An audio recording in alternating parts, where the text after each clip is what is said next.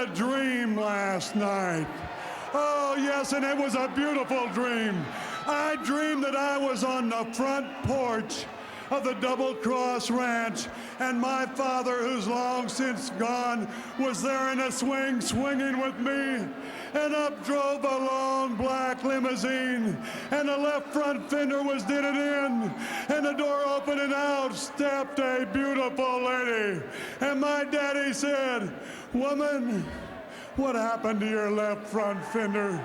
And she says, "I ran over some kind of an animal on the road. I don't know what it was." My daddy said, "Well, what did it look like?" And she says, "Well, it had great big ears, and it had nostrils, big, huge nostrils, about 5 inches apart. And it had horse teeth, and it smelled real bad." And my daddy said, "My world, girl, you must have ran over a jackass." And I said, "What did it smell like?" She said, "It smelled like hairspray and cheap cologne." I said, "Woman, you didn't run over any jackass. You ran over Ric Flair. Is he dead?" She says, "No, but the last time I saw him, he was running scared." Well, let me tell you something, Ric Flair.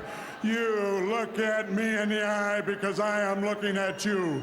You realize that you must live not in the future because there is none. You must live in the past.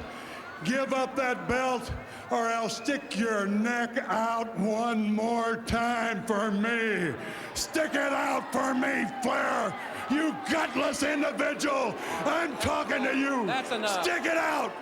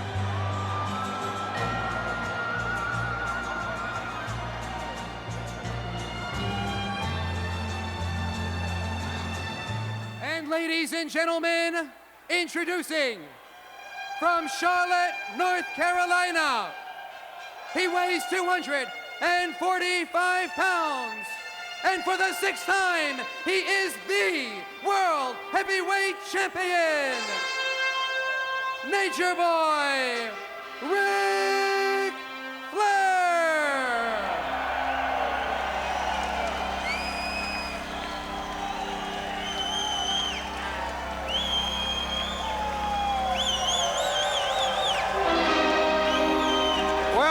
Ladies and gentlemen, welcome back to TBS, the Superstation. Jim Ross and Gordon Solie, thanks very much for staying with us live here on Clash of Champions 9. And as it's customary with the Nature Boy, he loves it in the fast lane. He's surrounded by beautiful women. But you know Gordon as well as I'm sure better than I, that once he gets to the ring, he has one thing on his mind. Precisely, and he made it. He made such an amazing statement just a few moments ago. He said if he lost, that he was done. He was over. Now he's indicating to me, or at least I interpreted it, that he would abdicate the title. And so, like he said, he has everything to lose tonight. I'll tell you something. What an ovation.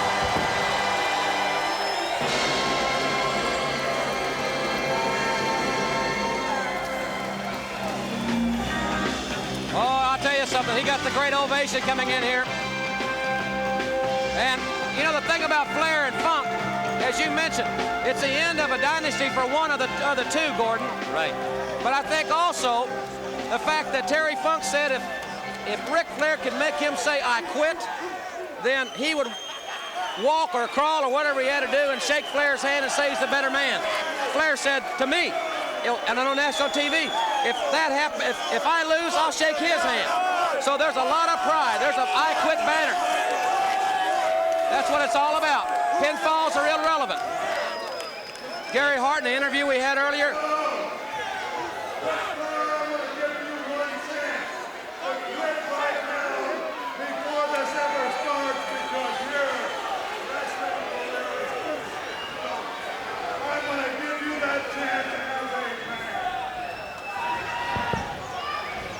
well, Flair, he might as well save his breath because Flair is not going to walk away from this or any other fight. That is for sure. And here we go, the very unusual situation here. We have about 30 minutes of airtime remaining. No falls in this one, no disqualifications, no count out. We're going to keep it right here as long as we possibly can. I don't see how a match with these kind of stipulations can go very long, Gordon. Quite honestly, big chop, and Funk already knocked out over the ring. Well, Funk is almost to a point of being irrational, and this may either give him the driving edge, or it could cost him the edge. I was going to say, interesting thing about the interview I had with Gary Hart is he said that told Funk, and not only are you representing Texas, which is a true statement, but you're representing me, and I don't want you to give up under any circumstance. Oh, what chops. Funk's chest will turn several colors before this one's all said and done. Irish whip in, big chop right to the chest, and Funk is down. Rolls to the outside. This one will be so unorthodox. Action, I'm sure, will be in and out of the ring. Big chop by Flair right on the chest of Terry Funk. I have to think Flair will use the figure four at its earliest opportunity. Funk is a master of the spinning toe hold. Both are great submission moves. I look for both men to use those moves, Gordon, as this match progresses. Well, the spinning toe hold is a patent of the Funk family. Dory Funk Jr. used it to win the World Heavyweight Championship over Gene Kiniski. And, of course, Ric Flair has really got a patent on that figure four leg lock. Their fists are doubled in this phenomenal crowd here in Troy, New York. And we are broadcasting live here on TBS, the Superstation collar and elbow tie-up. Side headlock by Funk, but not for long. But he puts Flair on his back with a big football tackle, single leg pickup, and Flair right on top with a blatant choke. Flair caught in the face, and he's right over our desk here. And Funk is punishing his man as well. Big right hand by Funk, or a left hand, I should say. Kicks him away. Gordon's moving out of the way, and I probably should be. Almost like you're strapped in here. Well, I'm moving back as far as I can, I'll guarantee you that. You get the intensity and the fury of these two men, and they're outside the ring. Big left hand there by Terry Funk, right on the forehead of Nature Boy Ric Flair. Flair on the apron here, on our side of the ring. Funk has him by the hair, brings him back up vertically on the apron. Big chop there by Funk. Retaliation and a headbutt. Down goes Flair. Now Flair being punished, Gordon. And Flair still on that ring apron outside. Funk trying to drag him back through. Big shot by Flair, retaliation. Funk is standing there. He's taking it like a man, I'll tell you that. Big left, and Flair goes down. Gary Hart says stay on him. We have yet to have the referee pick up the wireless microphone because neither man really in a position yet to say, I quit. Flair thrown outside. Great camera shot, shooting straight down on the action. Remember, this match has no countouts and no disqualifications. And a pinfall is absolutely meaningless.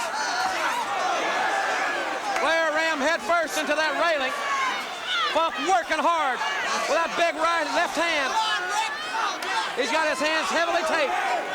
A la Texas Death Match, which his father made famous for a tape fist match. He is ready. He's got the microphone, but Flair fights back.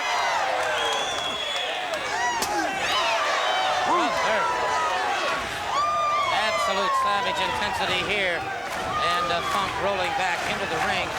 His dad, of course, is the king of the Texas Death Matches. Tremendous family pride. And the crowd is now really picking up the intensity of this match. Funk again, that heavily taped left hand. It's really doing its damage on Nature Boy Ric Flair.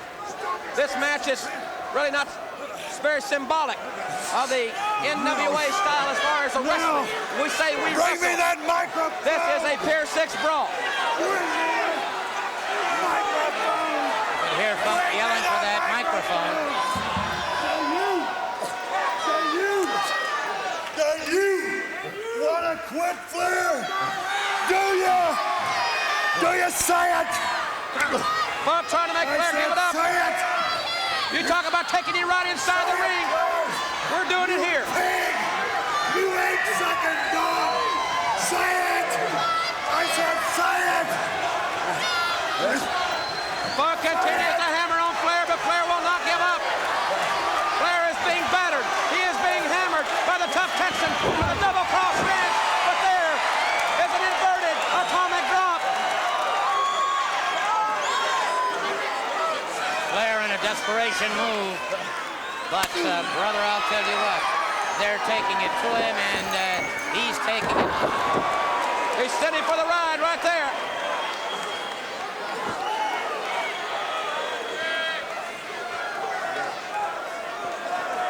Funk continues to work on Flair.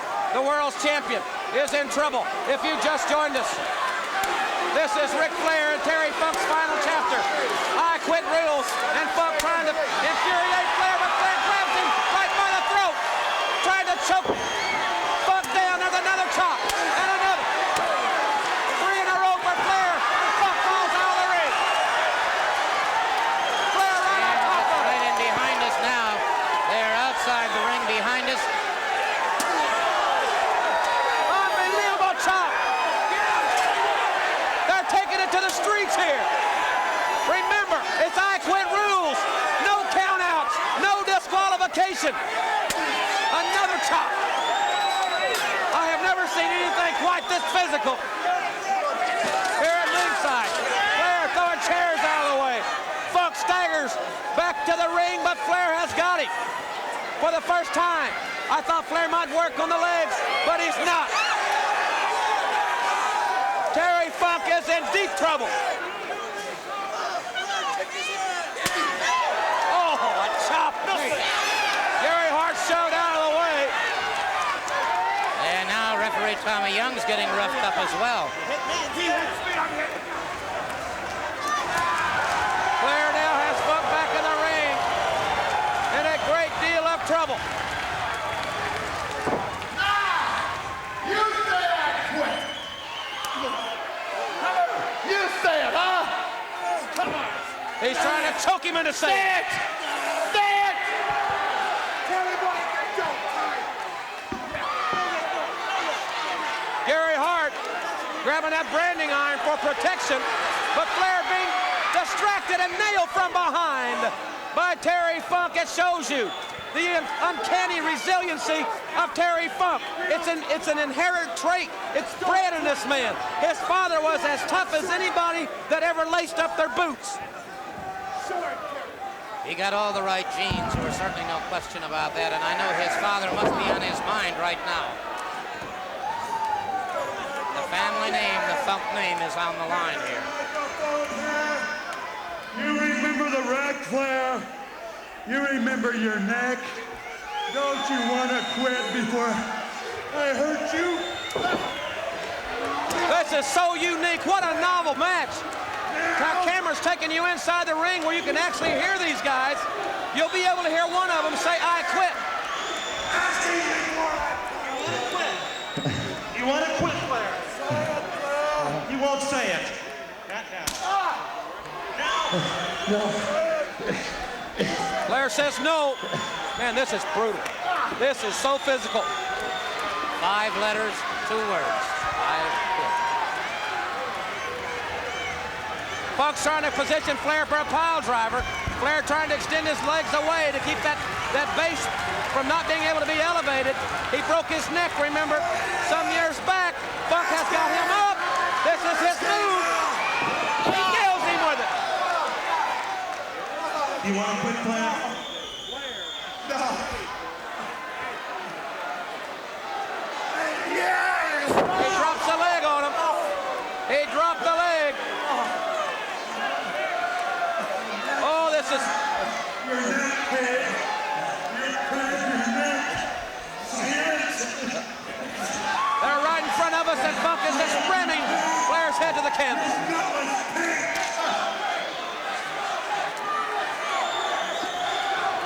And can you imagine the humiliation when one man finally says it? And right now it looks like it may be Ric Flair because he is in severe trouble. Terry Funk has really asserted himself, Gordon. This is Funk's kind of match. Certainly no question about that, and it's such a unique situation to have Tommy Young, the referee, with that microphone right there. You're able to hear the labored He's breathing. on the floor. He's got him again. Oh, no. Oh, no, not this. Oh, the crowd here oohing. He's hurt bad, Gordon. He is hurt very badly here. Funk dropped him right on the floor. We're on the hockey rink. There's ice underneath that particle board. Well, we may be seeing the end of a dynasty right here. This is Funk's kind of match. He is dominating it at this point in time. Using the mic for a weapon, that's not what was supposed to happen. He cannot use the microphone for a weapon. I know it's no disqualification, but he's got to have a little bit of compassion. I guess not. No, not in this case. Not when your entire career, and yes, indeed, perhaps your active life at stake here.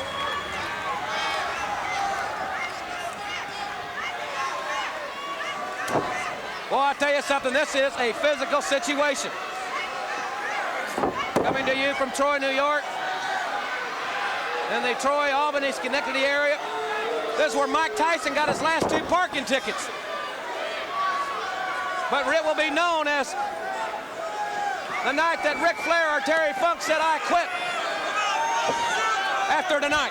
This transcends, very frankly, anything I've ever seen in the sport. It really does. You have someone with so much heritage like Terry Funk slamming Flair on the table. Funk's taking that table now around. He's positioning this table. Remember, it's no disqualification. Flair was slammed on it. The action around ringside here is simply like a car collision. Flair, in a desperation move, caught him in the midsection, catches him once again. Big, thunderous chop. Another right hand straight to the face. Funk set the table up for Flair, but he did. Head first right into the table. Funk is really spaghetti-legged here. As Flair now positioning the table. They've got... Left on his back, right behind us. Big jaw, what a chop. And Flair takes Funk all the way across.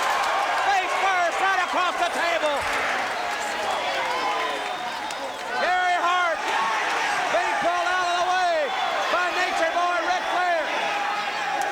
Flair dropping the elbow on Hart, moving him out of the way.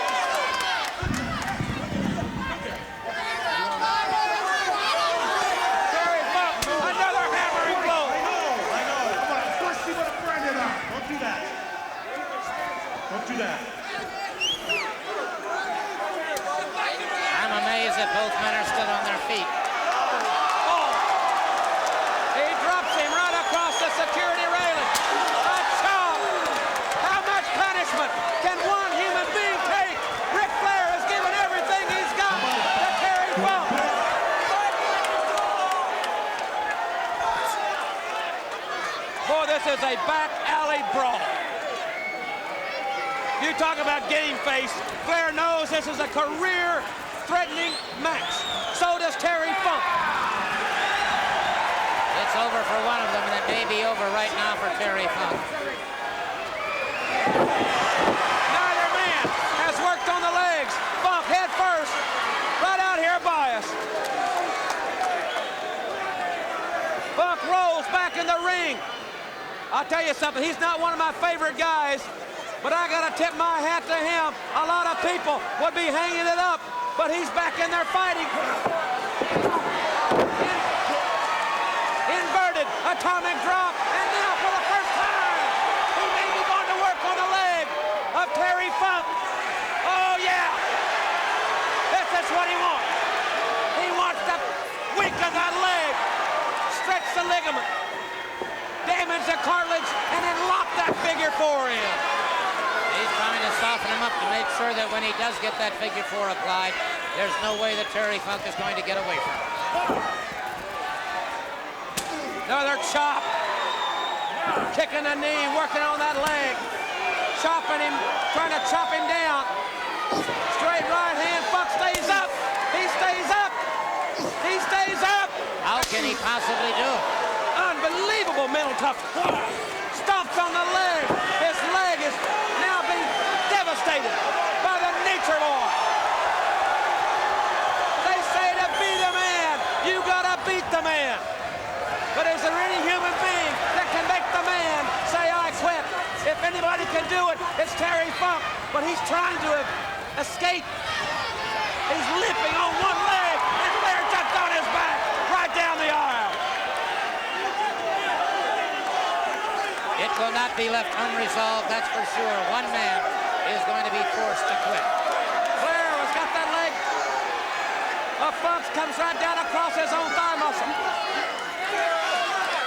I'll tell you, people there's critics of wrestling, but anybody that's watching this right now, they're seeing two of the greatest that the sport has ever known, and they're letting it all out. They're giving it all to you. Gary Hart is very, very anxious at ringside. And Funk up in the air. Standing vertical suplex. We talked about it being humiliating for Terry Funk. How about Skinhead there? Yeah, he stands to lose a meal ticket. And a little bit of his face. And a new face wouldn't hurt him. As a matter of fact. He's trying to get the figure four, Gordon. And Funk is fighting it. He knows the devastating power of that figure four. And gouge into the eye. Yes, sir. The Nature Boy may not be saying that.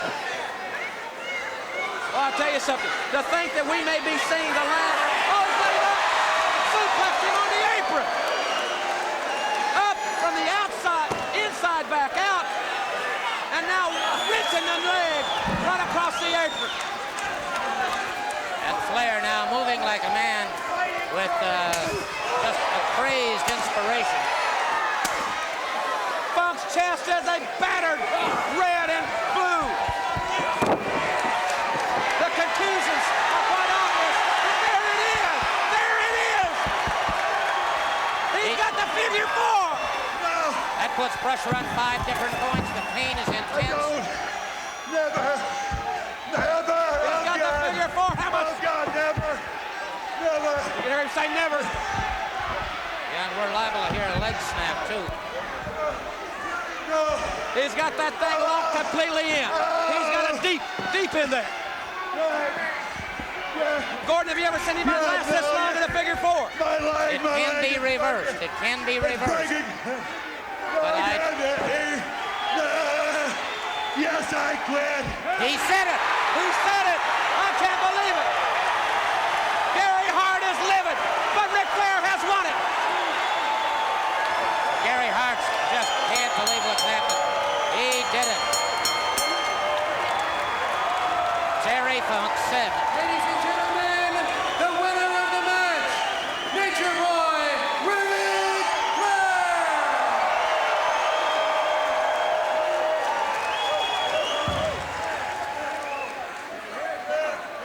Terry Funk. I told you.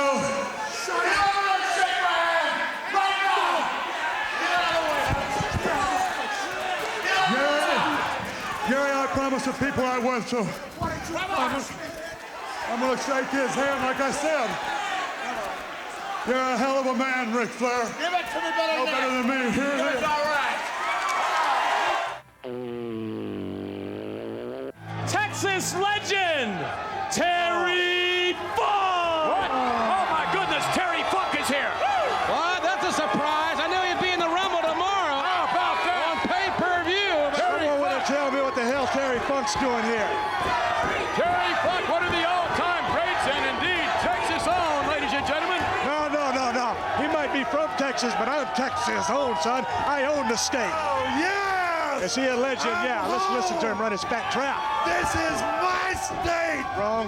This is my town. Wrong. I'm in the heart of Texas. Wrong. Where I want to be, Pettingale. This is where I want to be. Ain't gonna be there very long. And everybody out here knows that I'm a windmilling, pile driving, neck breaking, back breaking, bear hugging, wrist locking, knee dropping, toe holding, son of a gun, meaner than a rattlesnake, tougher than shoe leather, and more dangerous than a hollow-eyed scorpion. And I am ready to rumble. And that means he's ready to take you on, Stone Cold Steve Austin. I got a couple of knuckle sandwiches I brought with me. I'll just feed those to him if he gets hungry. I want to know what number I'm going to be in that ring. What number? Am I going to be number 1 or am I going to be 29? Could be number 15, you could be number 5, nobody knows. The hell with number 15. Gonna be over the top rope I if want I'm to in walk there. out there with that first man, George Bush, and the representatives of Texas designated me as their Texas member. I want to start the Rumble, and I want to end the Rumble. Don't let And your I teeth want to fall out. start that Rumble not tomorrow night. How about a one-sided Rumble with you right now, Pettingale? Throw your carcass How on the about a top Rumble rope, with you? idiot. Not with you. Well, is there somebody else out there? I am looking for anybody. Don't look too far. Where's a person that wants right to in your rumble trap. with me? There's not a person in the WWF that wants to rumble with me. Not a person in the WCW. Those bunch of snake-sucking scumbags. They don't have an athlete enough for me. I'm looking around here. Where's Vince McMahon? That Yankee bastard. I realize this is live. Hey, I believe you can Pettingale, take him. give me the microphone. How about rumbling with you? Do you want to rumble, Pettingale? No. No, you don't. Is there anybody here? We're live, ladies and Where gentlemen. are you, From Jim San Antonio, Ross? Texas, in the ring. Where If you are just joined you? us, fuck. Where are you? And again, it's a Shotgun Saturday night. Oh, And I think There you are. we apologize for some of those remarks, but Terry Funk has just spotted How Stone about Cold you, Steve Austin. man?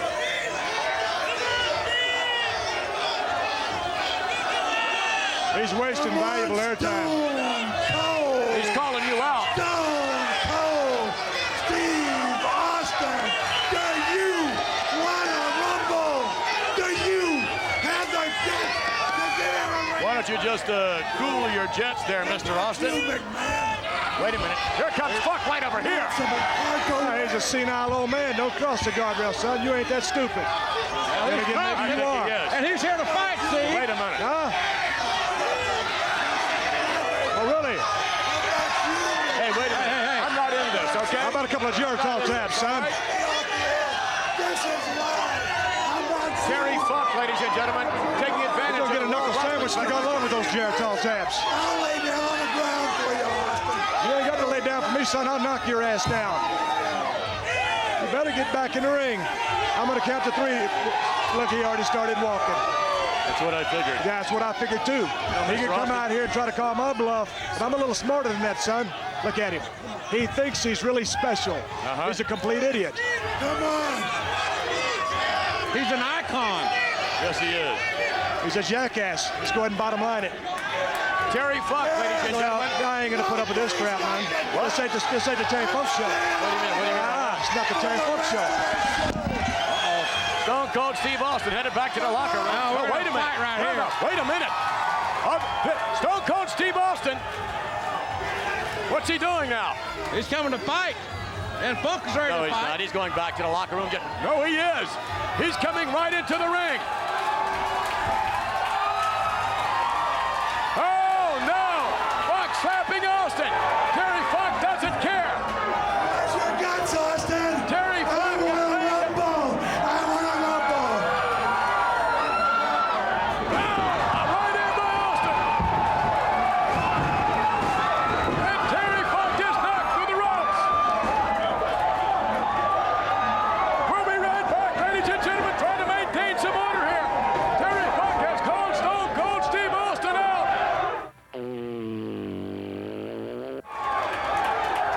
Wait a minute, there's Terry Funk. Terry Funk coming back in here. Terry Funk and Stone Cold. No. Stone Cold Steve Austin. Whip to the outside. Oh, wait a minute. The headbangers. Where did they come from? Oh, look out, Rocky Maivia in there. There's Bernie Scott. What the hell's going on? Farouk's back there.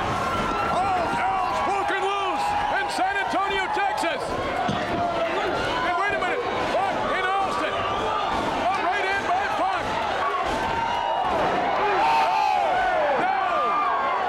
Helmsley with a pole cue, taking it to Goldust. Hell, it's chaotic. They're fighting all over the building. Look at this. No. Oh, no. Funk right into the beer tub. Stone Cold taking it to Funk in the beer tub.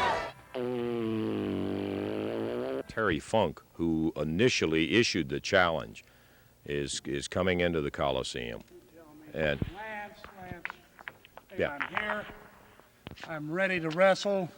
Where is Lawler? I told Well, you that he- the son of a bitch didn't Hey, have enough now, wait a guts minute, to Terry. come on Listen, down here. I just- said well, wait a second. that the man has everybody on his side. we would Lance. like to use this if it takes got everybody place on his later side. on, so please watch your language, will you? Because for crying out loud, we can't use a thing with you swearing like that. I don't give a damn. I came up here for a purpose to prove some son of a bitch and thing. And I'll tell you what I came to prove, that Lawler didn't have the guts.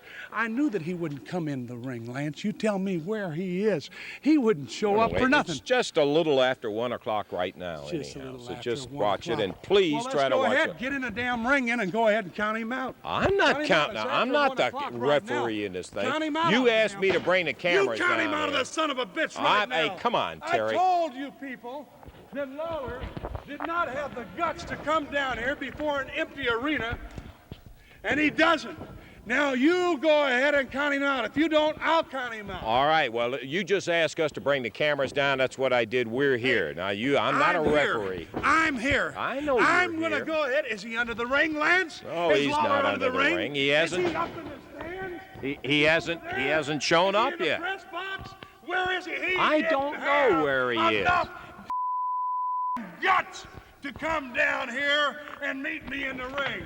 I'm gonna count him out. 1, 2, 3, 4, 5, 6, 7, 8, 9, 10. He's out. I'm gonna go ahead and declare myself the winner right now. Okay, I told fine. the That's people great. The man was a coward, that he didn't have the guts, that he didn't have anything, that he didn't have the intestinal fortitude. He is a son of a bitch. All right. Well, listen. Okay, you proved your point I've on listened the to all of thing. your long enough. All right. I've heard enough of your I've heard enough of this from the people of Memphis. I've heard enough from everybody about how good this man is supposed to be. Well, All I it's did is just ask a him little. to- He may have gotten tied up It's in after traffic 1 or o'clock. something like It's that. after I 1 don't know. o'clock right now. Yeah, I know it's after 1. Now I'm standing around here like an idiot, like a fool. Well, I'm a you fool. you I'm a fool. I'm an idiot. Standing Okay, around. so you proved your Mueller point. thinks this kind of crap is funny. He thinks it's funny leaving me sit around here like this. I knew that the man didn't have enough guts to get up here in the first place. Yeah. You tell me. I tell you that there's a good possibility that he got tied up some way and wasn't coming in here. Well, where am I? I know your plane got in on way time. from Amarillo, I Texas. understand I that, came all the way Terry. from Amarillo. Yeah, I know that. Why don't you go ahead? Why don't you think you're on his side all the time? Hey. Why don't you go ahead and come up in here? I'd I'm like to have not. a little Listen, sparring now, partner. I'm not I'd like to interested have a little in practice that. Will with you you. knock that stuff off? like now? to have- Look, you're the one don't that. tell me what the Hey, hell hey, to do, come on. Lance. You don't Okay, have to now tell me look, what the Terry. hell to do. You asked me to come down here. I'm a professional and an I athlete, and understand. you treat me with Hey, respect. well, wait. Just I You didn't. treat me with okay, respect. I didn't. I wouldn't mean anything personal by it, except give the guy a chance. It's just a couple of minutes past the time. You asked me to come down here and bring the cameramen down here, and we're here. And I'm here in the event that Lawler, we set up to show it and have the match in there. Now, we've done our part of the thing. And the fact that he's not here isn't my fault. Well, look who's here. There, over here, Well, Randy. look who's there. Well, if it isn't the clown. Okay, I'm going to get over here and get. It's a clown. I'm going to get. Hey, Lawler, come on up here. I'm going to break your crown. I'm going to break his crown, Lance. Look at that fool. Look at that idiot. Don't you realize that there's nobody here? You jackass. You're nothing but Jerry a Lawler in his regular wrestling attire with a crown and the cape. I can't believe that you had the guts to show up. I can't believe he had the guts to show up. He's here, I Terry. can't believe that he had the guts to show Well, up. he's here, and he is apparently, obviously ready to go. He's got his full attire, and he is set. Come on, Lawler. Come on. We're going to get back over to See what you're made of. Come on. Come on. What do you got in there? get back around the table here. Well, here it comes, ladies and gentlemen. Come on in the ring. We waited and waited. There ain't no referee here. Come on in the ring. That's right. No referee, no officials. Jimmy Hart's not under the ring. Look up in the stands. Nobody's up in the stands. Nobody's here that's going to help me, and there's certainly anybody here that's going to help you. You idiot. Terry Funk already in the ring. Jerry Lawler now coming up to the, That's all you are is a and we'll just have to take care of the language on this thing. Funk is just raving. I'll give you a chance right now. I'll give you one chance. You can go ahead and you can get out of here right now if you want to. I'll give you Funk one telling Lawler he'll give him one chance. He can leave right now if he wants to. There's no officials. microphone and you admit to him that I'm a hell of a lot tougher than what you are. Go ahead, get on that microphone. Terry Funk trying to get Lawler to come say that he's giving it up. I don't need to talk, Lawler. I don't need to talk. Don't worry, I'm not running my mouth. I asked for this damn thing, not you. I asked for it. I'm here. Well, I'm right here, too, Lawler. Well, they're both in the ring right now. Unbelievable, 11,300 empty seats. Terry Funk, You're running from me. You're backing up. Jerry the King Lawler. Up, Funk just spin it, Lawler. They're flailing away. Lawler went into a side headlock. Funk back. They're winding around the ring and outside of it right now. Come on. Terry Funk down on the floor. Lawler in the ring. Back up and let me back in here. This obviously is a battle to the finish. Funk telling Lawler to back up and let him in the ring. And now Terry Funk back in the ring again.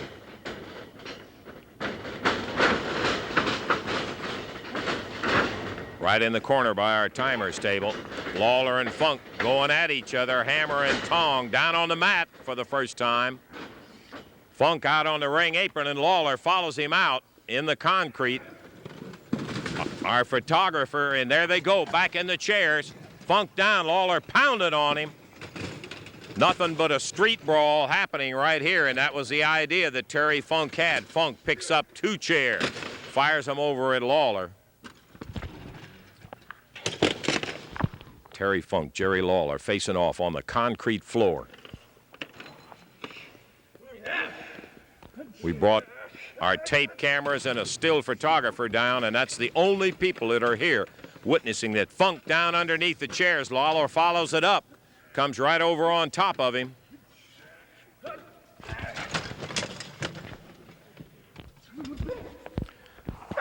And Lawler pounds him. First good shot at. He really zoomed one home. Funk now backing up around the ring. Lawler chasing him out to the other side of the ring.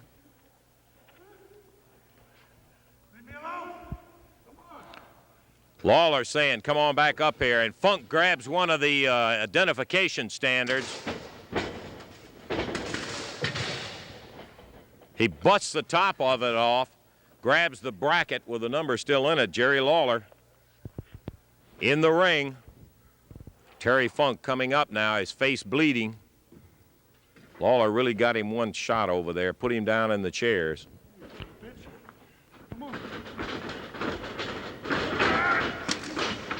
pounding away on Lawler. Lawler, who tried to get out, is knocked down to the floor. Funk throws the standard down. Look out, Rain. Funk now with a pile driver right down on the concrete floor. He bangs it in, blood running down Funk's nose and through his head. He's cut. Let's see what the hell But Lawler down on the floor.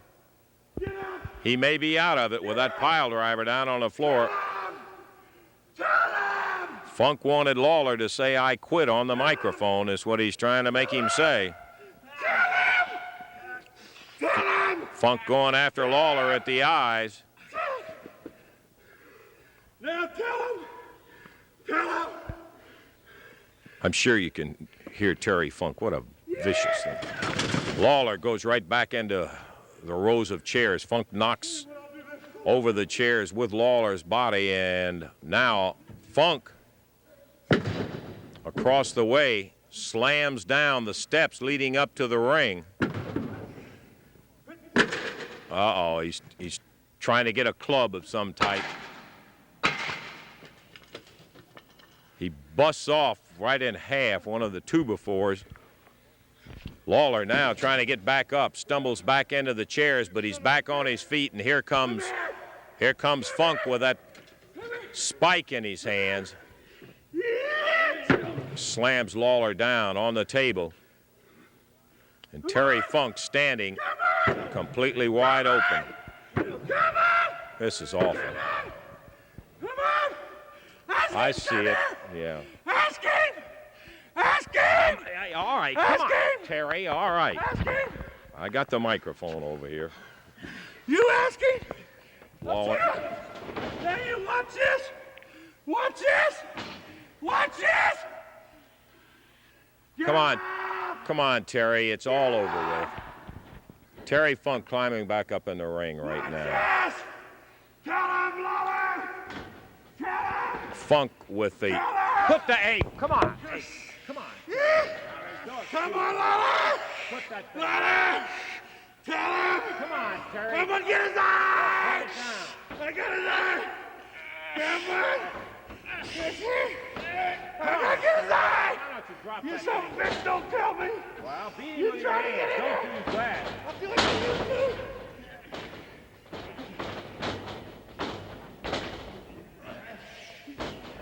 Terry, keep your hands.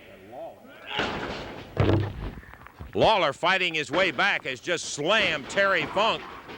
Kicked him right in the elbow where he had it. Terry Funk is down now. Lawler back on his feet. Lawler picks up that stick that Terry Funk had. My eye! Just put it down now. The man's eyes. Oh. I can't see! Doctor! Doctor! God help me! Help me, please help me! Help me! That's right. His eyes hurt bad. My eye! My, Okay, we'll get some. my eye! Terry Funk, My eye! Let's a help me. victim of his own plotting in there. Lawler kicked him right in the elbow, and the stick stuck Terry Funk right in the eye. Can't see, please. Lawler, please. Somebody get me Okay. help. We gotta, Get me yeah, we help. gotta get a doctor in here on this Please. thing, because he really is. Oh, Get me help. that's awful. Get me help. Get me help. And that, ladies and gentlemen, is exactly why You bastard. there are officials assigned to matches to try to keep some kind of order rather than have the animal type of thing that you saw here today. Oh, please, my eye. Jerry Lawler walks away, My eye. I guess the victor out of it, but they're Lance, it's please pretty help me, help difficult. me, help Okay, me, listen, Lance. Randy, I'm gonna get. Help me, Lance, Okay, please. wait. Call a doctor, Lance, please. Let me go get something. Call it. Look at it, Lowell. Please look at it, look at it, look at it. And please. Listen, I'll go. Help me, please. Okay, I'll go call for it. God, Lance, please don't leave me here. I'll get somebody. Don't leave the son of a bitch. God damn. Get somebody to help me. My eye. My eye. My eye. Where is he? Where is Lawler? Where'd he go? Where is Lawler? My eye. Where is that chicken? Where's that damn coward? Where's Lawler? He's yellow. Lawler's yellow. He's yellow. Lawler, come back here. You yellow pig! Pig! Pig!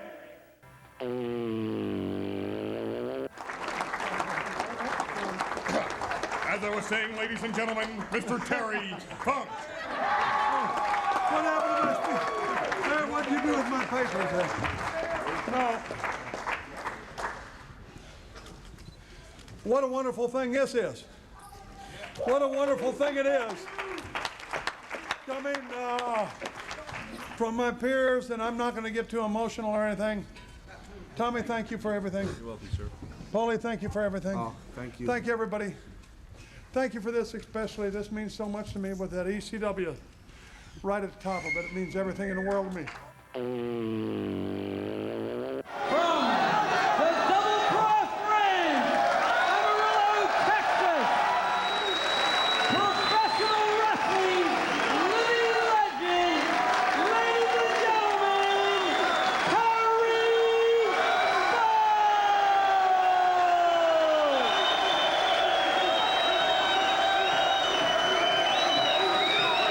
Tommy Rich has gone outside the ring to jaw jack with the fans.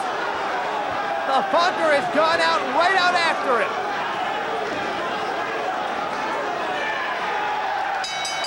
And this matchup is going to start in the stand.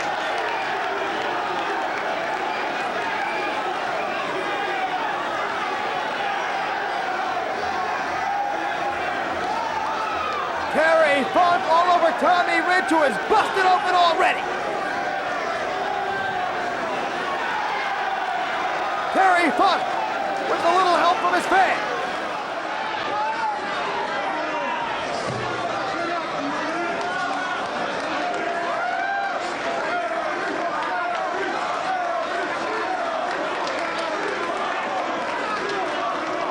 Terry Funk is unrelenting. And Wildfire is wobbling.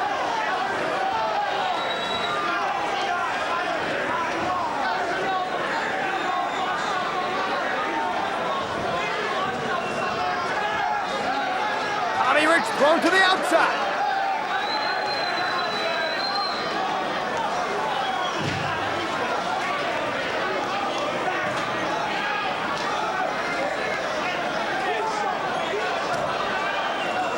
Funk gets nailed in the midsection with a boot and hits the steel.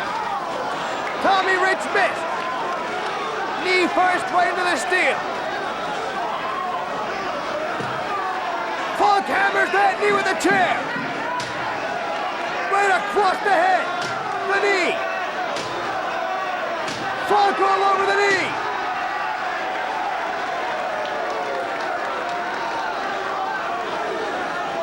Terry Funk is picking apart Wildfire Tommy Rich.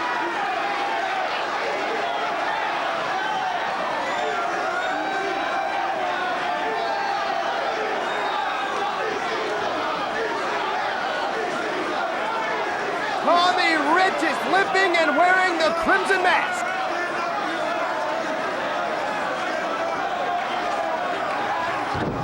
And Funk wants Rich to stand up so he can nail him in the knee again.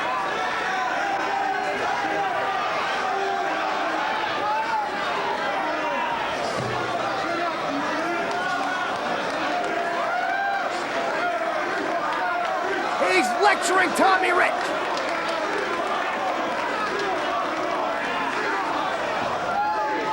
Wildfire Tommy Rich is learning a lesson in respect from the hardcore legend Terry Funk.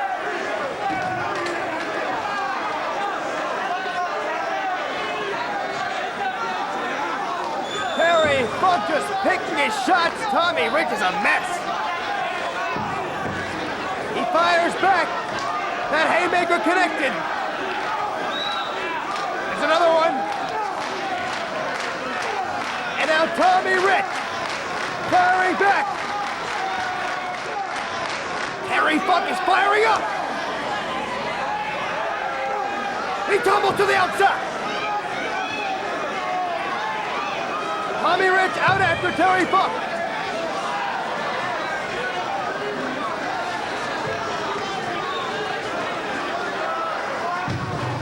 Face first into the table.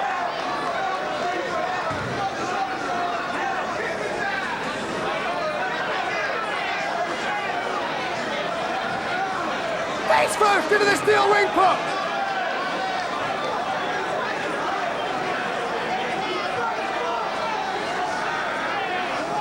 And now Terry Funk ducked over the guardrail into the first row.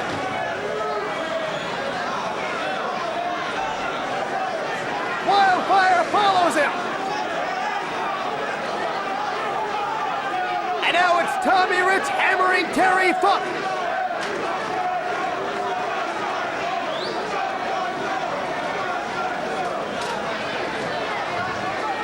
Waiting on Funk. Nails him right in the face with that chair.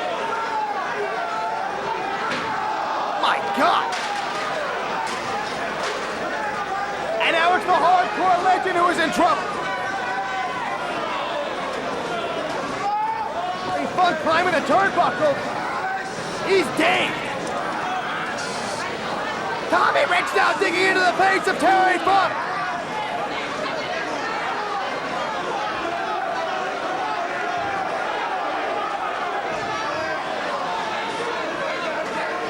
Terry Funk hanging on for dear life.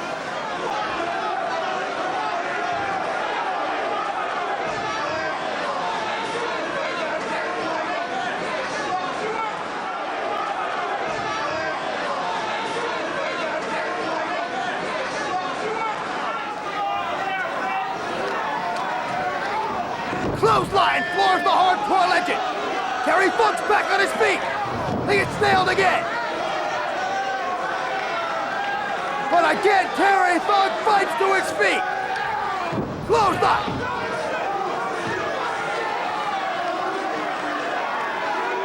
Tommy Rich in complete control. Takes Terry Funk down again. And Terry Funk has been busted open.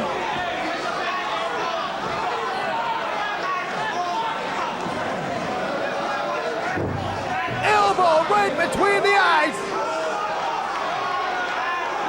We're witnessing a bloody battle between two former World Heavyweight Champions.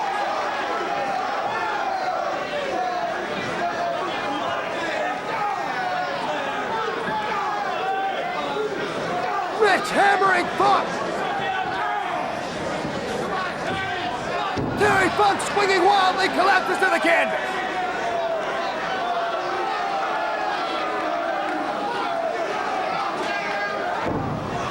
Elbow drop right between the eyes. Cover. Funk able to kick out.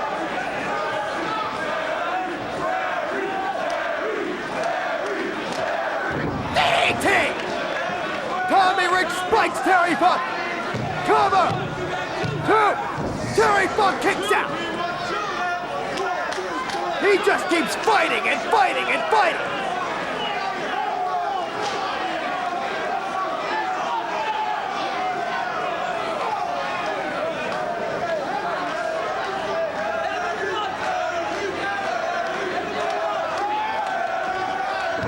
Second DDT! Smile on the face of Tommy Rich. He thinks he's got the match won. He made no. Now complaining about the count. He DDT'd Jim Molyneux.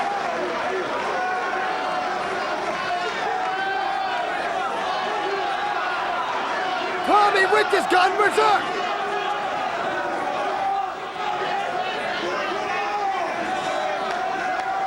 Tommy Rich was in control of this matchup. DDT'd the referee. And do it again. Oh no. Now we've got no referee. Terry Funk has rolled to the outside. And Tommy Rich is going out as well.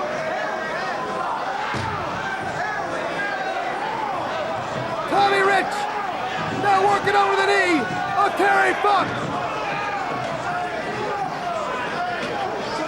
Payback from earlier in the matchup. Terry Funk can barely stand. Been busted open and now he's hobbled. Tommy Rich now just picking his shots. Stomping Terry Funk to the skull.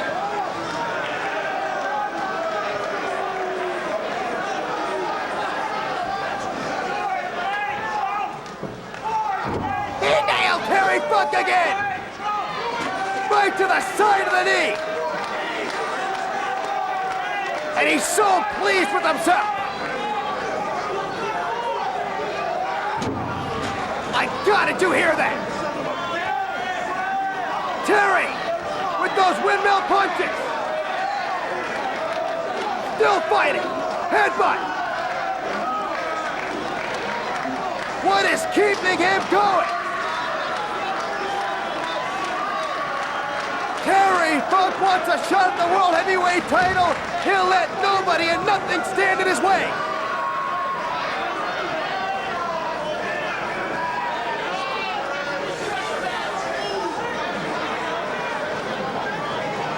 Both men fighting to get to their feet. Single leg takedown by Tommy Rich. Spinning toe hold by Tommy Rich. He's trying to beat Terry Funk with his own hold. Fist between the eyes. Terry Funk broke the spinning toe hold.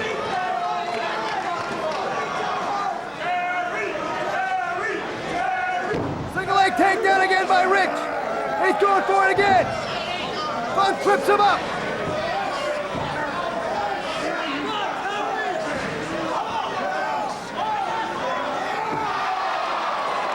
Funk with a perfectly placed knee. Now he's got the spinning toe hold. He's got the spinning toe hold on Tommy Rich. Terry Funk sitting in the spinning toe hold. It's over. It's over. Tommy Rich gave it up. Tommy Rich gave it up.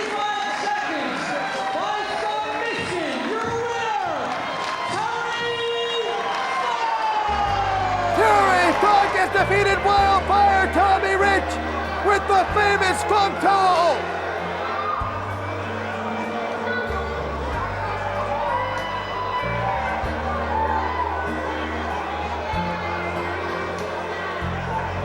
Funk adding insult to injury.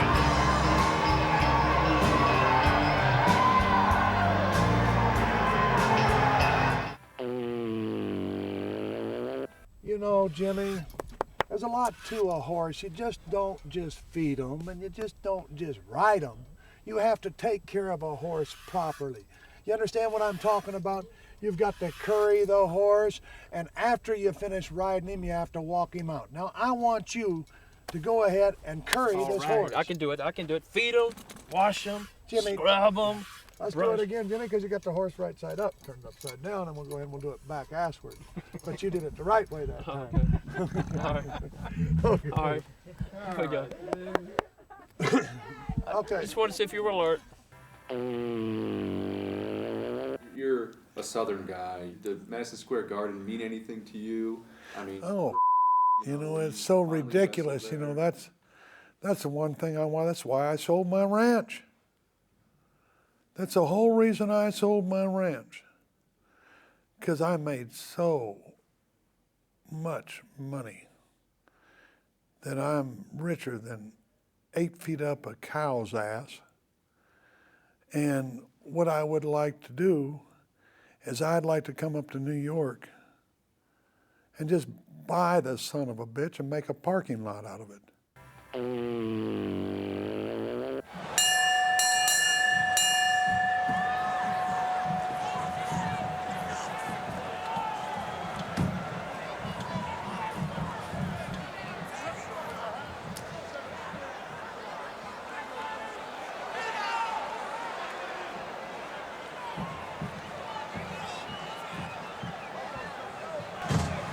Terry Funk, certainly no stranger to professional wrestling. Terry Funk once told me that he has a record that is absolutely unmarred. He has never ever been beaten in a barroom brawl. Wow, that is impressive. Especially in Texas. It depends who was in the barroom, Lord. He didn't say the barrooms, but some of those in Texas, take it from me, are tough. Okay. He's a tough cookie, there's no question about that. This youngster's got a lot on the ball, too. Look at that. Beautiful drop down in front, over the top goes Funk, and whoa, put on the brakes. As he was looking at a big right hand. Leaping Lanny. Look at Terry. What is this, he doesn't know. He's got no idea what that is. Is this the men's singles finals in the Olympics, or what is this? Oh, Leaping Lano had me dazzled as well just then. Leaping Lanny or Poffo. Well, as soon as this youngster can put it all together and put those moves in their proper perspective, he's going to be a real person to reckon with in the world of professional wrestling. Whoa! Smack of the flesh. Terry Funk took objection to that nice backflip headbutt.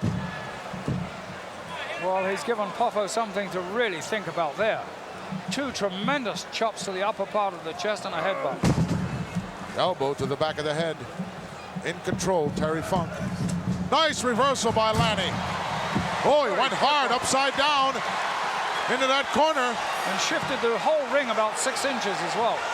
Where are you, Lanny? You should be taking advantage of this situation right now. You're not. No. Too late. He's a young Too boy. late. And he needs that little bit of extra experience. Plus, he needs a little bit of the killer instinct. You either get that killer instinct or you get killed, one of the two. Yes. In a hurry. I'm afraid that is the result. Funk, the ring veteran, taking his time about getting back in. Stands a hand out for a test of strength.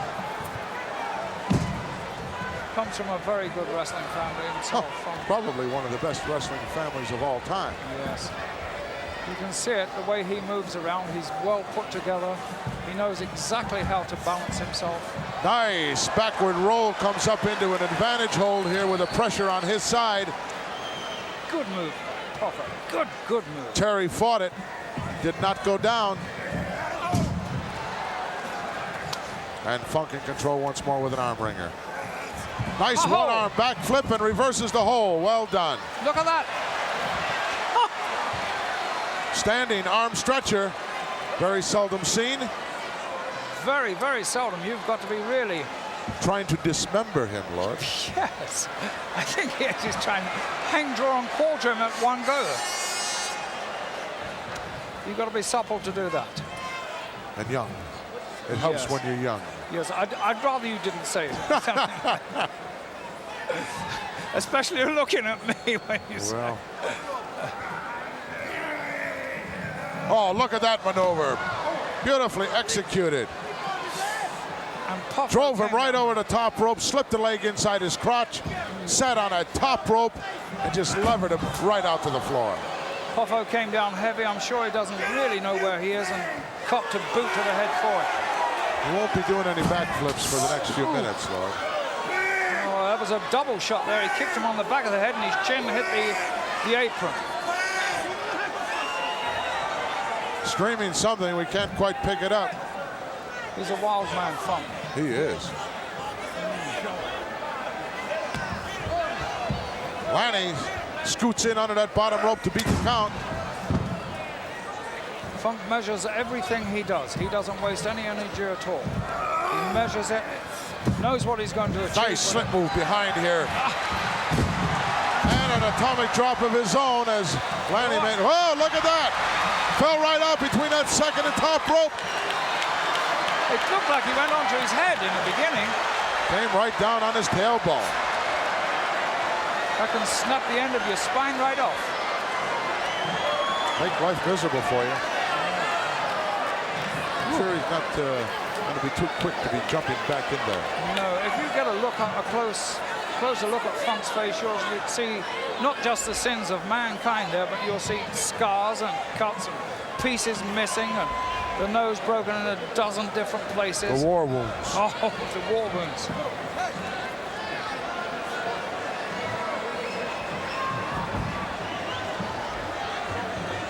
Perry taking his time, trying to break the momentum of the youngster.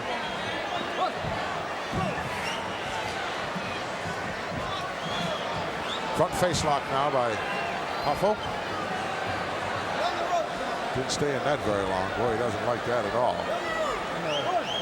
Terry has a sort of a mauling way with his wrestling, like an in-fighter in boxing, Yes. doesn't he? Yes. Poffo would be better to stay his distance and try and... Use his speed. Yes, exactly. Speed and agility. That's what he's got. That's what he came here with. Not showing it to us right now. Uh-oh. Is this round 5 or 6? Come on, ref. Step in there. This is not a boxing match. Make him open him up. Another headbutt. Funk loves that move. The boy has got plenty of resilience, though. He's got a lot of fire. He's trying to get out of the way there, but Terry wouldn't let him. Figure 4. No. They kicked out. Nice maneuver. No. I tell you, one of his hallmarks is a spinning leg lock, and he takes it from the left side, if you'll notice. What do you expect from a guy that uses double crosses, his bar as his ranch, and his branding iron? Yes, he obviously uses a left hand to do that. Yes. Funk in control. Nice cushion kick coming out of there to stop him slowing down a little bit. Lanny got to mount some offense here, and he is.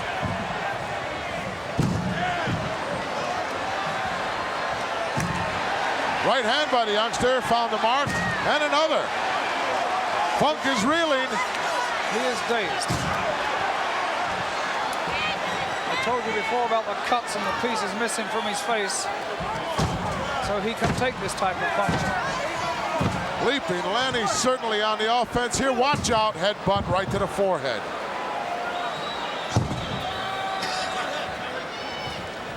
Two quick headbutts stopped that action in a hurry. Shoulder block. All those shots to the face as well that Funk has taken. Oh, look at that! Again. He just held himself in. Holding the back of his head. He might have got jarred on that one as well. Tough to tell when they bang together. Some of our capacity crowd here, Madison Square Garden, enjoying this matchup. Oh, Lanny might not be enjoying it. Low, no. No! Oh, he got him up and oh, thank God he came down feet first. Woo! Still was a long way down there. That would have terminated this youngster's career forever. He doesn't look to be in good shape to me at all. Oh my word. Eyes were rolling back in his head, but he did come down feet first. But that can shatter your whole sure spine. Jar you. Jar and shock your spine, and that's your central nervous system. Funk right out after him. Not giving this youngster a breather whatsoever. Tough way to make your way in the World Wrestling Federation right here. Well, Poffo has picked a tough one to start with here. With Wildman Funk. And Funk can take any amount of punch. He has that killer instinct. Yes, he does. Gonna suplex him in the hard way, looks like. Got him up. Spun him around. And drops him.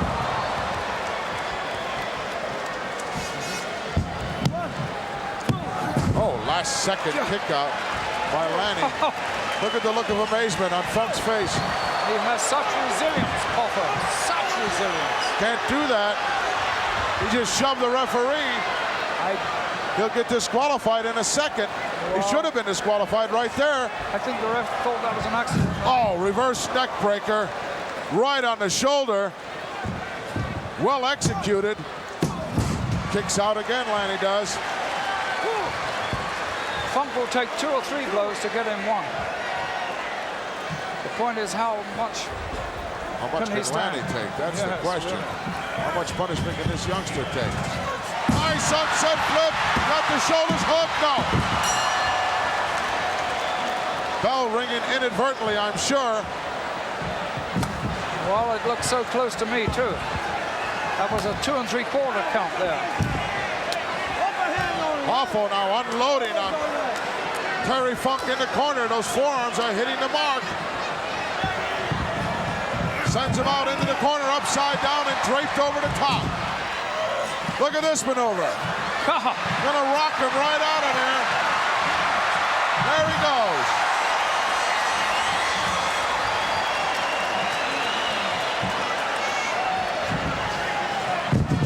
Fans love that maneuver, but it was wasted effort as far as I'm concerned. I think so, because there was nothing punishing Funk. And he's glad enough trying to punish him anyway. This is a maneuver. Now watch Look this. at this back flip. Whoa! Down on top, down for the cover 2 count. Oh, how unlucky. For this young boy, how unlucky. His favorite maneuver, and he missed it. Wasn't enough to put Funk away. Now they're trading blows. Well, they were trading. They're not trading anymore. It's Terry giving and Lonnie receiving. How much of this kind of punishment can this youngster take? He's holding him up right now, literally. Yes, I'm afraid. Irish whip coming out. No, reversal. Funk hard into the corner. Oh! Jerked him over. No, he's not going to get him. Have you ever seen anything like that before? Nice shoulder maneuver there by Lanny Poffo. What a beautiful, beautiful looking move, and yet came to nothing. Well, it accomplished something. It's got Funk thinking. I don't know if he's got a brain. Well, that's debatable, I'm sure. Funk now with the Irish whip. Wow, sleeper hold applied. Right in the center of the ring, just about. Youngster's got to get out of this in a hurry, or this will be all she wrote.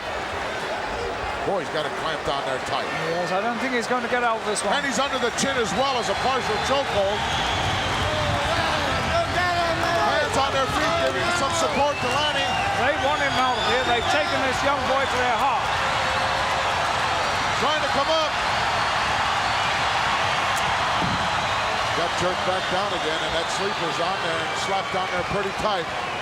Referee checking the arm once, twice. This little guy wants him to get up. He's calling for the bell. It's over. Yes.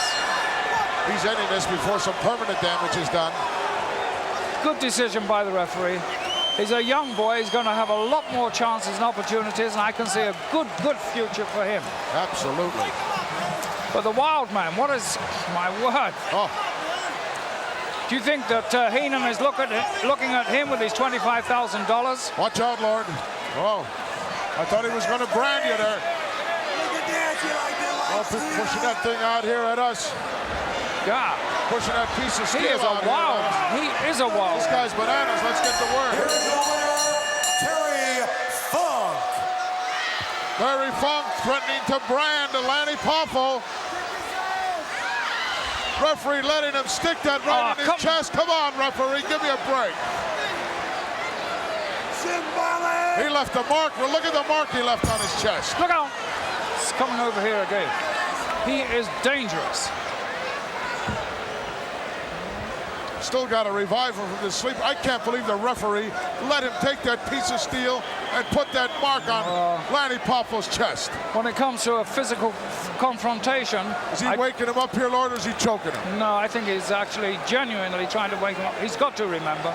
He's got to do that. Otherwise, he might be disqualified. It could happen.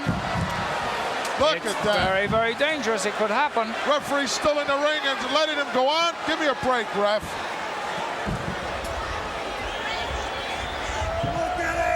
Lanny Poffo absorbing some unnecessary punishment right now. Raising his own hand in a token of victory.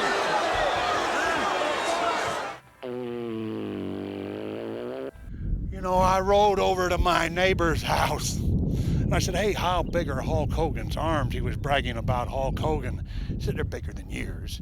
I said, well, how big are Jimmy Snuka's arms? He said, they're bigger than yours. I said, well, how big is Ricky Steamboat's arms? He said, oh, they're a lot bigger than yours too. I said, well, I want you to know something, neighbor. I have an extra large. Maybe not arms, maybe not legs, but I have an extra large. What I have an extra large in is a heart. That's right, I've got an extra large heart, and that's what counts in sports. It's nothing else. So all of those muscles, that makes me hot. And every time I think about it, it makes me hot. It makes me hotter and hotter and hotter. Well, I'm so hot. I'm juicy.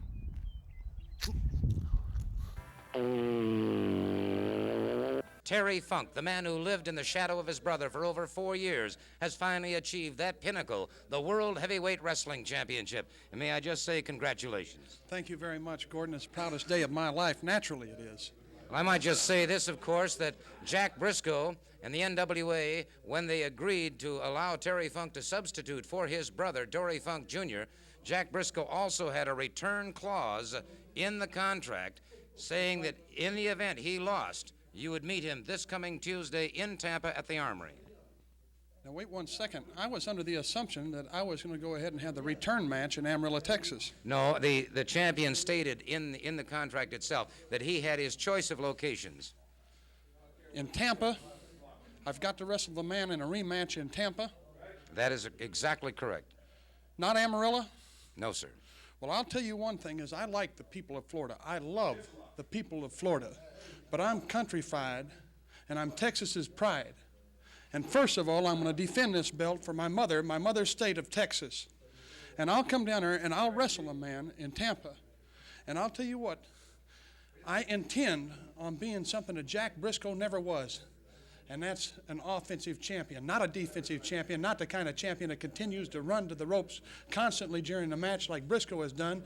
I'm going to go ahead and I'm going to take the fight to this man and prove to you people that I will be the finest champion that this world has ever seen in professional wrestling. Well, of course, at one point in the match when the referee was injured, he did have you pinned for easily a 5 count. I don't recall that at all. Introducing from Mexico City, Mexico, Eddie Guerrero. And his opponent from Amarillo, Texas. From Amarillo, Texas, Terry Funk. You wait till I'm finished getting my chaps off, and then you give me a proper introduction. You understand that? You understand what I'm saying? You do what I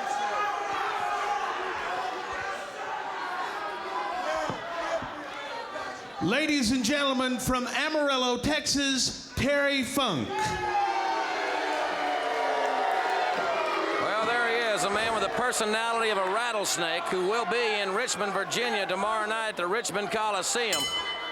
Eddie Guerrero, the younger brother of Chavo and Hector Guerrero, Mondo Guerrero, making his debut here on World Championship Wrestling. And I know that Ric Flair, who's back at home now, as I mentioned, he is out of traction. And you can hear the fans chanting in the background, Ric Flair, Ric Flair. Well, I got to think in my heart, Flair will be back in action. What a phenomenal champion. I've said it before, I think he's the greatest world's heavyweight champion of all time. Collar and elbow tie-up. Funk powers young Eddie Guerrero. Misses with a chop. Guerrero quick as a cat. Evading those chops of the bizarre Mr. Funk. Don't forget, fans, that the Road Warrior Freebird Showdown is coming up in this hour, the first round of the World Tag Team Title Tournament. Guerrero, a savate kick right to the back of the head. Great quickness by Eddie Guerrero. Terry Funk.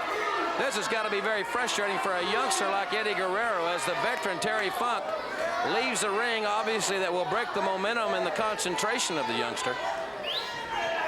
I don't know how many times in my mind I have relived Nashville and Wrestle War '89.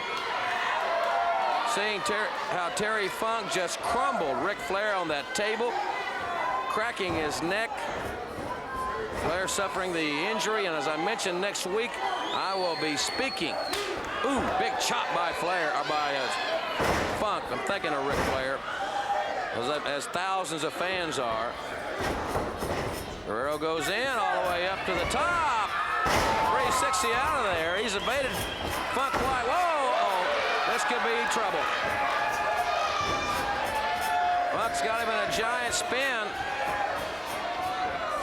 But I'll be talking with Ric Flair's doctor next week on this program. We'll find out the extent of his injury exactly and when, hopefully, he'll be back in action. Funk is so sadistic. Doubling up that big left fist and dropping it right in the face of Eddie Guerrero.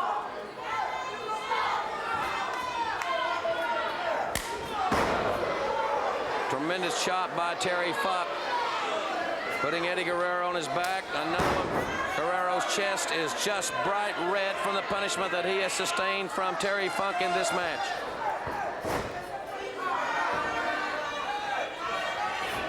Funk goes for the ropes, comes off, and oh, he missed it. Funk hanging there in the ropes. Eddie Guerrero with a drop kick. Down goes the veteran. Flying head scissors. And this time Funk evaded him, got out of the way.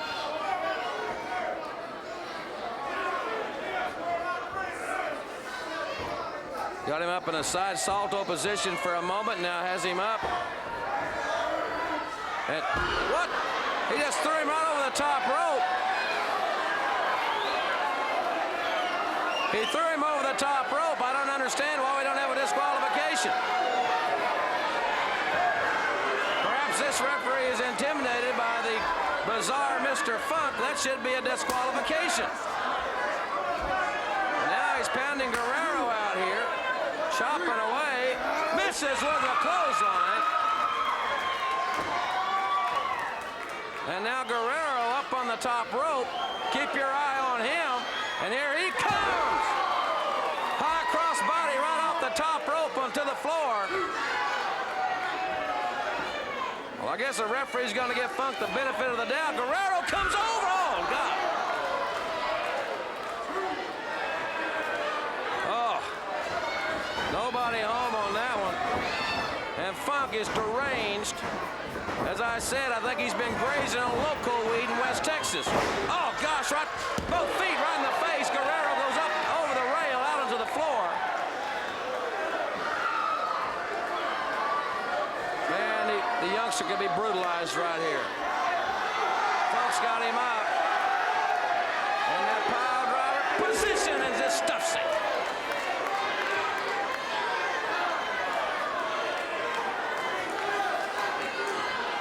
The NWA had never given him a license to wrestle here. You've got to doubt his mental capabilities. You've got to wonder if this man is just done a little bit psychotic. And if he indeed is, then Guerrero's going to have a psychotic reaction here, and that's it.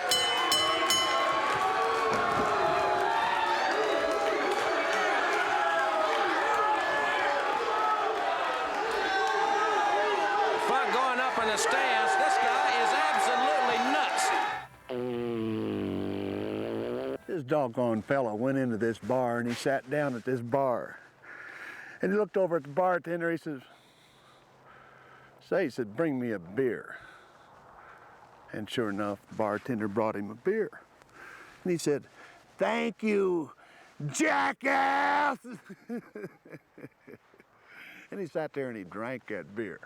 And after he finished that beer, he said, say, bartender, how about bringing me one of those tequila margaritas? So the bartender went ahead and brought him a tequila margarita. And he said, thank you, jackass! Then he went ahead and he sat there and drank that tequila margarita, and he said, say, bartender, how about bringing me a bourbon and water? And the bartender brought him a bourbon and water, and he said, thank you, jackass! And this guy sitting next to him at the bar said, the bartender, he said, bartender, says, why? Why do you let him talk to you that way? And the bartender says, hee-haw, Hee-haw, hee-haw. He always talks to me that way. Making their way to the ring at a combined weight of 1,126 pounds, Kamadilo, The Rock, and Farouk, the Nation of Domination.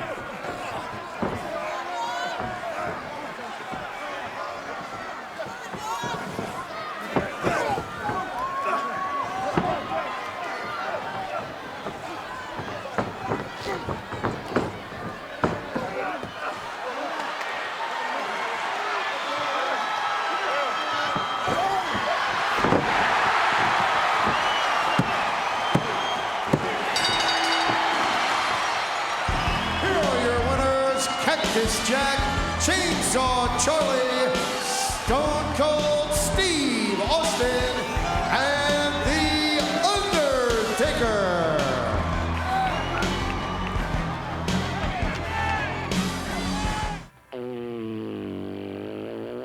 Where is Candido going? He's gonna get on old Soup Bone. This is bizarre. We have never witnessed anything like this, and neither has that horse. Now, Horse doesn't seem too pleased that Funk and Candido have invaded his area. What if the horse can count the 1, 2, 3? Come on. We've often wondered if men can survive. He's going Look to at this. Oh! He pile drove him. Oh! Gee, I've heard of a mule kick before. I've never seen a horse kick. The match was pretty near to the end of it. And I went ahead and I said to one of the fans on the ringside there, I said, throw me a chair. throw me a chair, give me a chair. So they threw it into the ring. Well, at the same time, everybody else in the ringside thought that was a great idea to throw me a chair, you know. One of them, I was turning around to catch one over here, I was catching one over here, turned around to catch one over there, and all of a sudden, wham, one of them hit me right in the back head and knocked me out.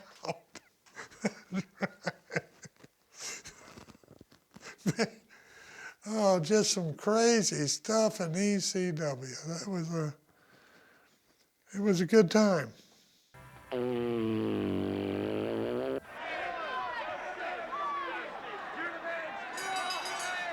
Referee Jim Molyneux calls for the bell.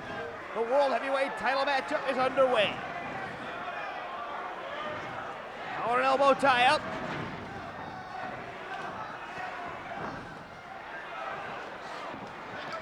Candido mirroring Funk. Waistlock now by Funk, sit out by Candido, nice escape.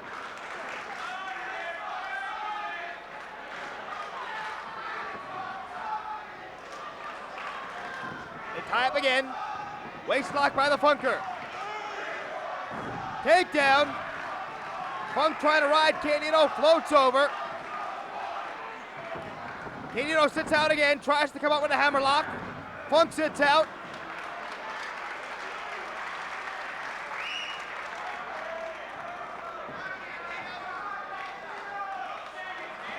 There's a great show of sportsmanship on the part of both Funk and Candido.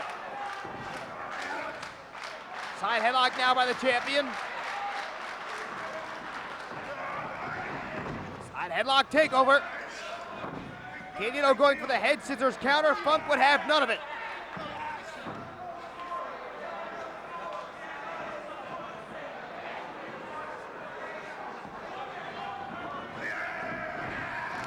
Shoulder block by the Funker. Throws Candido to the outside.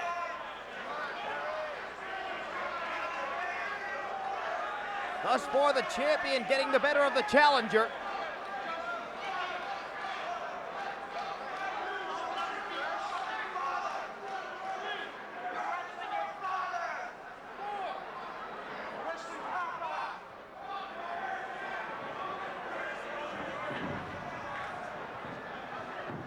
They tie up again.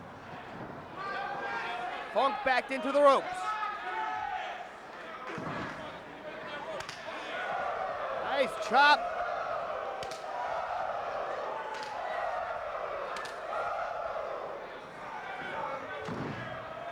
Candido all over Terry Funk.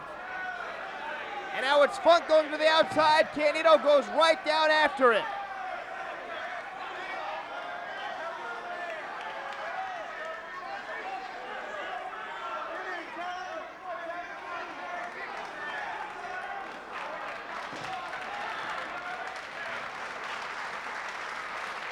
Both men decide to take the matchup back into the ring to the delight of this sold-out ECW arena crowd.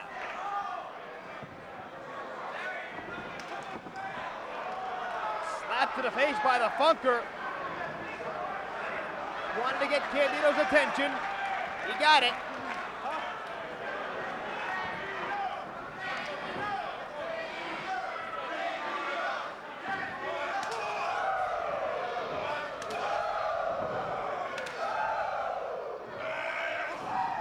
Now Funk unloads on Candido, who goes to the outside and wants no part of Terry Funk out there.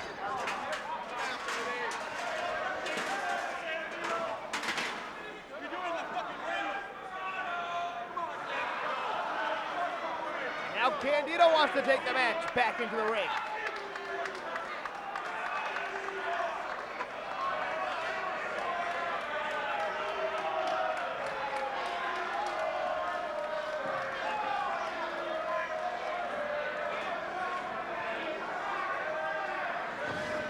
They tie it once again.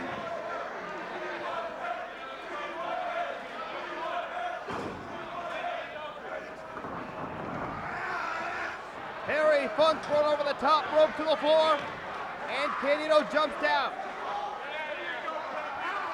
Funk hits the steal. Candido hops the rail.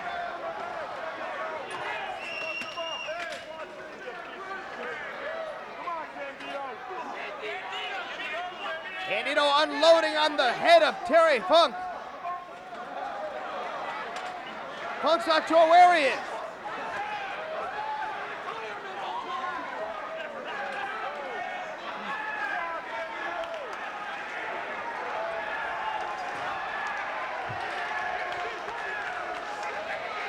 Now where are they going?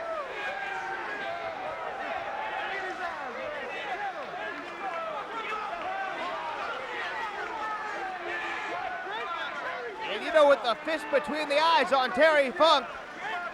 Funk heading back towards the ring. Candido helps him over the guardrail. Comes down across the neck of Terry Funk. On top of the timekeeper's table now.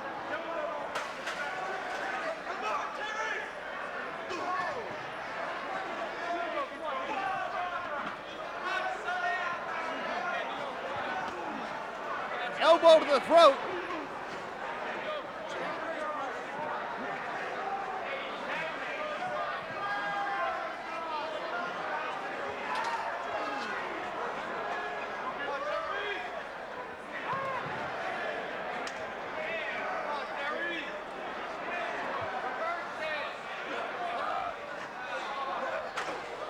Pile driver on the chin. Chris Candido pile drove Terry Funk on the steel chair on the floor.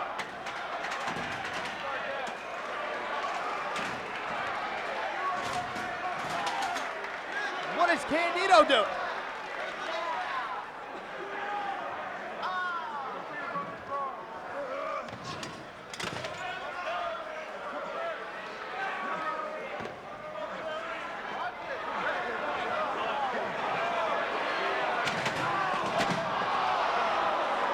Candido tried to pile drive Terry Funk to the timekeeper's table, and the table gave way.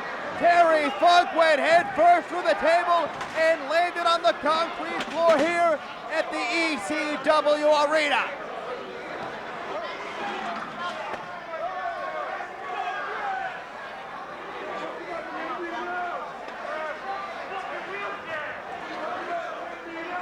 Terry Funk thrown back in now.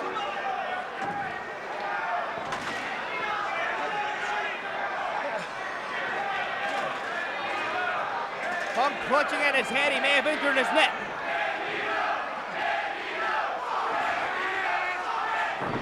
Pile driver once again on the World Heavyweight Champion.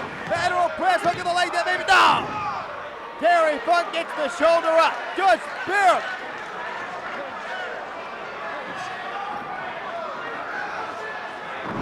Another pile driver. This may be off.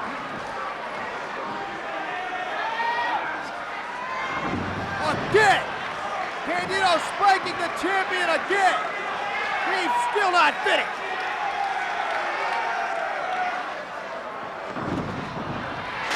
That has got to be all for the World Heavyweight Champion. We're going to crown a new champion now! No hook of the leg that time. Funk was kicked out at 2 7/8.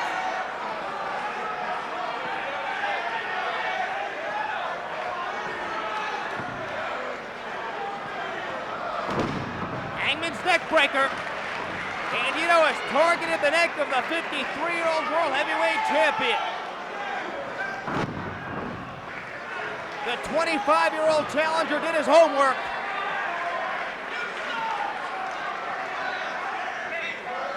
Going for a third Hangman's and connects. Cover, hook of the leg, and no!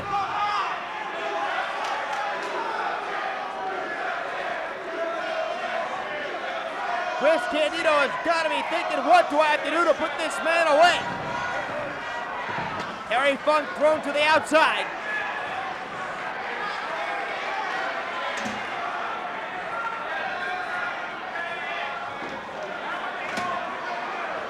What in the hell is he doing?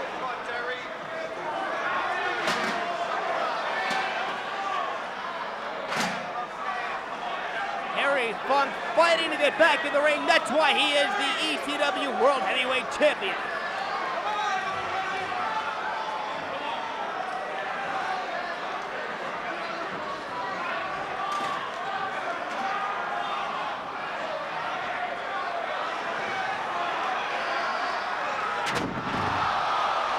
God! He may have broken the champion's neck. Chris Candido may have broken Terry Funk's neck.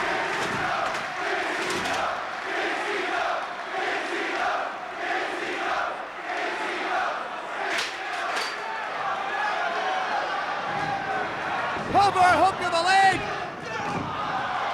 Funk just barely kicks out. And it would appear Chris Candido is on his way to becoming the ECW World Heavyweight Champion. Powerbomb! Powerbomb by Candido! And again, Terry Funk just barely gets the left shoulder off the canvas.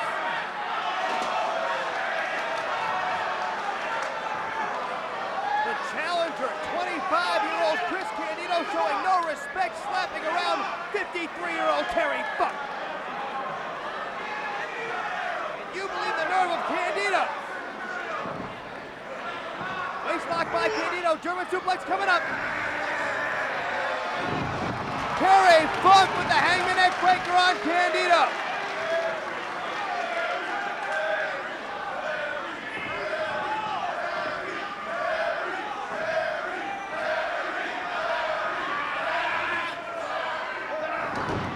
Funk was going for the pile driver on Candido.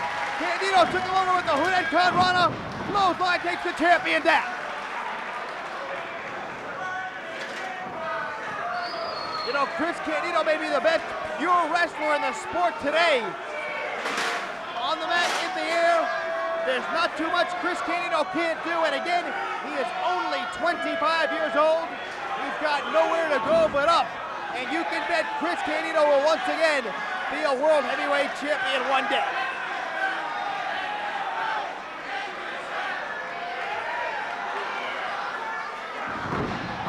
Candido at the hood and Conrana from the top. Takes Funk over in the center of the ring. Rolls over, makes the cover, hooks the leg. No.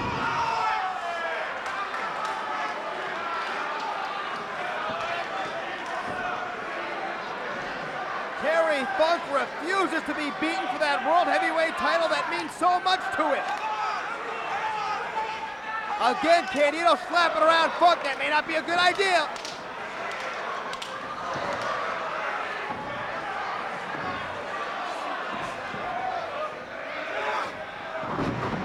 Belly to back suplex. Terry Funk lands on the back of his head and neck. Again, Candido targets the neck of the World Heavyweight Champion. Headbutt. Headbutt. Make it 3. Both men are staggered. Candido ducked the haymaker. Terry Funk with La Maestra. Candido's fighting to keep his shoulders off the canvas. They are down. He got him. Terry Funk got Chris Candido. Ladies and gentlemen, time of the match. La Maestra. 12 minutes, 57 seconds. Your winner and still ECW World Heavyweight Champion, Terry Funk. This is the Double Cross Ranch. You know, you've got to be meaner than a rattlesnake, tougher than shoe leather, and more dangerous than a hollow-eyed scorpion to even live out here. Let me ask you, is there any wolves out here? There were wolves. Werewolves? No, not werewolves. Not werewolves. There were. W-E-R-E, werewolves out here. Do you understand me? Yeah, I thought you said werewolves. I'm scared of werewolves. Let's talk about something that all of you people want to talk about out there. Let's increase your intelligence. I'm going to increase your vocabulary now by teaching you out there a new word. And do you know what that new word is? The new word is a dusty. And what is a dusty? A dusty is a 150-pound frame with 50 pounds of added fat 50 pounds of added obesity and 50 pounds of hot air. If you combine those all together, what do you have? You have a 300-pound blob. So, if you take that 300-pound blob and you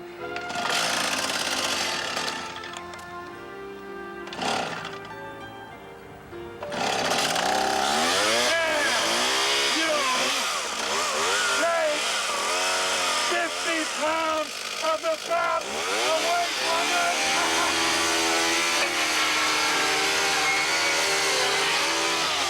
And you take 50 pounds of obesity away from it.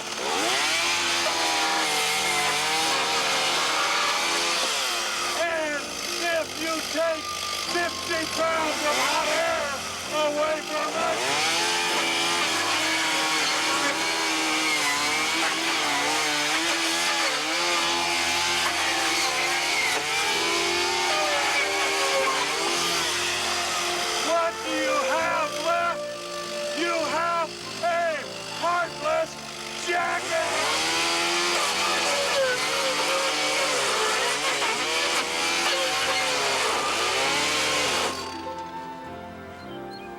A heartless jackass. That's what you have left. And if you breed that heartless jackass to a thick-tongued, overbearing, obnoxious barmaid, what you produce is an offspring called a Dustin. That's right, a Dustin. And a Dustin is a fool that doesn't know how to say the simplest of words. And you know what the simplest of words is? No. No, Daddy! No, Daddy, no! Don't put me in the ring with Terry Funk! Daddy, please! Please, Daddy, don't do it to me, Daddy! I don't want to go. All you have to do is say no! No!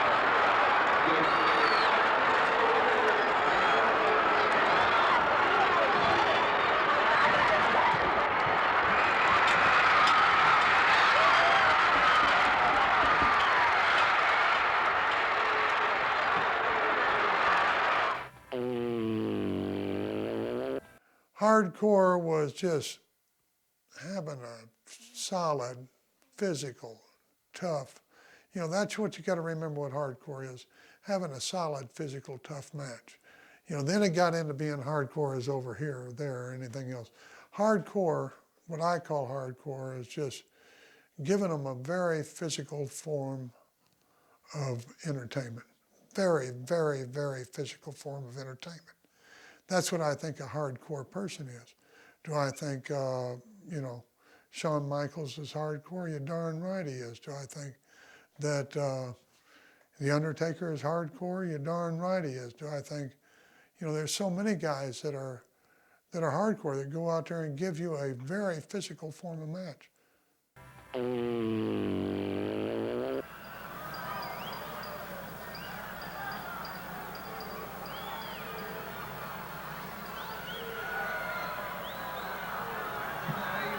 Tumbar a él mismo, le metió una patada en el pecho.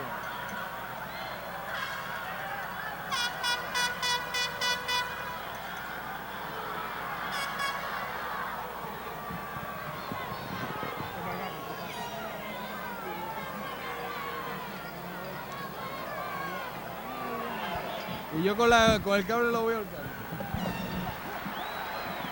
All right, there we got it. Terry Funk of the Great Wrestling Family of Funks versus TNT the Super Ninja. The man with the chaps, of course, is that cowboy. Sylvester Stallone movie. The man, oh, look at that. Fell up on the scaffold, Barry, where the lights are at.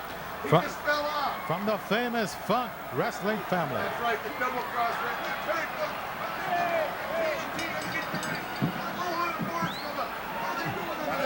You can't hide from TNT, I'll tell you that much.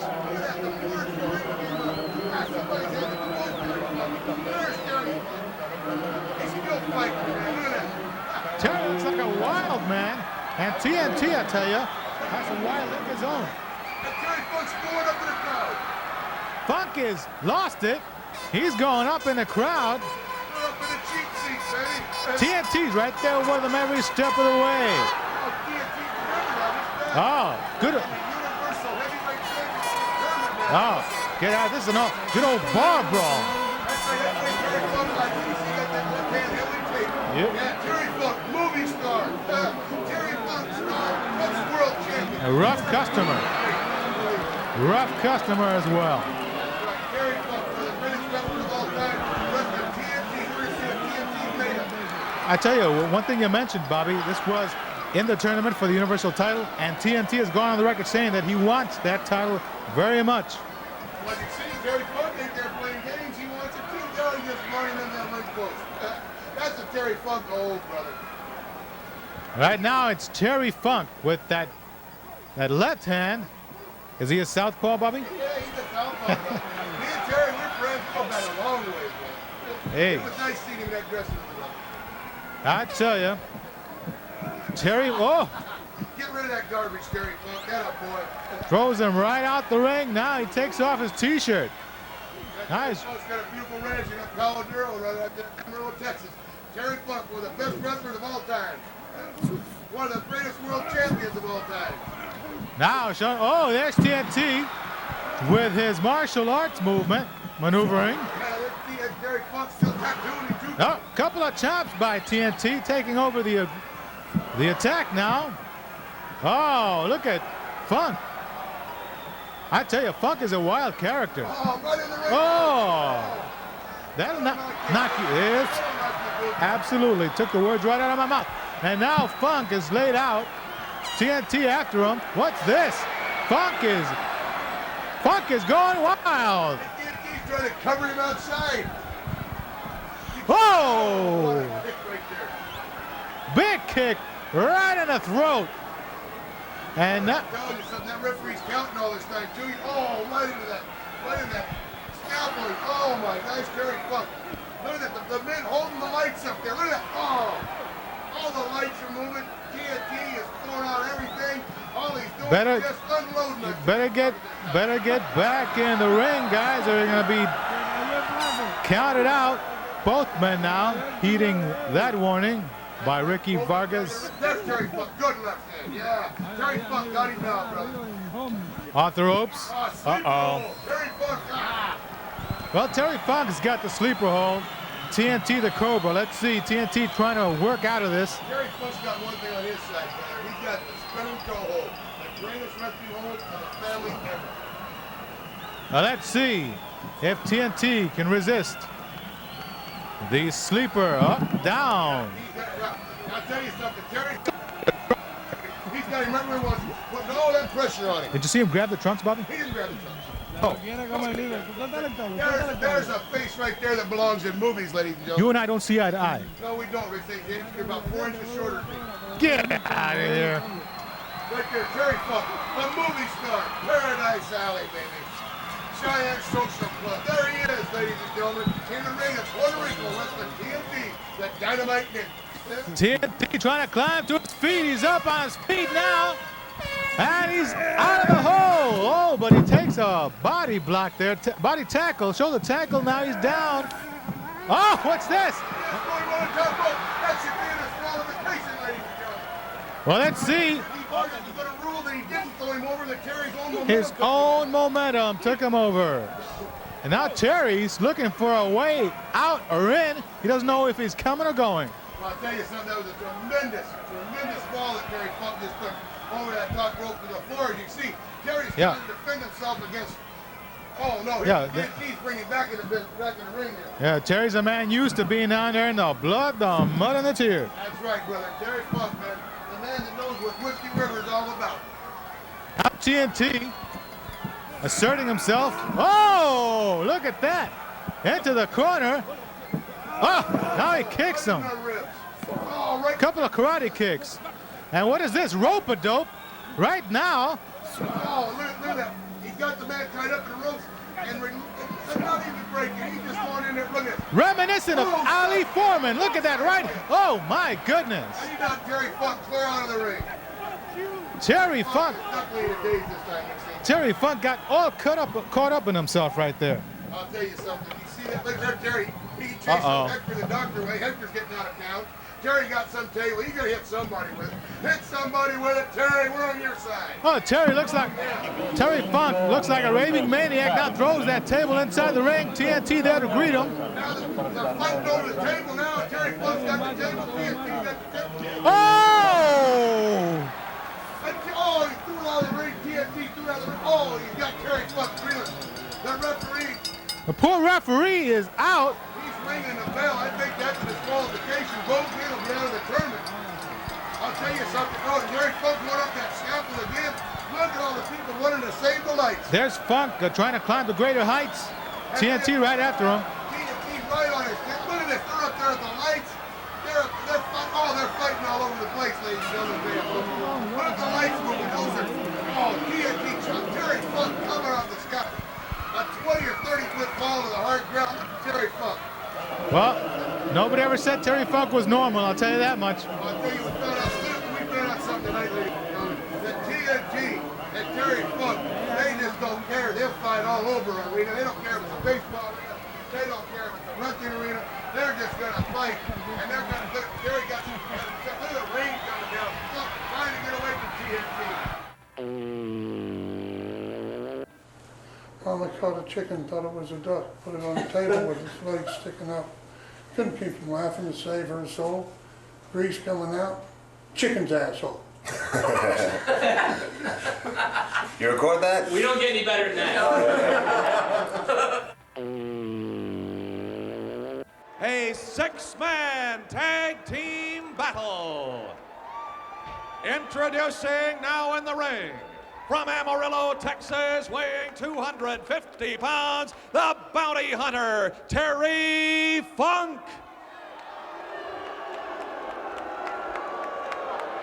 from Beverly Hills, California, weighing 248 pounds, former heavyweight champion of the world, Nick Bockwinkel.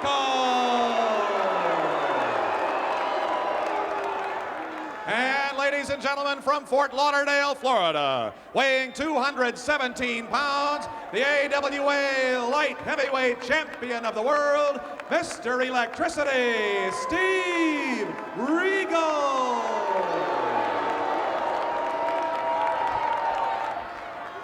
And now, ladies and gentlemen, approaching the ring area for this big six-man tag team main event, here they come.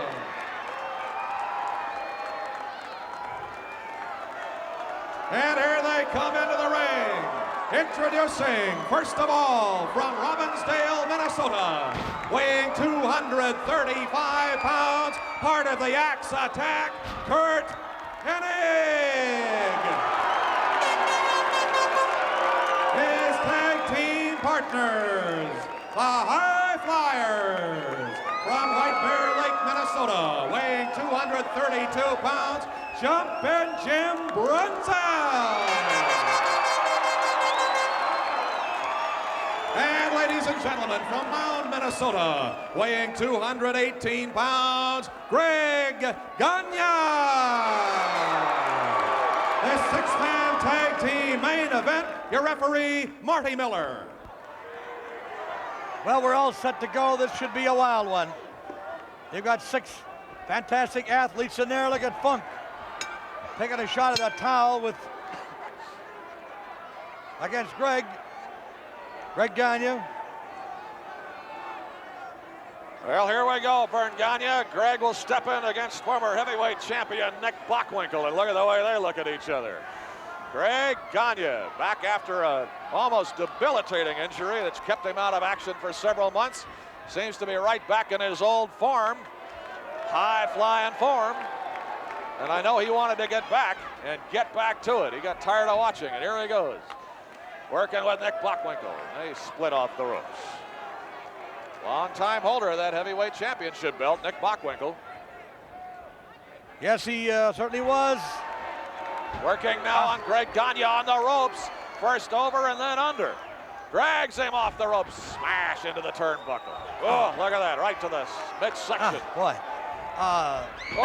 Greg turned it around. Look at that. And down goes Bockwinkel. A great combination by Greg Gagne.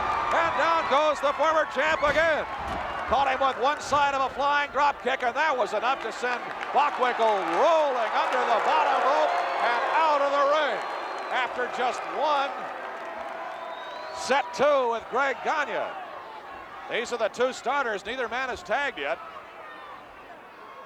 You see now, your son, Greg Gagne, what a great feeling it must be to see him not only competing, but as one of the top competitors in pro wrestling today, Vern. Well, thank you, Doug. Greg and Jim Brunzell, they've been the World Tag Team Champions for a while. Oh. There's a big left there by Funk with those taped hands. Oh. A block. He's got that boy. Oh. Funk almost deep sixed himself over the ropes. Now, Greg slams him back to the turnbuckle. Did they make a tag? I guess so. Here comes Curt Hennig. I'll tell you, Greg doesn't want to let this one go, does he? No, he don't. He's got to watch it do. You know, he's very eager to get back in that ring, but he can't be too eager. He's got to tag off like he did. Oh, look at that Funk. Right hand. But here comes Steve Regal. They made the tag apparently, and Funk leaves the ring, but Curt Hennig off the ropes. Vern Gagne, he must have been 20 feet in the air. It sure seemed like it, Doug. Oh, I'll tell you, Curt Hennig latched hold of him, and Steve Regal, Mr. Electricity, went for a plane ride. You've got three in that corner that are very, very tough wrestlers, and that's the side of the ring. Attacked by Steve Regal, the light heavyweight champion. Miss, another miss. Beautiful. Oh, great move. What a beautiful move. There's the tag, and here comes Jumpin' Jim Brunzell. Was that a beautiful combination? Yes, it was. Now, Funk tried to get in the ring for a minute, and so does Bockwinkel. I'll tell you, Jim Brunzell's got this one under control for the moment.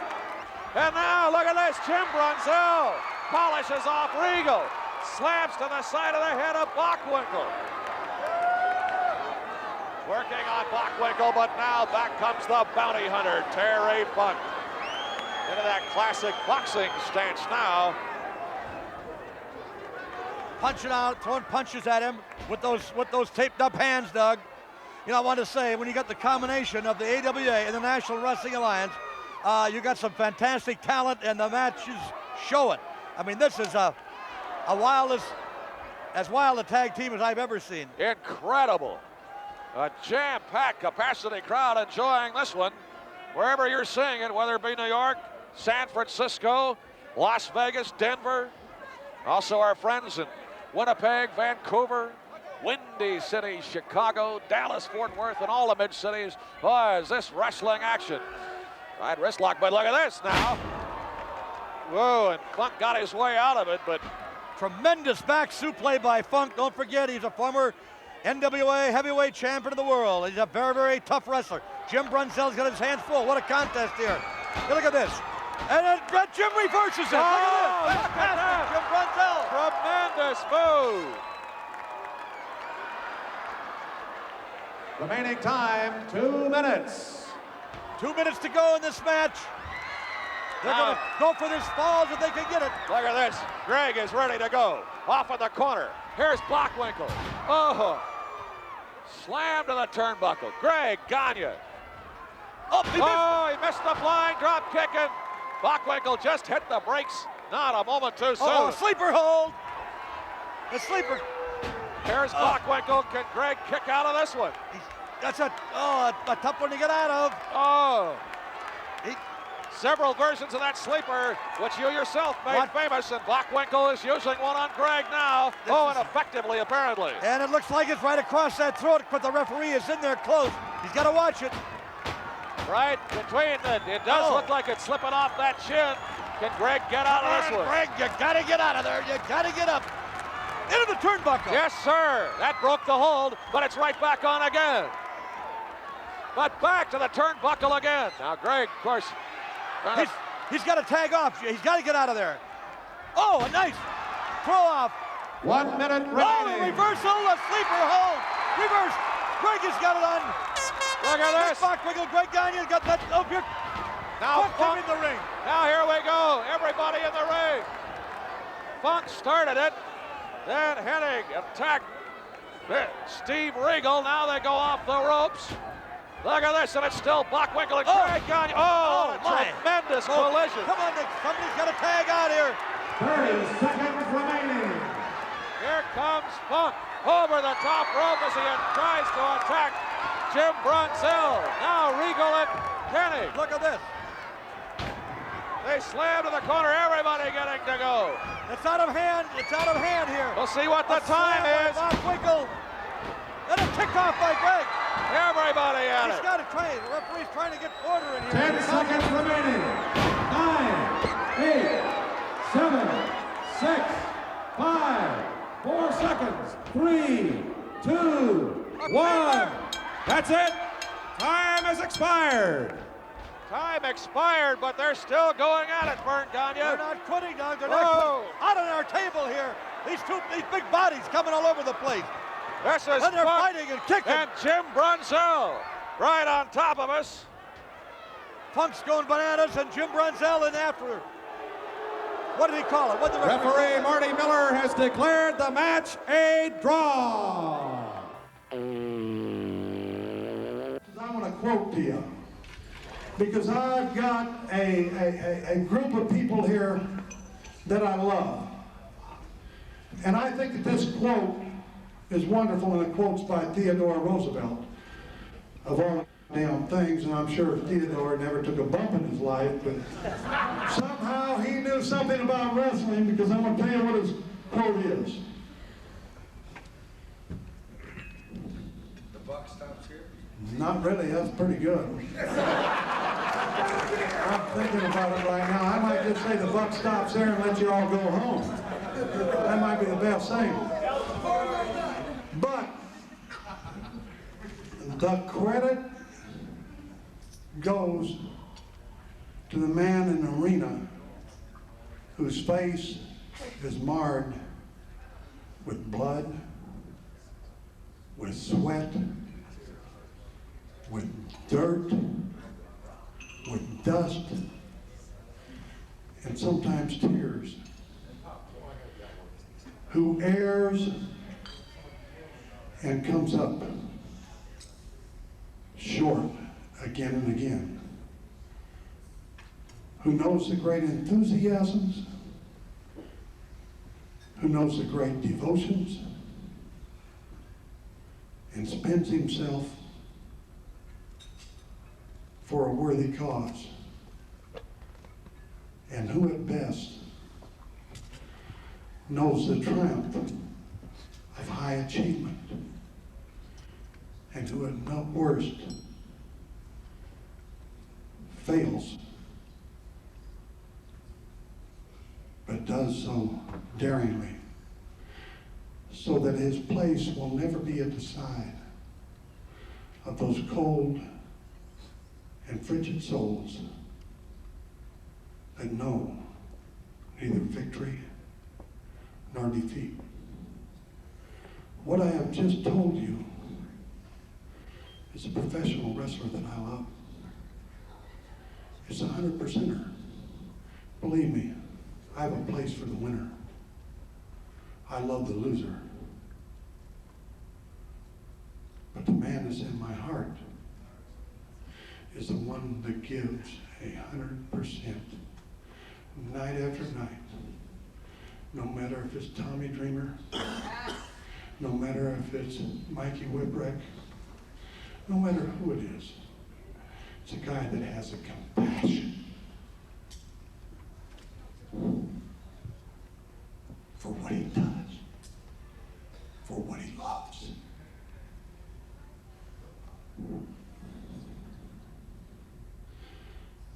I want to say this in closing. I'd like to have my family stand and everybody else stay down. But I'd like for y'all to stand, honey, and the kids. And we want to give you, all of you out here, the 6 of us, give you, not you, stop the clapping. We want to give you a standing ovation for your great devotions, for you as fans giving your great enthusiasms, for you reaching deep into your pockets, for you spending your hard-earned cash to buy those tickets and make this company work. And you, the wrestlers, I want to go ahead and give you a standing ovation because I love each and every one of you from the bottom of my heart, and so does my family, and God bless you. We love you.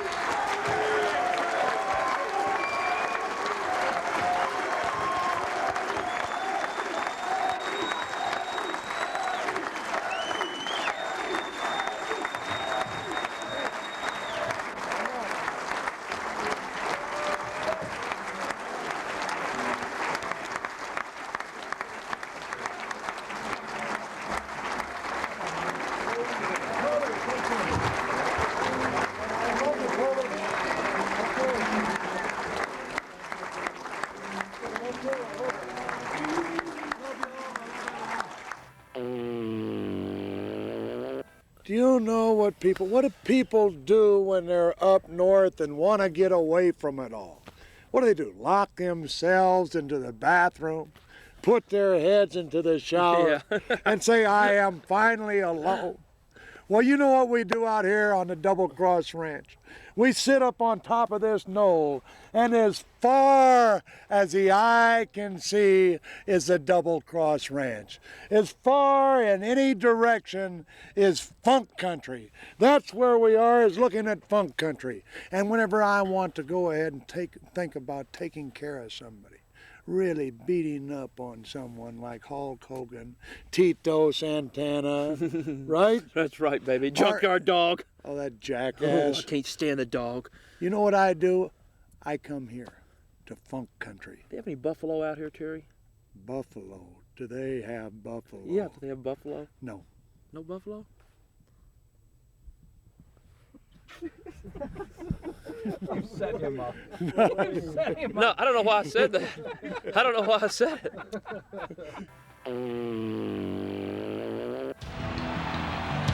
Good evening, everybody, and welcome to Shotgun Saturday Night here on a huge King of the Ring weekend. The following six-man tag team match is scheduled for one fall with a 20-minute time limit. Approaching the ring at a total combined weight of 628 pounds, the team of Too Sexy Brian Christopher, Scott Too Hot Taylor, and Terry the King Fuller. Boy, JR, how do you spell confidence?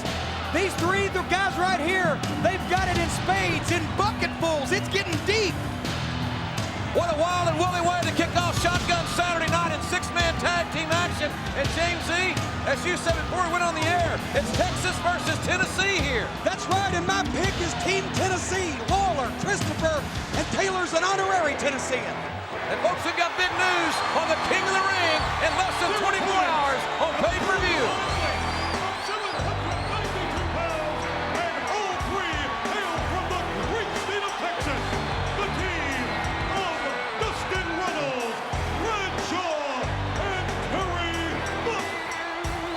Star pride for this Texas trio here. It's like a homecoming. What an ovation! You can hear it. What? Hey there, Dustin. Yeah, I don't particularly care to shake hands with you particularly. The grandson of a plumber back in his birthplace here in Austin, Texas, the legendary Terry Funk has campaigned on many occasions in the Lone Star State, and of course Bradshaw he's just beginning to make his own name for himself, and the other trio led by the veteran Jerry the King Lawler. I'll guarantee you this, JR, if this match was being held in Memphis, Tennessee instead of here in Texas, the reaction of the crowd would be a little bit different. You saw just about everybody in the place standing for the team led by Terry Funk. These Texans, they really get behind their own, but they're going to have a test in store for them, because the experience advantage might go to Texas, but the youth is on the side of Tennessee. Well, the #1 Texan is Stone Cold Steve Austin. He's the man that has a challenge awaiting him tomorrow night on pay-per-view. Austin to meet Kane. And can you imagine what Stone Cold Steve Austin must have been thinking? And I can tell you what he's been thinking in the last few days. He has been seething. He has been in a silent rage since Monday night when he was tricked by Kane or whoever set this conspiracy up. Well, I think that he's shown in the past Austin is not scared of Kane. And to my mind, that's a questionable standpoint right there. But he got so mad, he let his temper override his good sense. And these stipulations for this title match at King of the Ring almost guaranteed to cause Steve Austin to lose that WWF title. Well, you stop and think about it. Kane's a 7-footer, 325. He's a monster. So he's a lot bigger than Austin, stronger than Austin. And he also, more importantly, in my view, wears that leather mask. And how do you bust somebody up if they got a leather mask on? Well, you made the point best on Raw. First, you've got to take it off. So an interesting byproduct of this thing is that we may just see what Kane's disfigurement actually looks like. But man, what a shot. Speaking of disfigured, Lawler bails out and smart to do so. But the only chance that Austin has to bust Kane open some way is to get that mask off. Kane has no such handicap. He can whack Austin with one of those big right hands and bust an eye or a lip, and it's over. Certainly the first blood match, the first in WWF history. Oh, man, that's a head of steam, and young Scott Taylor's being pancaked there. The first man to draw blood on his opponent wins the match. There's no pinfalls, there's no disqualifications, and Scott Taylor's calling for some help here. And his tag team partner, Brian Christopher, they comprise a team known as Too Much, and Brian was raking at Bradshaw's eyes or whatever he could get.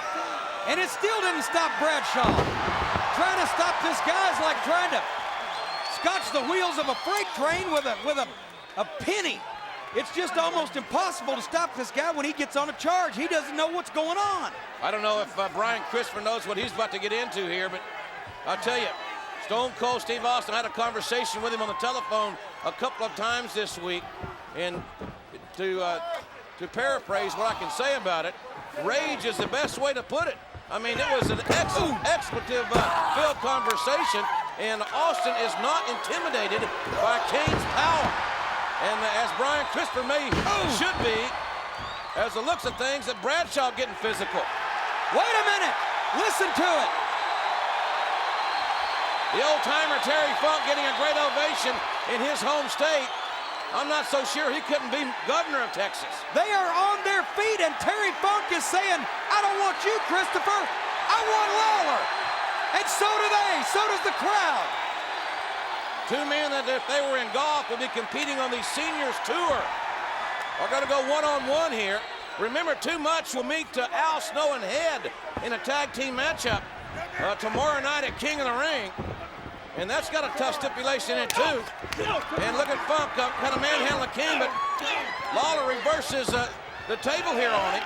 I'll tell you what, JR, this one takes me back. The first time that Terry Funk and Jerry Lawler met was for the NWA World Championship in Memphis, Tennessee in 1976. I was there.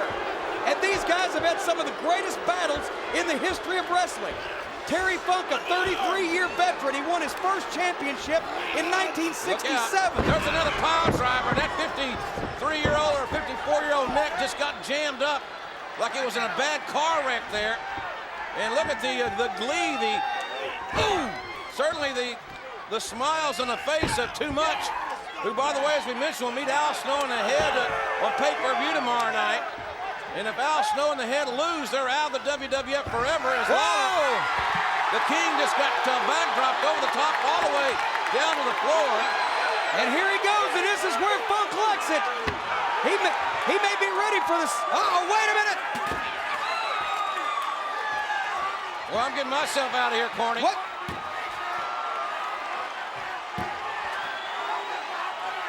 Terry Funk, and it's just wearing the King's face out on this Formica here.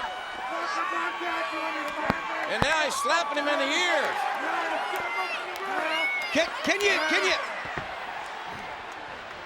Can you hear me, JR? Yeah, I can hear you. And look at the King. He wants the solace of his corner, and maybe his boy there, Brian, will come and rescue the old-timer. When I was going over Terry Funk's background, I mentioned he won his first title in '67, but don't think he's a shrinking violet. He was the ECW champion in 1995. He has held titles in this sport for 30 years, and just recently, as a matter of fact, has also headlined some tremendous main event crowds in stadiums in Japan. This guy, there's a DDT. He just doesn't quit. And a cover now by Terry Funk, and got a near fall out of it on Brian Christopher here. Well, I'll tell you one thing, the King of the Ring tomorrow night is going to be full of surprises. Again, a tag has been made.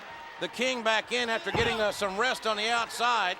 Now let's see if the King can gain some revenge. Well, maybe not. And now the King's going to see what it's like to be pile driven and have his height shortened. And now look at Lawler crawling right back to the corner. He's looking for a tag from anybody. Christopher didn't want to give it to him either. Taylor's not quite as smart as Christopher, and here comes the native son of Austin, Texas, Dustin Runnels. And what about that Hell in a Cell matchup, James? Hell in a Cell. Well, we've only seen one on pay-per-view, and it was one of the most memorable matches of all time, that last October. And tomorrow night on pay-per-view, inside a menacing, ominous steel structure that is very unrelenting, very unforgiving. What do you think's going to happen when Mick Foley, as Mankind, gets the chance to turn it up in his environment on pay-per-view against a phenom? I know that Mick Foley, Cactus Jack, Mankind, Dude Love, I know that he's going to have an even different personality in Hell in a Cell. He's going to have a personality that doesn't care about his own body, that's going to do whatever it takes. I'm predicting that Mick Foley is going to invent something that we've never seen before for his first trip to the Hell in a Cell. Well, the King's plans for being a granddaddy in his old age may have just been altered. Well, the boy just took a nice sharp fall there, and that's not going to help soothe the Savage Beast either. And now Dustin's going to tag in Bradshaw. Boy, Funk wanted that one, but Bradshaw got it. Bradshaw's he's like a Brahma bull. 300 pounds. He's young and he is watch Taylor full of P and V, if you know what I mean. And Taylor caught like a little baby. Oh! Bradshaw's carried 12 packs of beer bigger than Taylor. The beer's big down here in Texas. And look out. That powerbomb, oh, that'll hurt you. That'll shake your spine. And no! I'll tell you, to Brian Christopher's credit, that little son of a gun was able to kick out. He can take a lick, and you can see that mouse under his eye from that foot he got earlier. Now it is all broken out. It's Texas and Tennessee in a six-man brawl here. Look out. There goes Tennessee. Oh, my. Oh! And they all volunteered to be backdropped in the lights. Christopher and Lawler got a little closer than even a father and son ought to be. And now there's 3 Texans and 1 little Tennessean.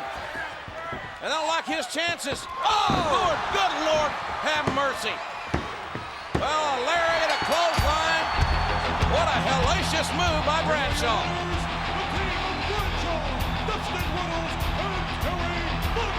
Lawler can't believe it. Bradshaw, the big man. Dustin Runnels, the native son, and Terry Funk, the Iron Man, the Texas legend. They've done it. The greatest promos that you've heard, had they been written by somebody, or had they come from the heart and soul of somebody? You know, our business is, it's real when I'm talking about it. It's real. It has to pertain to being real whenever I talk about it and make a promo. Do I feel that about a guy? You're damn right I do. You know, it's with great pleasure and pride that I wear this World's Heavyweight Championship around my waist, because it means that I am the best in my profession. And it's also with great pleasure and pride that I have someone on my left to introduce to you, and that's the new president of the National Wrestling Alliance, Eddie Graham. And I know that, Mr. Graham, that together you and I can go ahead and we can choose the finest opponents for me across the United States, Canada, Mexico, Korea, Japan, and Australia. And I promise you that together, that if we choose the right people, that I'll continue being world's heavyweight champion for a long period of time. Well, now, Terry, now just a minute. You know, I don't want to be rude to you or anything. You're a great champion. You're a great competitor, and in all sincerity, I've watched you compete since you was 11 years old, wrestling in the 98-pound class in amateurs. And I don't remember you going in and taking part in the seeding and the pairings in amateurs. You took them as they come. And Terry, the great competitor that you are, you're going to take them as they come. You're going to meet the top competitors now. I don't want you to misinterpret that our acquaintance or our friendship or anything. The wrestling fans across the world are entitled to the best competition that you can get. That goes with the title, my boy. But I thought we were closest of friends. Well, Terry, we are, Terry, but competition is one thing. You're the champion. You'll do the wrestling, and the promoters and the board of directors and the president will select your opponents, and we're going to select the best there are. A man who claims to be the best there is, the best there was, and the best there ever will be in the great sport of professional wrestling. Well, that may or may not be true, but the same can be said, arguably, of his opponent, Terry Funk.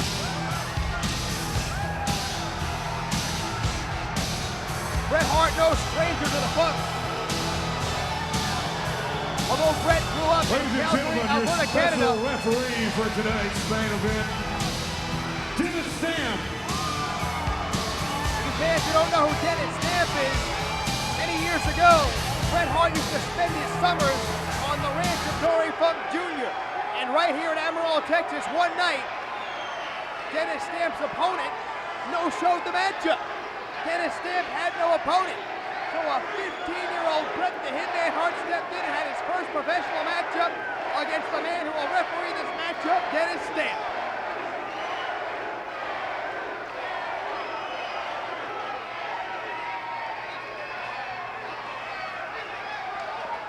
Hart and Funk Terry, I do believe before we get underway this match, the Funk family and wrestlers around the world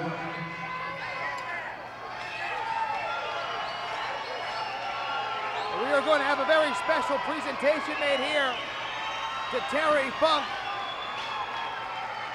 in front of his family, made by members of Extreme Championship Wrestling.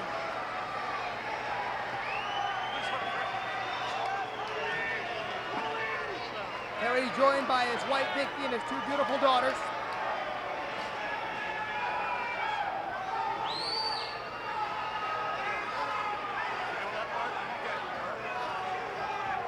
Paulie dangerously has the microphone.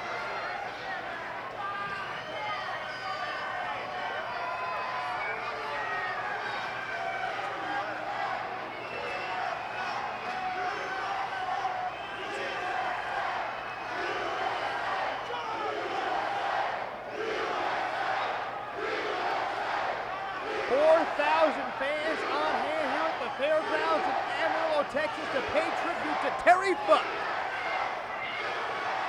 Terry retiring from full-time competition in the United States at the end of 1997. What a great career it has been.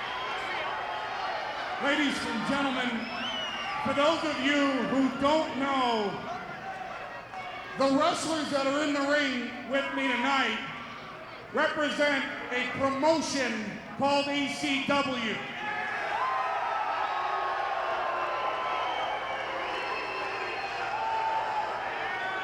It is a promotion that I swear to you was put on the map because we had the services of a legend that Amarillo lent to us by the name of Terry Funk.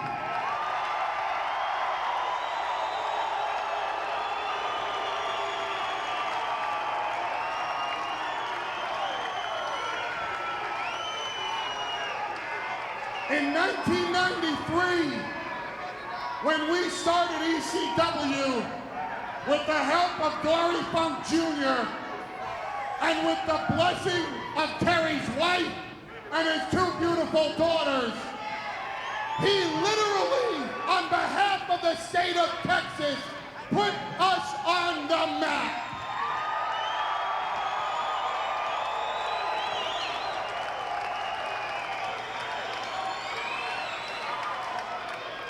Tonight, I assume everybody is here to celebrate 50 years of the Funk family.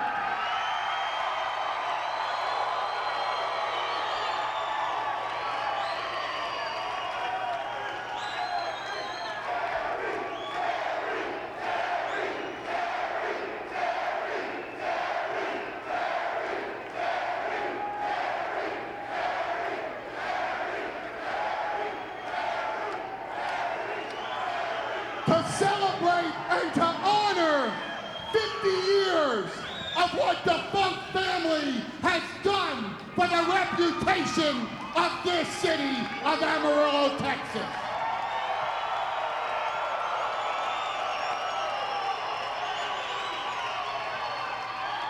As you all know, tonight is Terry Funk's final match in his hometown of Amarillo.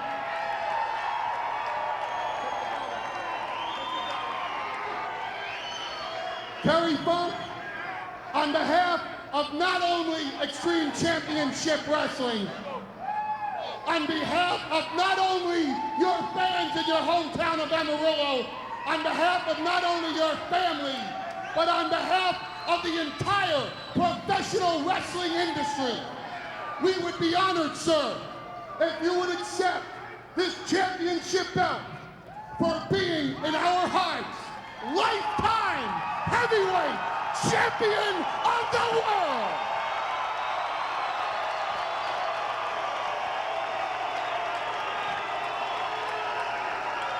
Ladies and gentlemen, I give to you the lifetime heavyweight champion of the world. His final match in Amarillo, Texas, the living legend, Terry Funk.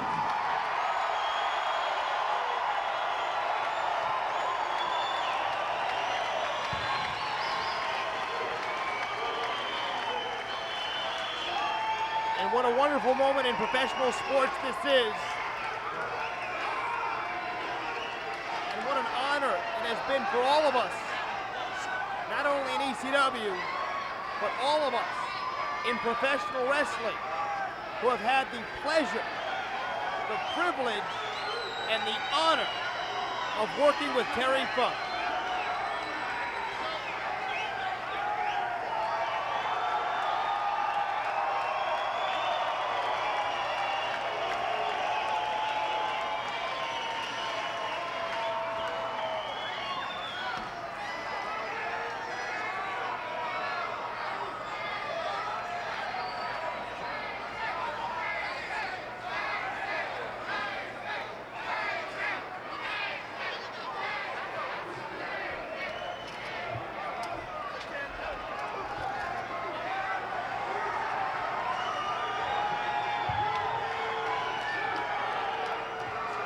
I'd just like to say a few words, please. Hear me out. I'd like you to hear me out. I just want to say that I'm honored to be here tonight.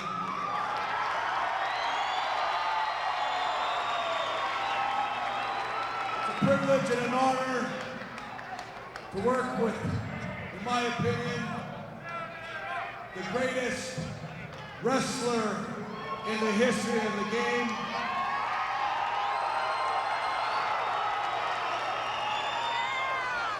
And I mean that from the bottom of my heart. And I know a lot about the roots of Amarillo, Texas. I was invited down here years ago when I was a real small kid. And I stayed with Dory and I stayed with Terry. And I got to watch Amarillo wrestling, and I will say one thing. It was the greatest wrestling there ever was, and it's a very important thing for me to be here tonight. So I just want to thank you, congratulate you on your lifetime achievement. It was well earned and well deserved. And one last thing, I'm going to give you a Canadian ass whipping even though it is your last fight. Thank you very much. Well, Bret Hart showed a spark of class and sportsmanship, but the competitor always shines through. No disqualifications in this match. One fall to a finish. Bret the Hitman Hart versus the legend Terry Funk.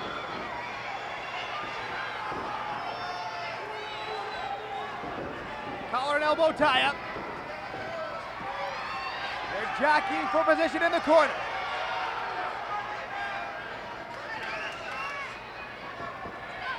Funk spins around. Hart and Funk now in the corner. Bret Hart very wisely getting out of the corner quickly.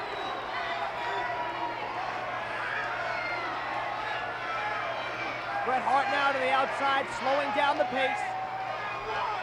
Little ring psychology, trying to get inside the head of Terry Funk.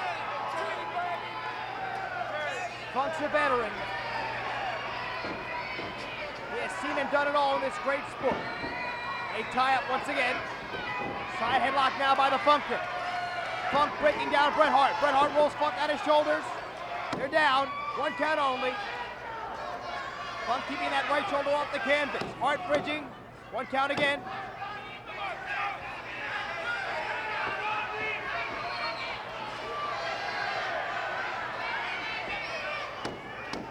Funk now trying to force the shoulders of Bret Hart down. 1, 2, and no, barely two. Barely two.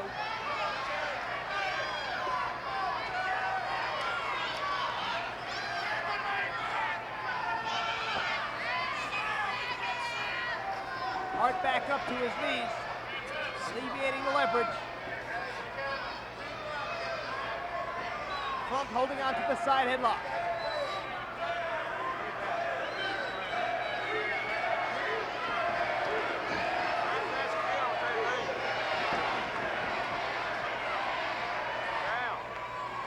Funk refusing to let go of that side headlock. Hart escapes, clutching his ears, working out the kinks in his neck. That's how you get cauliflower ears.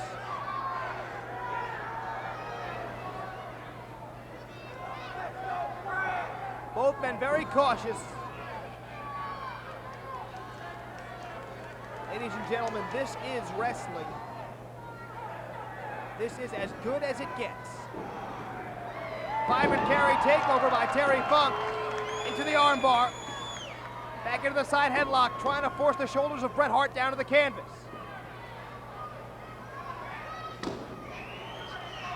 One count.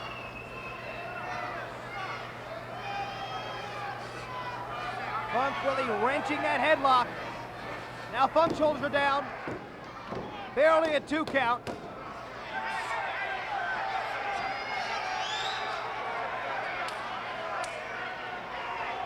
He pushed me around.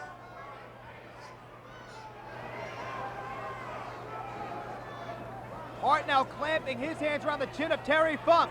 Funk still holding the headlock. Hart slips out of the headlock into a front chancery.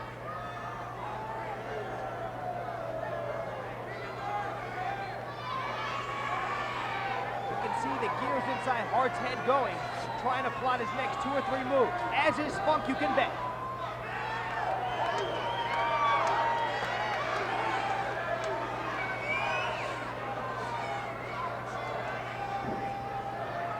Funk grabbed the right leg of Bret Hart right behind the knee, trying to prevent Hart from standing up. Hart standing up, but Funk still holding that knee.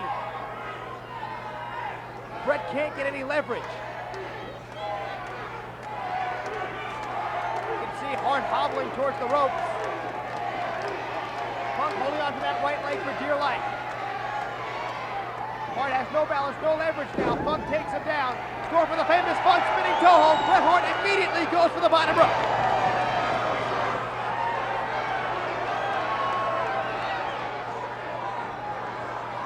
Bret Hart looking a little frustrated now. Funk going right out after Hart. When it comes to brawling on the outside, that's Funk's game, not Hart's.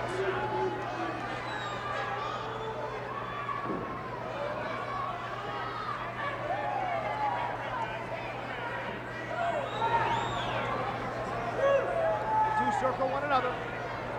Another collar and elbow tie up in the center of the ring. Terry Funk is back into the ropes, now back into the corner by Bret the Hitman Hart. Break. Hell no! Right hand to the side of the head. Bret Hart hammering the Hardcore Legend now. Stomping away on the left knee.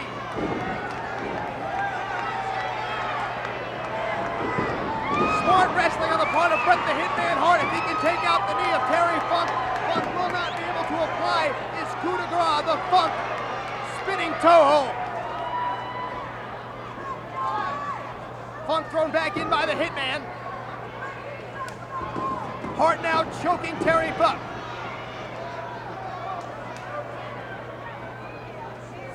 No disqualification. Hart does not have to break that hold.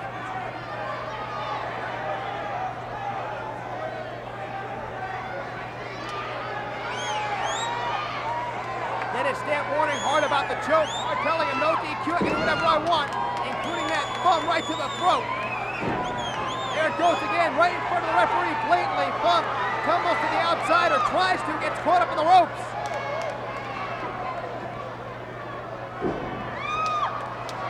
Terry Funk tumbles to the floor.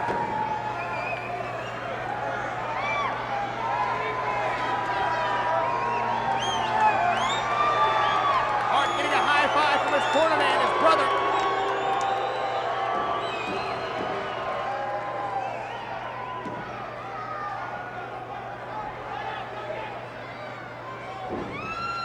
There's a right hand to the ear of Terry Funk. Make it 2. Hart now pulling back on the chin of Terry Funk, twisting that neck.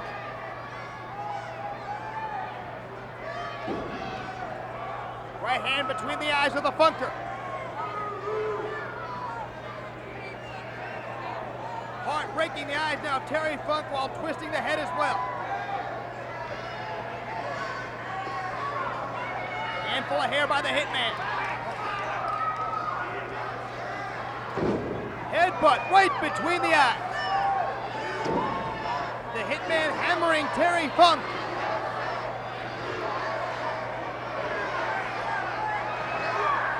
Suplex takes the Funker over.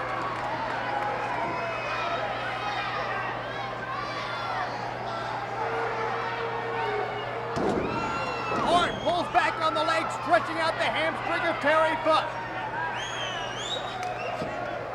Hart has now worked over the knee and the hamstring. Now going back to the knee. Funk is hobbled, he can barely stand.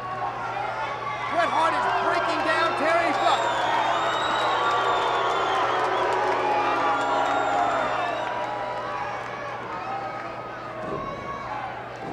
Hart now stomping all over the left knee of Terry Funk.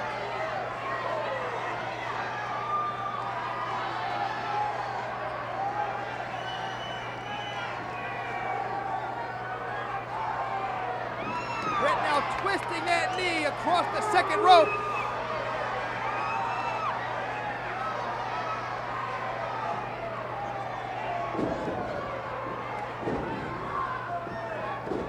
Bret Hart all over that left knee.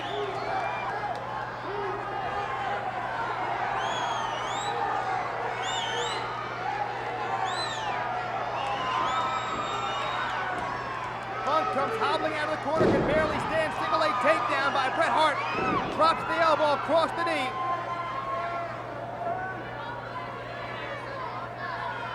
Terry Funk hanging on for dear life. You can see he's in excruciating pain as Bret Hart twists away at that left knee. Now plants his knee in Funk's. Funk trying to guard that knee with his fist. Bret looking for an opening. Trying to shoot on Funk's knee again. Funk keeping the Hitman at bay, but Hart stuck the boots in. Funk trying to keep the right foot out front. Now tumbles to the outside. Bret Hart goes right out after him.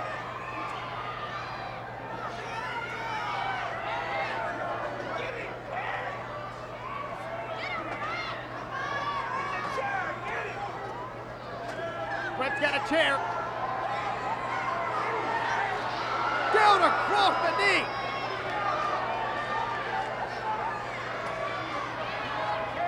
And now Hart's working over the right knee of Terry Funk. Well, if Funk can't stand, he can't wrestle. Face first into the timekeeper's table.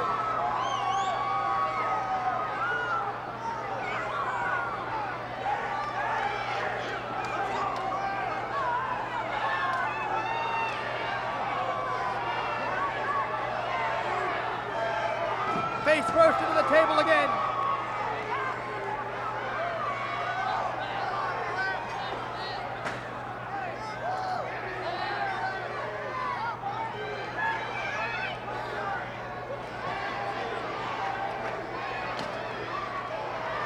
Terry Funk crawls back into the ring underneath the bottom rope. Bret Hart is there waiting for him. Rake of the eyes. Bret Hart hammering down on Terry Funk, who will not let go of Hart.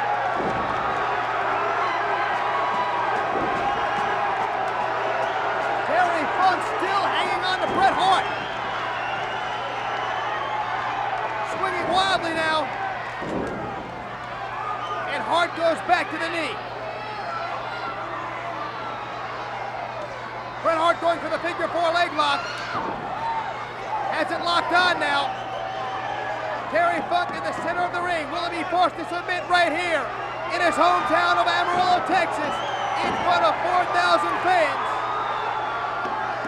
Bret Hart holding on to the rope for added leverage behind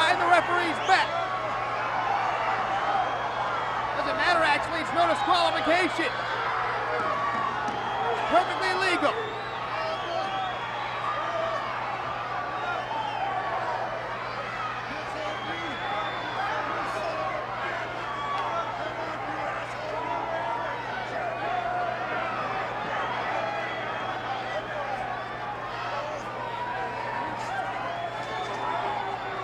Terry's got Brett's brother. They were taunting Funk. Here you see Stu Hart in the corner as well. The Hart family is out in force here tonight in Amarillo, Texas.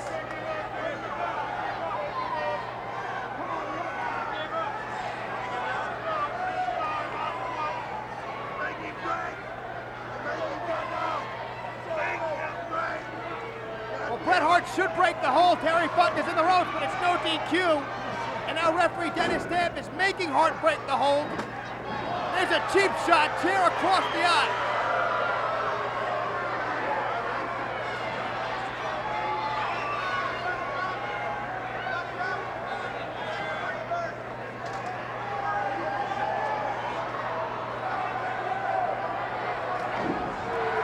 Funk fighting back. Bret hammering down on Funk. Funk with the haymakers into Hart's ribs. The legend is up. Hart is down.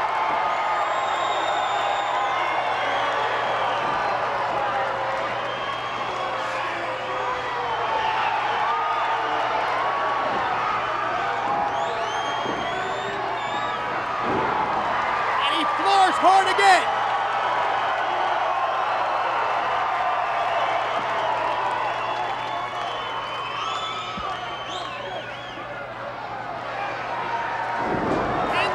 Breaker. Cover. Lateral press to it. No.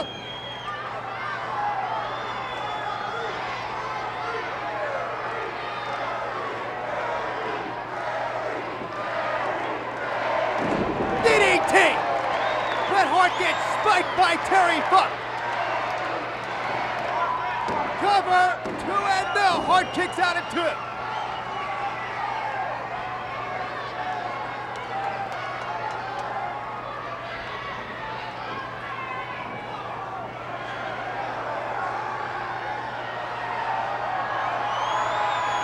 Pile drive. Terry Funk pile drive Bret Hart. Cover 2 and it. Come on. 15 minutes have passed in this match. 15 minutes gone by in this matchup. These two can go all night long. Bret Hart thrown to the outside. Terry Funk is going to try to wear down the Hitman on the outside of the ring.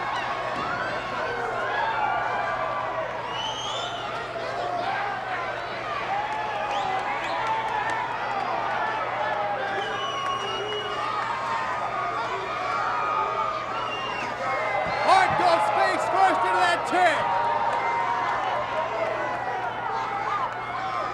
And this is not where the Hitman wants to be. He cannot brawl with Terry Funk outside the ring.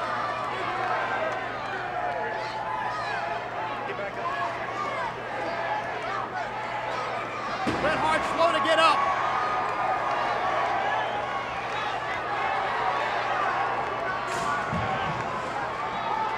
One of you morons, shut the hell up!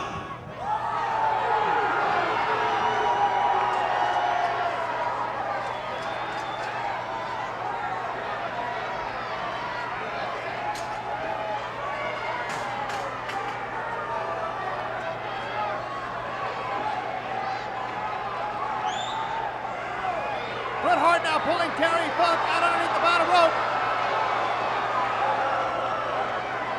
He's got Terry's legs wrapped around the ring post. Bret Hart has that upside down figure 4 leg lock on Terry Funk. Bret Hart's trying to break the legs of Terry Funk. Referee Dennis Stamp breaks the hold. Bret shoves the ref.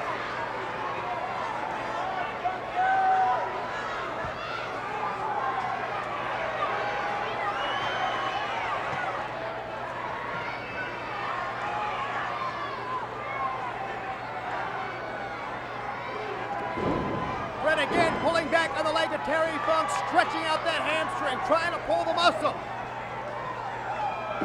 And again, driving his knee into that of Terry Funk. Hart once again targeting the left knee of Terry Funk.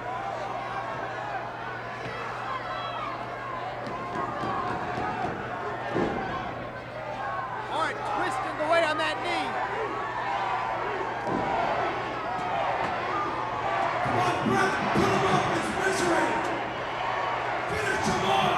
Brett's brothers shouting encouragement to the Hitman.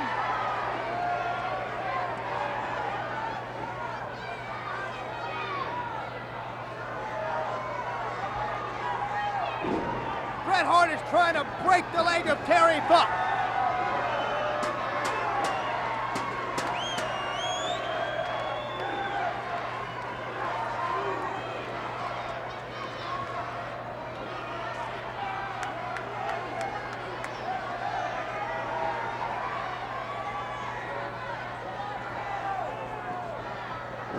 Backbreaker. Backbreaker on Terry Funk.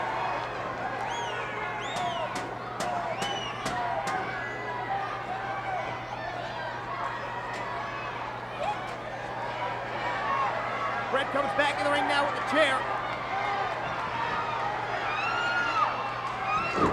And again hammers the chair into the left knee of Terry Funk.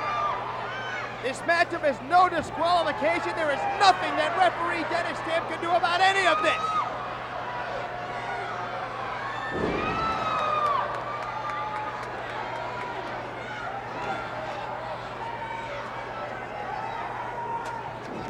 Hart shoves away the ref. Thank heaven the chair is out of the ring now. Funk now hammering the right knee of Bret the Hitman Hart. Funk trying to hobble the Hitman.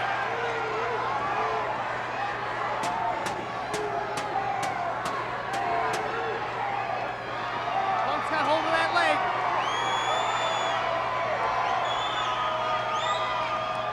Kicks out the other leg. Terry Funk drops the leg across that of the Hitman.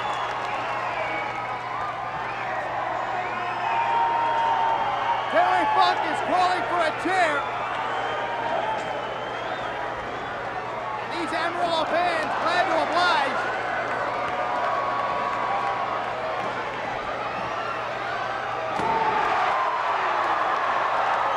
Funk smashes that chair into the right knee of the Hitman. Calling for another chair.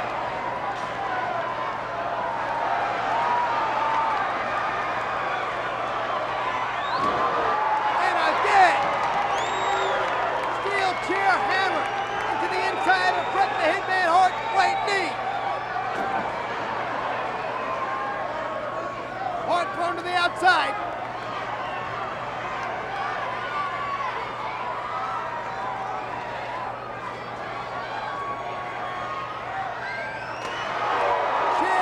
Across the back of the Hitman.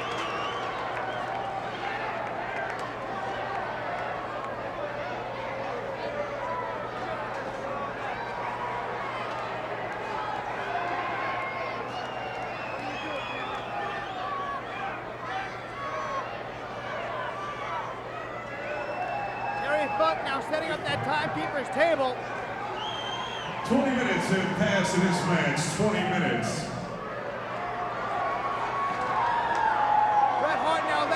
Table. Where's Funk going?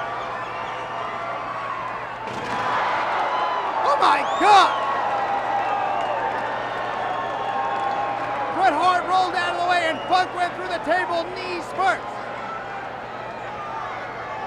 Bret Hart has got to be thinking sharpshooter now.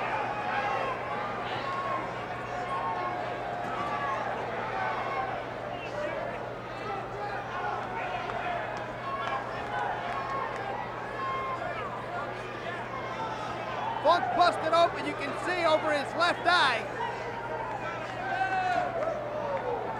That could have happened at any point during this matchup. That's not going to help.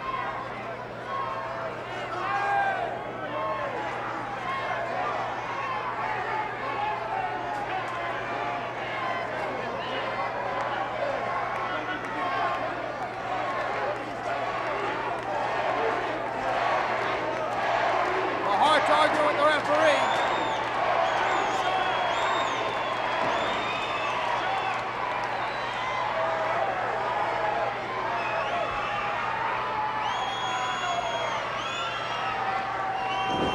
Bret Hart dropped the elbow. Bret Hart dropped the elbow across Terry Funk.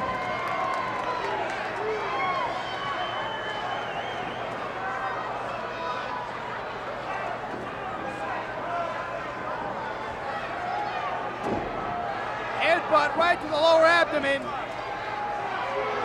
Bret Hart telling everyone here in Amarillo, Texas, he's going to finish off Terry Funk.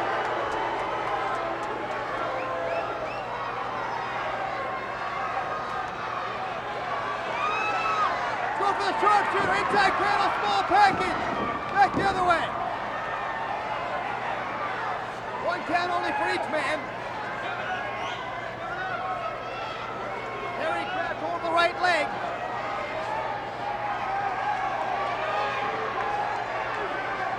Hart holding on.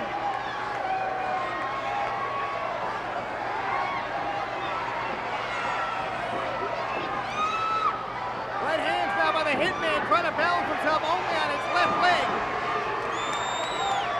Blood running down the face of Terry Funk.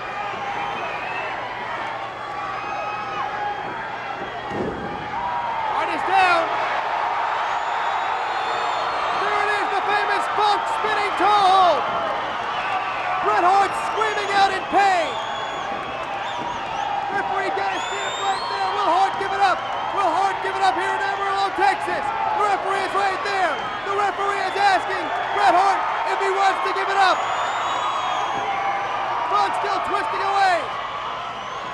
Inside cradle, small package. 2 and no. Terry Funk kicks out at 2.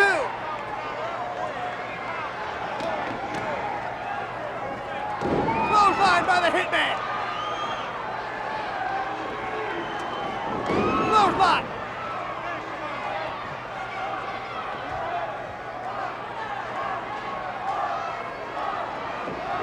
Hart missed that clothesline. Shoulder blocked by the Funker. Funk is down as well. Cover. 2 and no. Funk collapsed on top of Hart, 2 count.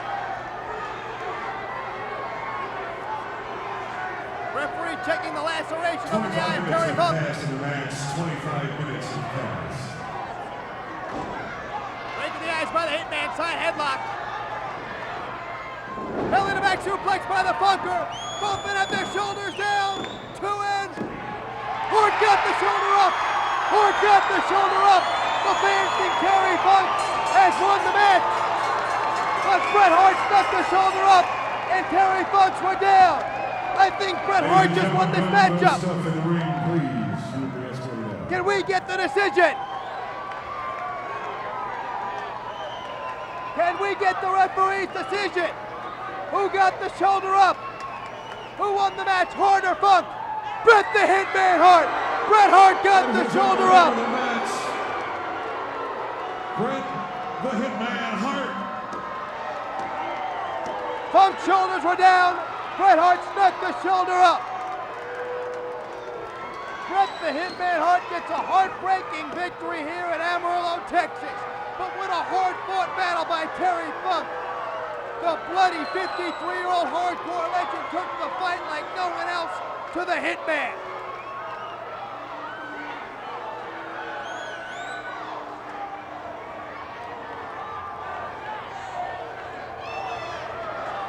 And these fans here in Amarillo not happy to say the least. Funk asking the referee, telling the ref he made the good call. Their sportsmanship, he's a class act. Terry Funk understands his shoulders are down, taking the referee's word for it. He accepts the decision. Funk was not able to get a shoulder off of the canvas. And Bret Hart offers a hand to Terry Funk. There's a handshake.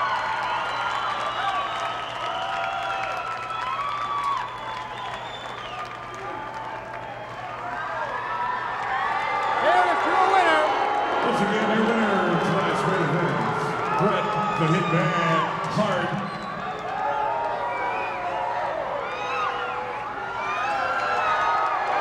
Hard-fought victory by the Hitman. Terry Funk took it to the 5-time WWF World Heavyweight Champion. But in the end, it was Bret the Hitman Hart getting the victory.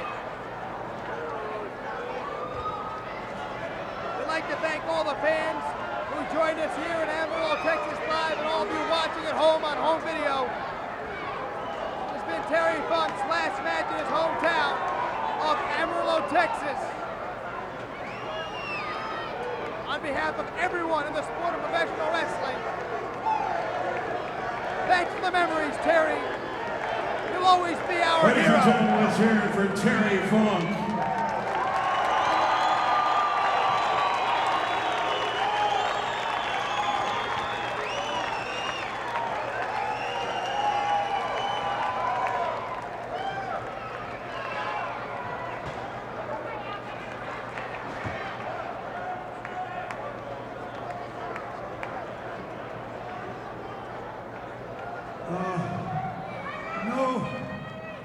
No complaints about the match tonight. No complaints about the Funk family's life of wrestling. It's been wonderful, and it's been a great trip. And hey, I love you guys too.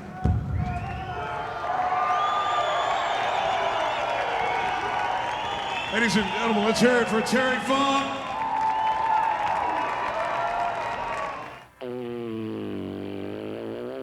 I've been riding all morning long out here on the Double Cross Ranch. I rode 10 miles in every direction, and I have been looking for Eddie Gilbert. Eddie Gilbert, Hot Stuff, is supposed to meet me out here on the Double Cross Ranch so I can explain to him the rules of a Texas chain match massacre. Let me tie up my horse Clyde here, and then I'll see if I can find Gilbert anywhere around. Come on, Clyde. I've been looking high and low for Eddie Gilbert, and I can't find him anywhere. I've looked all over this dadgum Double Cross Ranch. Oh, there you are. It's so good to see you, Hot Stuff. Tommy Young, senior official in the NWA. The bell has sounded.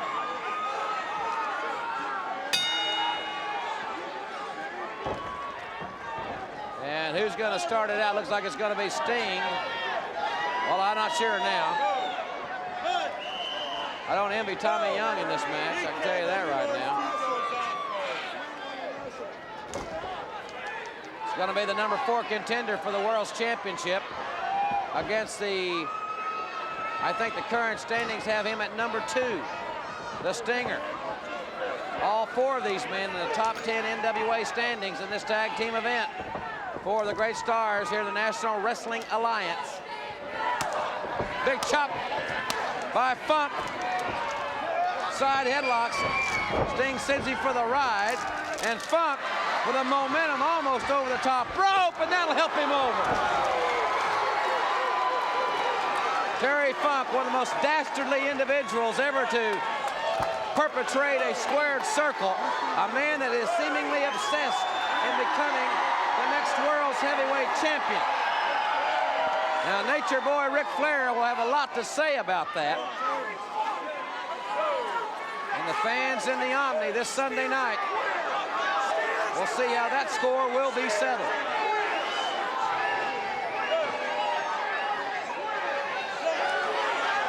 Funk still taped up after the deep laceration that was inflicted on him by Nature Boy Ric Flair in Baltimore. There's a young Stinger look-alike, haircut and all.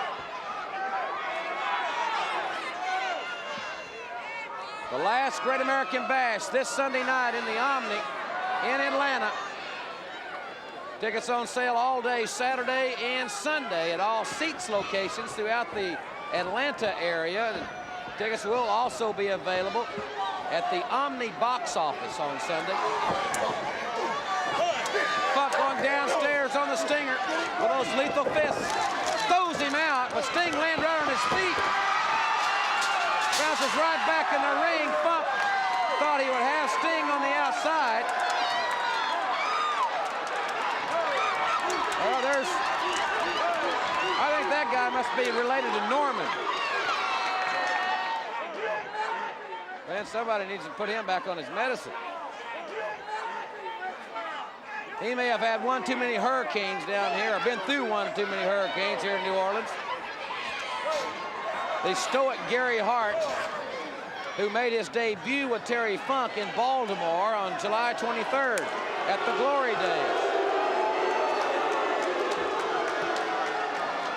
Terry Gordy tags in, collar and elbow, pushing Sting back into the ropes. Big right hand by Gordy, one of the toughest men in the sport. Going Sting out again, and Sting, they try to set a trap for him, and he will not go for it. They want to throw him outside where it's 2-on-1. The Stinger lands, and he jumps right back in the ring where the business will be transacted.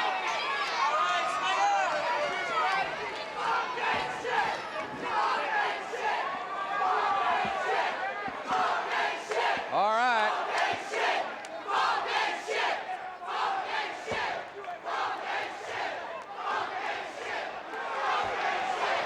Terry Funk does not like what the fans are saying in his direction.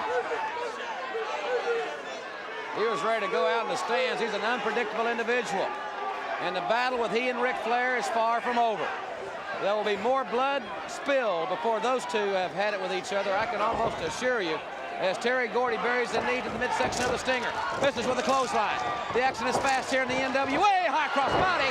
He's got him down. Referee down one, and only got one out of it. Oh, what a clothesline. Bam Bam Gordy almost took Sting out of his wrestling boots and rams his head into the top turnbuckle. Oh, he caught him coming in, and you could hear the impact of that clothesline, and the doctor has been tagged in. And Gordy and Williams, it's fisticuff city. Both men exchanging rights. Williams down, 4-point stance. The former football great from Oklahoma is now cooking. Many say the toughest man in our sport. He just nailed Terry Funk. Oh, this one just seems so close to completely disintegrating into just a brawl. Don't forget the Power Hour will be at a special day and time next weekend. Our Power Hour already signed Hot Stuff Eddie Gilbert and the Great Muda. We're also trying to sign one member of the Road Warriors versus one member of the Samoans for next week's Power Hour. We hope to know that before we go off the air. But in any event, our program will be next Saturday night at 8:05 here on the Superstation. Williams evaded the right hands as he's tossed outside by Funk. And now Terry Funk out there. Throwing Williams over the barricade area. Oh, rammed his shoulder first into the steel. And Sting out there to help his partner. Funk's got a chair. Now Sting has got the chair. Oh, Gordy with a right hand. Williams down on the hardwood floor here in New Orleans. And it's a left by Terry Funk. The man that wants to be the king. The man that wants to be the next world's heavyweight champion. You have to wonder, can Ric Flair withstand the challenge of this man?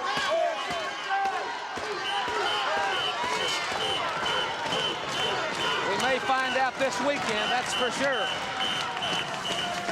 Williams brought back into the ring area, the fans standing here, phenomenal crowd on hand here in New Orleans. Many of them standing now watching this event. Gordy now, another man that is a master of the pile driver, and they hit a spike top. Sting over there to get it on with Funk, but Williams, 1, 2, and Williams kick out.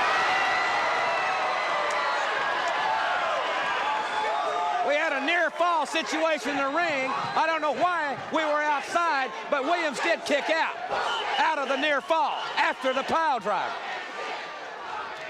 And now it's Gordy with a scoop slam, slamming big Dr. Death Steve Williams. Oh, gosh. Man, you could hear the impact there. It's a lateral press by Gordy. All 300 pounds on the Doctor, but he could not hold him down. Funk says work on his neck. It's amazing that Williams can even kick out after that stuffed pile driver. What a stud he is. There was a tag made. Dr. Death's not aware of it. And look at Funk go right to work on the neck. Gordy and Funk, brutal with their attack on Dr. Death. Snapmare taking him over. And Funk right down on the neck of Dr. Death. And that big 20-inch plus neck of the Doctor really being tested here by both men. Funk spinning toe hold. Dr. Death inside cradle. Can the Doc hold him down? 1, 2, and the referee was going for 3. Could not hold him down. Both men colliding in the center of the ring.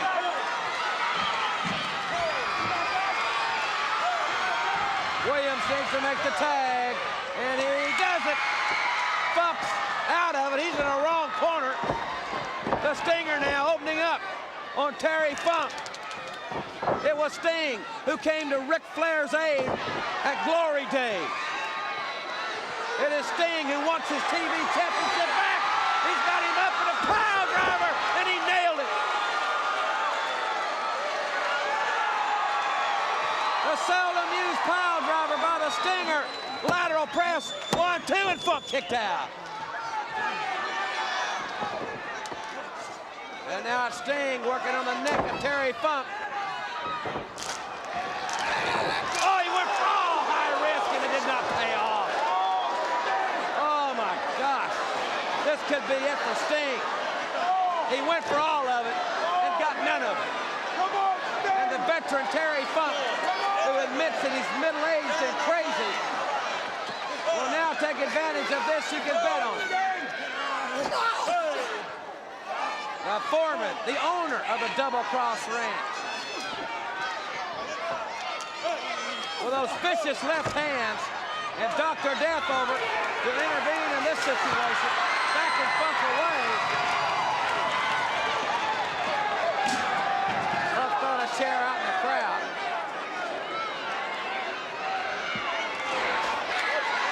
And now Funk working over Sting. Referee's putting Dr. Death, now Doc's back.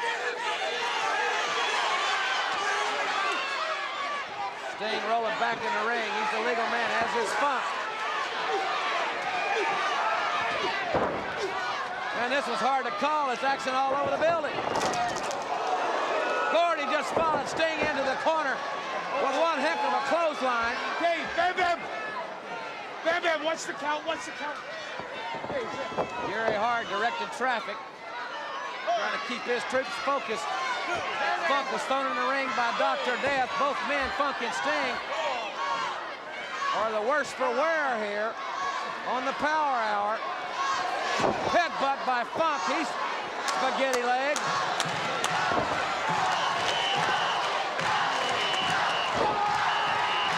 And the Stinger's adrenaline is flowing. He takes Funk face down.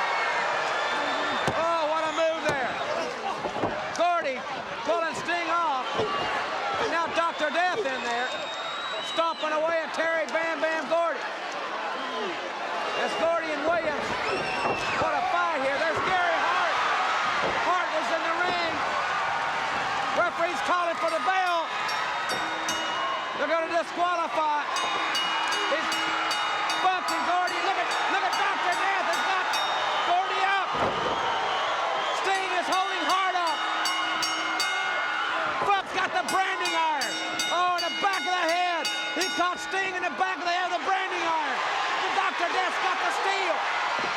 Oh, God, if it hit him, it killed him. Going for Gordy here. Here comes Hayes and Garvin down. Let's don't go to slow-mo. Keep it right here. This is a potential powder keg. Williams and Sting are winning by disqualification.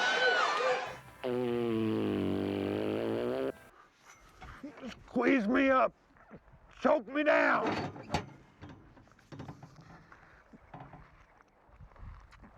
There.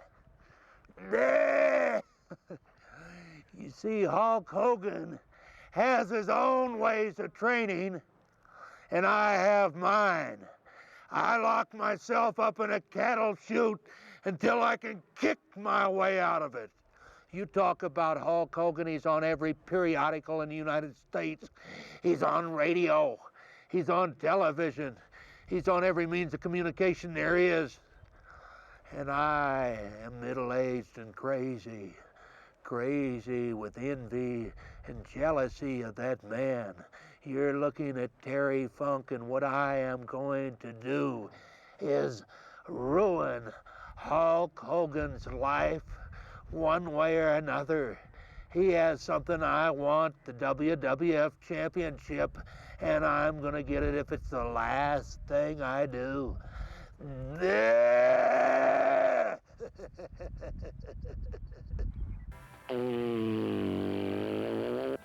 And here's my buddy, right there. There he is. I love that guy. He's got probably a whole lot more sense than I, but he's just still as crazy as he can be. That's Mick Foley there. There's Foster going there. He's got the, I reckon, he's got a whole tub of Budweiser. What are they, Steveweisers? Well, I guess he's just a little thirsty. Only in moderation, folks, only in moderation.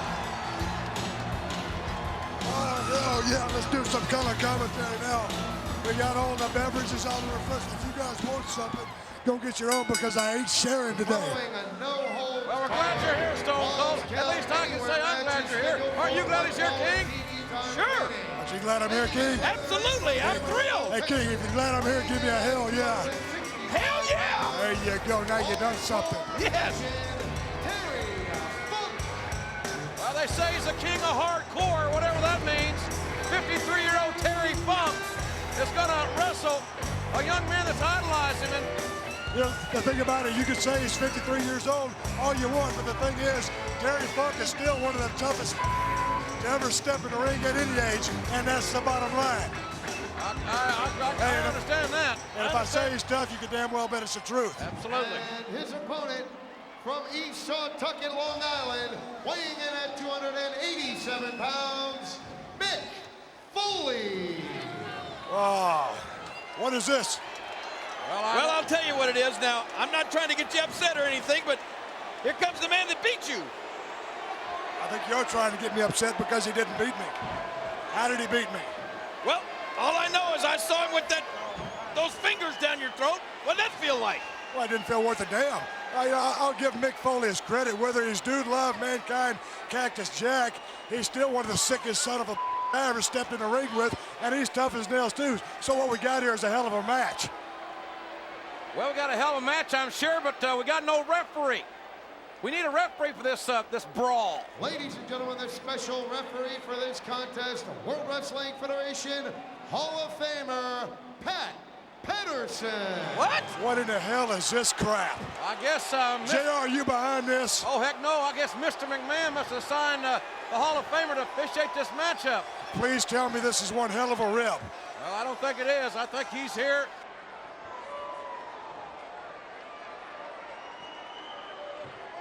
Oh, ring the bell with a stupid little haircut. No holds barred, falls count anywhere. One fall to a finish between Mick Foley and Terry Funk.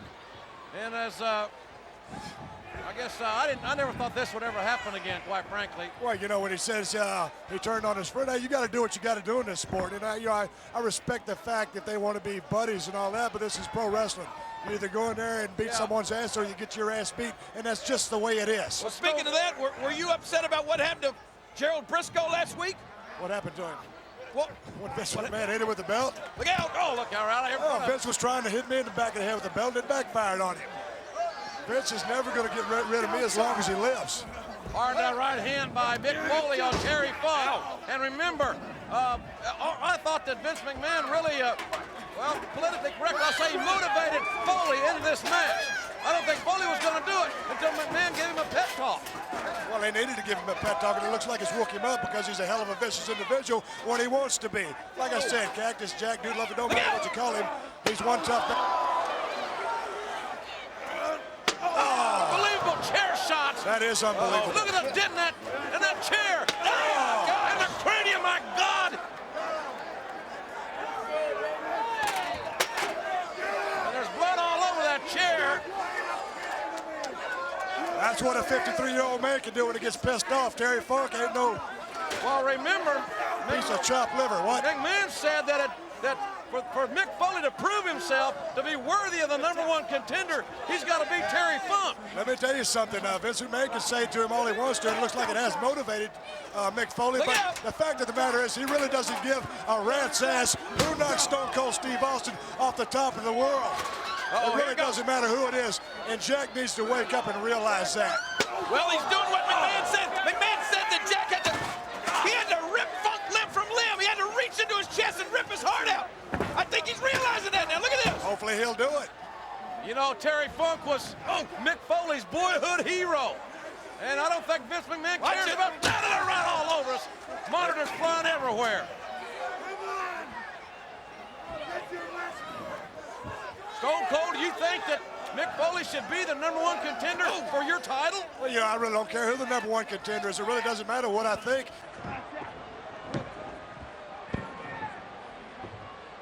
But I think what Dude Love, Mick Foley, whatever you want to call him, is trying to prove that he's willing to sacrifice anything to get another shot at the WWF title because it is that important in professional wrestling.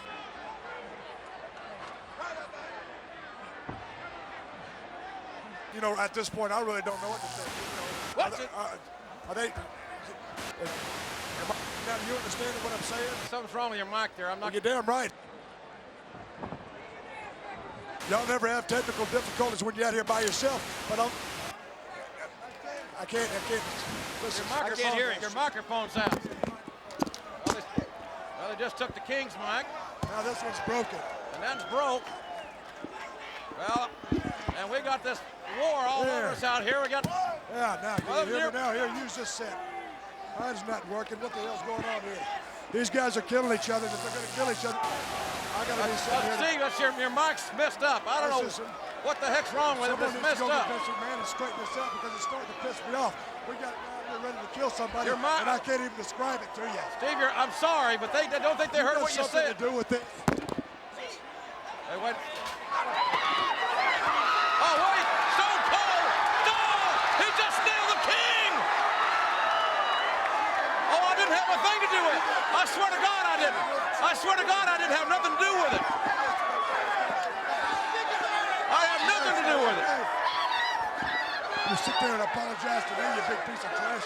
I want a piece of equipment that works around here. Right. Well, I'm not an audio man. Jimmy, it's clicking on a popsicle stick. Somebody help me out here. This is the World Wrestling. Hey, it's just you messing with my damn head. You got the buttons on I've got no buttons to do nothing. I swear I'm not doing anything but my job. I got plenty of beer. Foley just got rammed and his head's bleeding from hitting upstairs. Funk's gonna have a chair. Hit him with the chair again. Someone's. They're just beating the living hell out of each other. You're damn right. That's what it's all about. Falls down anywhere. This is the most brutal match you can have. Funk with that left hand. And Mick Foley's going to try to do anything he can to be the #1 contender for the WWF title. This is a hell of a fight. This is what the WWF is all about, in my opinion. Can you hear a damn thing I'm saying? It's part of it. Well, you better not be a part of this because I'm going to beat your ass, tear your little glasses up, and shove your head, your little head so far up your ass, you won't be able to find a damn thing after about 2 weeks. Got a pile driver on the floor. You're going to break his back. He backdrops a lot of it. The concrete exposed and a backdrop. Let me tell you something, Jim. if Mick Foley, whatever you want to call him, does beat Terry Funk, will he be in shape to fight Steve Austin? Because Terry Funk's tearing him limb from limb. Well, we still don't know what's going to happen at Over the Edge, and this is Over the Edge, and we're not even near Milwaukee. Oh, the rolling went down. You might as well face it. Mick Foley might not be able to fight another day because Terry Funk is opening up a can of whoop-ass, whether I like it or not. He's raising hell tonight, and that's the bottom line. They're fighting all through the fans here. You know, Vince McMahon said. Oh, hell yeah. Well, Stone Cold's going to get a better shot of it, better view of it. I can't see a damn thing, but the people are going crazy. You think that? We got a little blood, we got some beer, we got one hell of a show going on right now. This is quality entertainment. This is what the WWF is all about, in my humble opinion. Well, they are just whipping the hell out of each other. The hot dog. I can't see a damn thing. The hot dog guy just got it. The hot dog guy got it. Well, hell, you just talking about. Oh, God, he got it again. They're tearing up the concession stand, and that food vendor just got dumped on the concrete. There he goes. Oh. Right in the face. Boom. This is what Vince McMahon has escalated to Mick Foley to. He's finally motivated that piece of trash. Drop all the tie-dyed whore. Get out there, sweat a little bit, and beat somebody's ass. Terry Funk ain't nobody's pushover. 53 or not, the son of a is tough as nails. I'll tell you, McMahon said he wanted Mick Foley to pull Funk's heart out to prove he was worthy of fighting you. That's what McMahon told. You're damn right. What is he doing? Hell, either one of them. Where the hell is he? Look at this. For a moonshot. Oh, my God. Don't you? He's going to hell. He's heading the wrong way. That body's, it looks like a car wreck. Mick Foley looked like he lost out on a deal.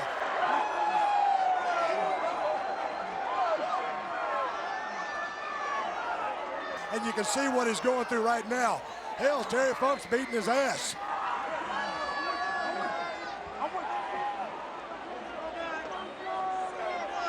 Oh, I can't, but Terry Funk's mangled body. He may have broken his shoulder, broken his neck is hurt. He might have a stinger. Well, I'll tell you what, those neck injuries are deadly. You want to talk about neck injuries, don't even bring that subject up. All right. Now all I can do is get in that cash register, get a little money, beat somebody's ass, and go to the beer store. This is a hell of a fight. This is quality wrestling. Well, I'll tell you what, it's a barroom brawl. Now Mick Foley has got Terry Funk up on that table. And, power driver, right through the table, right to concrete. They may end each other's career right here, all because of Mr. McMahon's signing this matchup. These two men look like they've been in a car wreck. Look at their mangled bodies. This is unbelievable. The silly he should have covered him right there when he had the chance. Hell, Mick is so beat up, he can't do a damn thing. Where are we going here? It's Falls Town anywhere. I don't know where they're going now. I don't know. We'll get the cameraman to crawl down there and follow them. They're going underneath the bleachers here, underneath the seats. Well, we've lost them, ladies and gentlemen. I don't know where in the hell they're going. We've got to take a commercial break. Don't you go away. That's what they tell me. We got to go. We'll be right back. Just see the cameraman after him. Well, ladies and gentlemen, here's what happened during the commercial break. These two best friends signed a fight by Mr. McMahon. No holds barred. Anywhere in the building, balls count. And right here, we thought we had a fall. But the referee might have been a little slow on that count there. I dare that referee to learn how to make a proper 3 count. Mick had him beaten, and I ain't cheering for him, but I got to tell you, I respect Mick Foley for what he's doing, because anybody can go out there and play by the little rules, but when you go out there and get your ass busted up and start sweating a little bit, you break those rules just so they mold what you're trying to do, and then you've done something. That's when you become a winner. Stone Cold, they're coming back here in the arena now. They may be fighting their way back toward the ring, and anything that ain't nailed down is being used as a weapon. Mr. McMahon signed it, and these guys may leave in an ambulance. if they both go to the hospital, he's going to have to pay for that, the cheap son of a that he is. Well, why do you think Pat Patterson was assigned to referee this match? He's not a normal official. He's in McMahon's inner circle. Well, I know it. I think he sucks. He's got a stupid little haircut out there. He's slowing the 3 count. God, can you believe that? Pile driver right on the steel rail, whatever the hell you call that. We walk down it every day. One, that may be it right there. And no, can you believe that Terry Funk, his body's, he may have broken ribs, internal injuries. He kicked out. It's like I keep telling you, 53 or not, the son of a is still tough as nails. Well, the son of a hardcore 11. I'm sorry, now Bob. you're talking right. Well, I apologize. You just can't help it, can you? Well, you rub off on people. My God, look at this. Can you, what lengths will Mick Foley go to wrestle for the WWF title? It just shows what it's all about, doesn't it? This is what it's all about, in my opinion, and that's what counts. Well, Stone Cold, but McMahon has got in Foley's head. McMahon has motivated Foley to assault this legend, this hardcore legend, and try to end his career. Hell, it's his best friend. Hey, you know what? That's what I like about it. He's finally motivated. Double close. They're right out here in front of by us. Look out, ladies and gentlemen, they're right out here by us. Hell, they're bleeding, they're battered and busted up, and now they're tearing up. There we go, tear this whole damn thing up. Just leave my damn belt alone. I fought long and hard to get it. Right hand. There you go, Mick. Look out, here, they're up. Now you done lowered yourself as far as you can get it. Kick his ass. Terry Funk, look at him. He's about to turn your beer over right there. Don't tear my damn beer over. Their things are falling apart. Body parts are missing. He's going to come off the apron with the chair. Good God Almighty, don't do it, don't do it, no! If he covers him, there's no way he can kick it. You're pissing with the wrong son of a now. Wait a minute, here, Steve, don't. Yeah, right now. Shut the hell up, I'm commentating this damn match. I'll beat your ass when it's time. You ain't beat him yet, you go beat him, then you done something. Prove it to McMahon, prove it to Stone Cold. We don't need a DQ, we need a win or a loss. Hell, I've seen car wrecks on 95. Oh, if I'm next, you ain't got the job done here yet, you stupid son of a. And I got to apologize for my language. Usually it's a lot worse than this, but I'm trying to mind my manners. There, Stone Cold right there. God. This is killing me, but I got to tell you, I love it. Man, I've never seen a more physical matchup in the entire history of Raw in my life. We've got chairs. And you got Terry Funk still out there fighting for his life. It is absolute carnage. Oh. And there's a double arm DDT. That may be enough. One, two, and Funk kicks out. That old son of a gun kicked out again, and I can't believe it. You're damn right. I keep telling you, it don't matter how old he is. He's tougher than hell. Man, you talk about the king of the hardcores, a hardcore legend. I don't know exactly what that hardcore stuff means, other than he's tougher than shoe leather. You're damn right. I'm not a Terry Funk fan, but I will say I respect talent, I respect toughness, and this guy, pile driver right in the middle of the ring. This has got to be it. After all his body has gone through, smacking the concrete floor, I've seen car wrecks on 95 that are more kinder and gentler than this. Mick Foley, I wish he'd cover him right now, give him all the credit in the world. He spit this guy all the way across the village and take a beating right back, but he's got to cover him to get the job done. Does he have the smarts to do that? And right there, he's drives him on the chair. If that ain't it, I don't know what is. He done beat his ass from one end of the building to the other and took the same amount of punishment. There's a cover right there. 1, 2, and 3. Oh. Mick Foley has beat his best friend. Here is your winner, Mick Foley.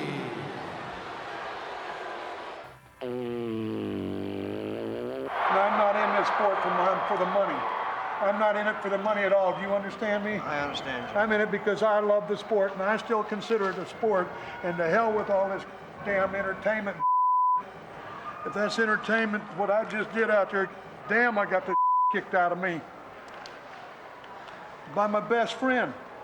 By a guy that I consider a damn kid. I consider him part of me. Okay, Jake, let's see if we can do for you. Let me give you this to wipe with, and have some ice. Keep it cool. All right?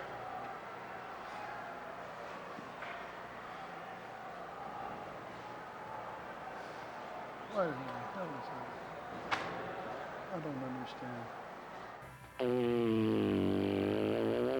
sports fans, as you know, professional wrestling is a big sport, and a lot of times these wrestlers go into very secret workouts so that they can come up with some new surprises for their opponents, and nobody's invited to these workouts. But the most famous wrestling family in the world today, the Funks, have invited us inside one of the local arenas. And Dory Sr., this is a great treat because it's very seldom that we get to see the world's heavyweight champion, your son Dory Jr., and Terry, who is a great wrestler, and yourself, all together at one time. Well, nobody is going to show everything that we know, and like even with the two kids, they're working out right now, warming up before a workout. With Dory Jr. and Terry, I show them 95% of what I know, and I keep 5% back, so in case they give me a little too much trouble, why, I can always do something to them. But anyway, here is Terry and Junior, and I believe right here Terry is going to be working on takedowns. Takedowns is taking a man off his feet, and then he'll stop if he gets Junior off his feet. These two, they're going about 3/4 speed right now. Terry's going for the leg. He has not thrown his legs in there far enough or fast enough, and Junior just stepped back a little bit, eased back, and got away from him. Now Terry is wing locking him, and I guess a lot of the Olympic wrestlers and amateur wrestlers around the country will recognize that move. It's what we call a fireman's carry. Takes in, gets the leverage on Junior, takes him over, lets him go. They both get back up to their feet again. You see a very competent instructor walking around there as Dory Funk Sr. Would you be an instructor or a referee here? No, I wouldn't be a referee. They're just working out, you know, and if I see them make a move that I don't think is the best thing to do or anything, why I will tell them and tell them how to change their leverage on it a little bit. And they could do the same for me, because if you're watching, it's a lot better to tell what the move will be than if you're out in the ring there. Terry just made another pretty good move there. He's moving around. Junior, usual cool, calm, collected self, but he went cool, calm, and collected and landed on his back there because Terry looked at him. You always keep your eyes on a man's eyes, and that way you know where his feet are going. It sounds a little funny, but you just watch his face and his eyes, and you know what he's going to do. There's Terry. Junior let him go for that one. Terry's starting to go for a spinning toe hold, and I tell him stop it. Terry says okay. He just wanted to show that he had him in a position to do that. And Junior says, Junior, now calm down. You know. Well, the object is just to stay in shape and also maybe come up with something new. That's right, but still he's working on the takedowns. How are you going to get a man off his feet? How are you going to get him down to that mat? Strictly, essentially, wrestling has been... Now, there's the old pro. Now, Terry, he said, let's see you do it, and how would you stop it? Well, I said, this is the way I stop it. And I let Terry go for the leg, and when he went for the leg and grabbed that leg, I was already moving for the other thing because I knew that was what I was going to do, because I knew Terry was going to go for the leg because I told him to go for the leg. Now, you can follow how that, now Terry's throwing me in the ropes. I say, wait a minute.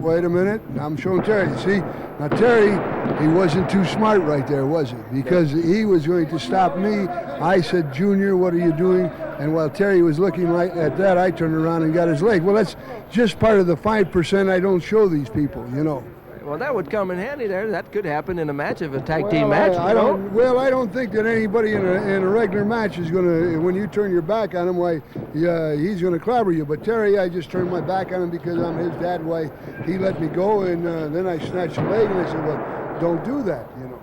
Here Junior goes for the spinning toe hold. You know, I think you heard the old story about the father that told his kid to jump off of the table into his arms, and he did, and his father stepped back, and the kid landed there. Now, this father was in the mercantile business. He said, the kid said, well, how come you did that to me, Dad? And he said, well, that's to teach you don't trust anybody.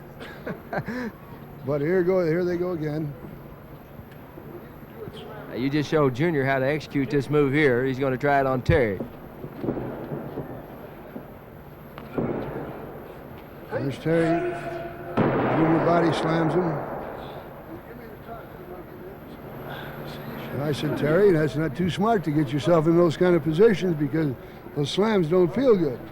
There's no way that you can break your fall or anything.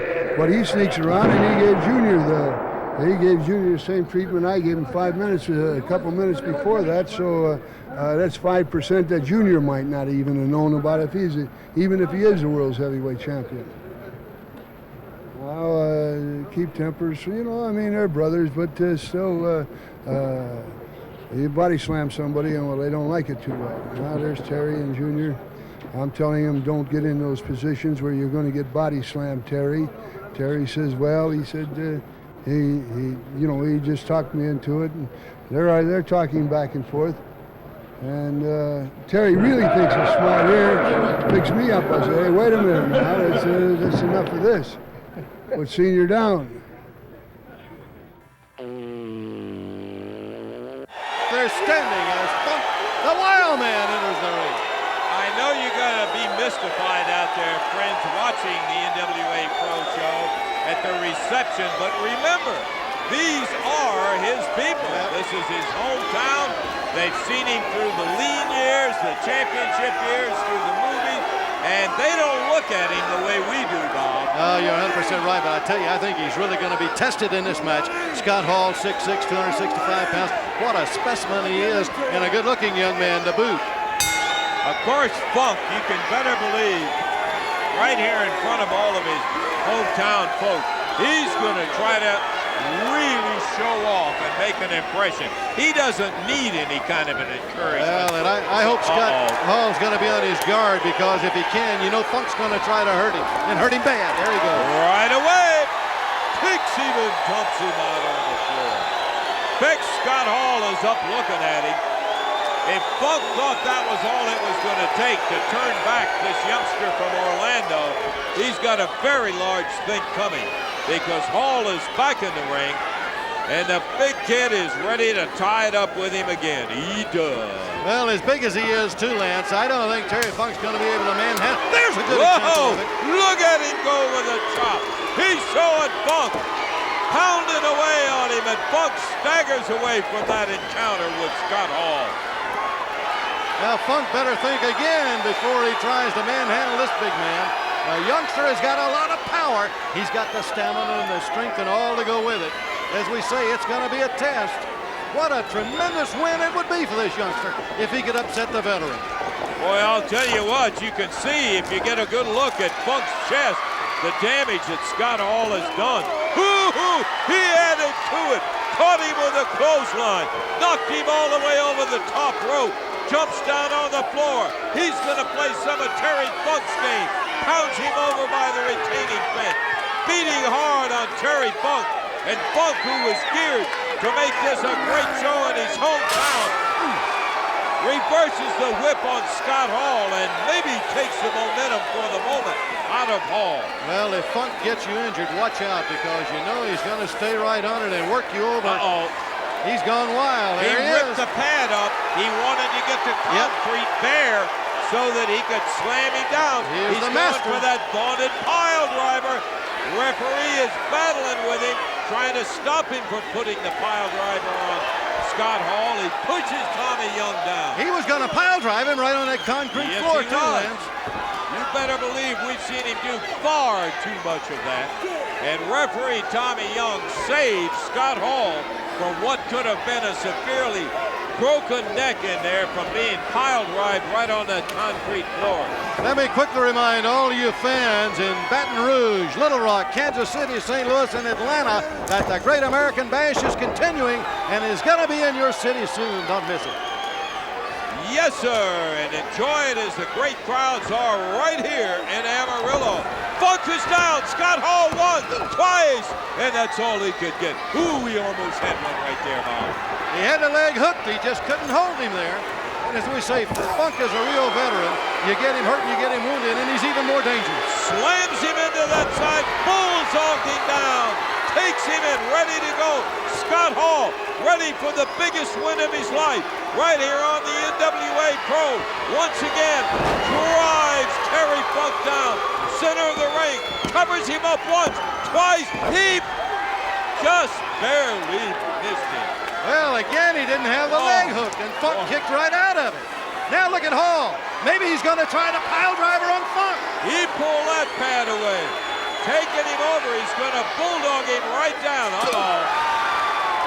Funk slipped him off, and he drove Scott Hall into the concrete, Bob. Well, we said he was most dangerous when he was hurt, and right there, Terry Funk again lived up to it. He certainly was. He proved it all the way as he was able to return certain disaster into what may eventually turn out to be his victory right here in his hometown. He's going for a pile driver in the center of the ring. Picks Scott Hall up, hammers him down. And the big 265-pounder once, twice, 3 times. And Terry Funk, using that trademark pile driver, was able to put him into the mat, get the cover for the 1, 2, 3. Well, it doesn't matter how big you are, how strong you are, and how much stamina you've got. From the pile driver, you don't get up. I thought about Tommy Dreamer. And I know I've told you people this before. There's nobody in this world that tries any harder than that guy right there. And we're all his fans. And no matter how satisfied we are with him, he just always wants to do a little bit better. And he's got the right name, and that Dreamer name. He reminds me of somebody a long, long, long time ago. The person he reminds me of is my father, Dory Funk Sr., who was also a professional wrestler. And in 1973, he was in his 50s, and he had this dream. He wanted to be champion. And that was what he wanted to do all of his life. He wanted to be the world's champion. Wrestling was his life. And that was an important thing to him. But it never happened. The reason it didn't happen because in 1973, June of that year, my father had a massive heart attack while he was wrestling. My brother and I rushed him to the hospital. And on the way to the hospital, he says, "How much further do I have to go?" And I looked at him and I knew he was in a lot of pain. I said, "Not much further, Dad, just a couple more miles." And he said, "Dad, gummit." He says, "I can't make it, I'm going." Well, those were his last words. And whatever those were his last words, I figured that the Lord had good reason to take him. And he did take him. And it was the saddest day in my brother and my life. And it'll be the saddest day in my life probably forever. Now, 24 years later, here I am, trying to figure out my goals after a loss. And what my goal is right now is that I guess I'm a dreamer too. I want to be world's champion. I know if I get in the ring against that ECW champion, if I can get in there against Raven, I know that I can beat him. I just feel it. And why do I want to do it? I thought about that too. I want to do it for all you hardcore fans out there. I want to do it for all of us old farts to prove that we don't have one foot in the grave. But most of all, I want to do it to fulfill my father's dreams. That's what I want to do, is fulfill his dreams. Now, I know that I can't guarantee a victory, but dadgummit, I can guarantee that I'm not going to give up, and I'm not going to quit, and I'm going to just keep on going. And if I can get him in the match, a championship match, and if I can beat him, and they present me with that belt, I don't want to stand out there and say I did it my way.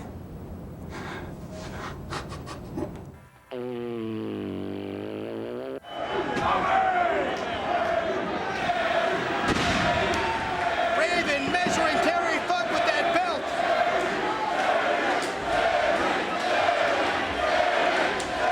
Tommy, I hate to say it, but it doesn't look good for Terry. He's 53 years old. He's been beaten. He just wrestled one of the most extreme matches of his illustrious career, and he's got to face the world heavyweight champion who just came out of the locker room. Joey, listen, I got to ask you a favor. I can't do commentary. I just got to watch this. Please leave me alone. I understand. I'm sorry. Drop toe hold. Funk face first into the chair.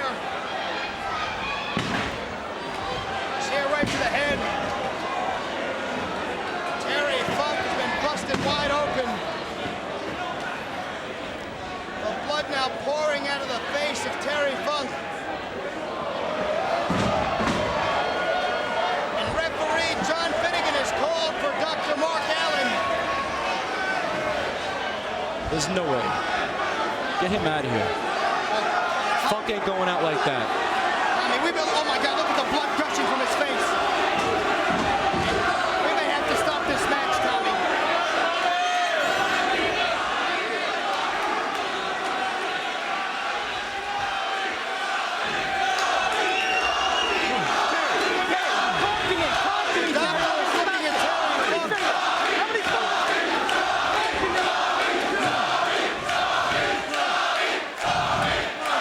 I promised Terry I can't do nothing. You people don't understand. He's got to do it by himself. Well, Terry Funk insists on continuing. We expect nothing Joey, less. he's busted bad.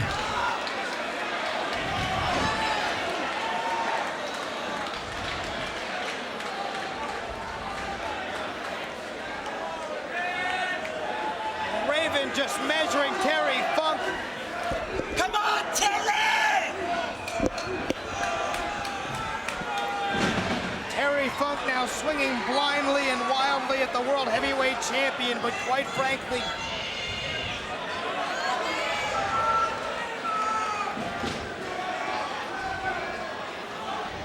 Terry Funk is just, here comes Dr. Allen again. Get him out of the ring. Terry ain't going out like that. You've got to consider the man's well-being. He's got a wife, he's got a family. And what good is the World Heavyweight title if you're crippled? There's life after. Joe, you're not an athlete. I don't mean to cut you off. You don't understand what ECW means to Terry.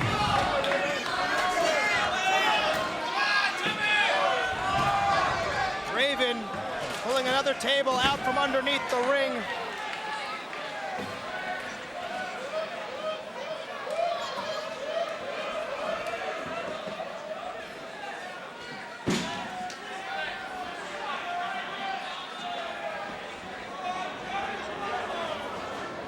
Terry Funk now being laid out on the table. Raven with a full head of steam.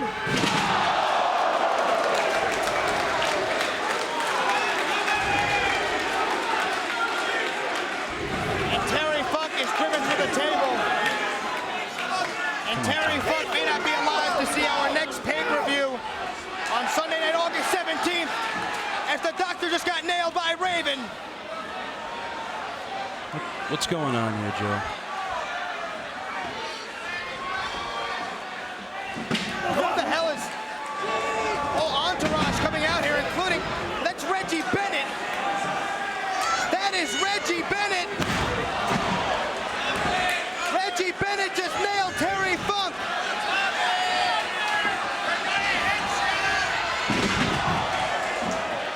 Reggie Bennett attacking Terry Funk. And there is a new member in Raven's Nest. Joey, if they think they're going to bring Terry over here and choke slam him like I was almost killed. Through 3 tables, I'm going to end his comeback, his career, and it's going to be right in front of your feet.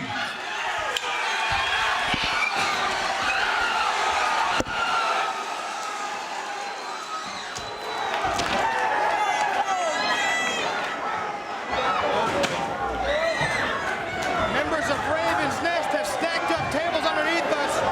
Tommy Dreamer is just daring Raven. Tommy behind you! It's Big Dick Dudley!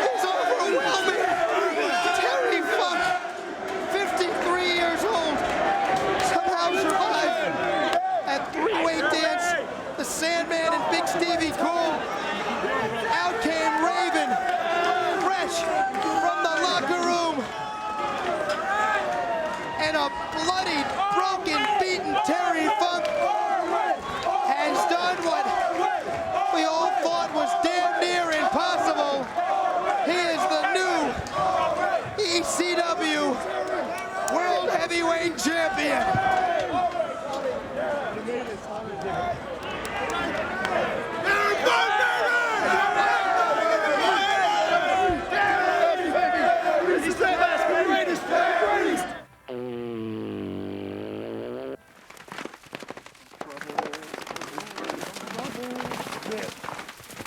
What are you being doing here? Nothing. I know you. That's that squealer. You know what we do to squealers. You know what we do to squealers? No, I don't know what we do to cow thieves in this country, and we're fixing to do it. We hang them.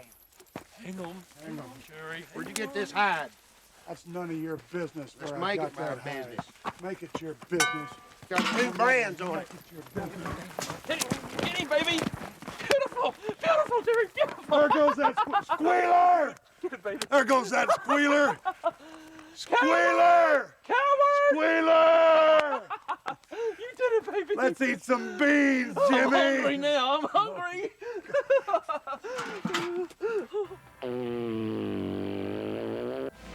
The Special Legends match. Introducing first, son of veteran Texas wrestler and promoter Joe Blanchard.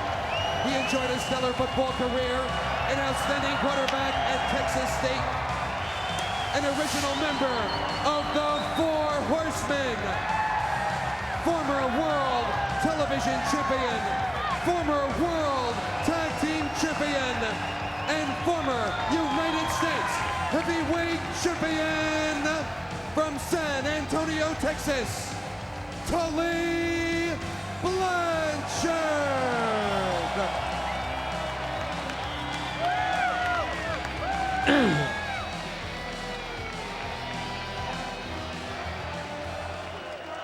And ladies and gentlemen, his opponent, one of the most ruthless and unpredictable brawlers in the history of this great sport.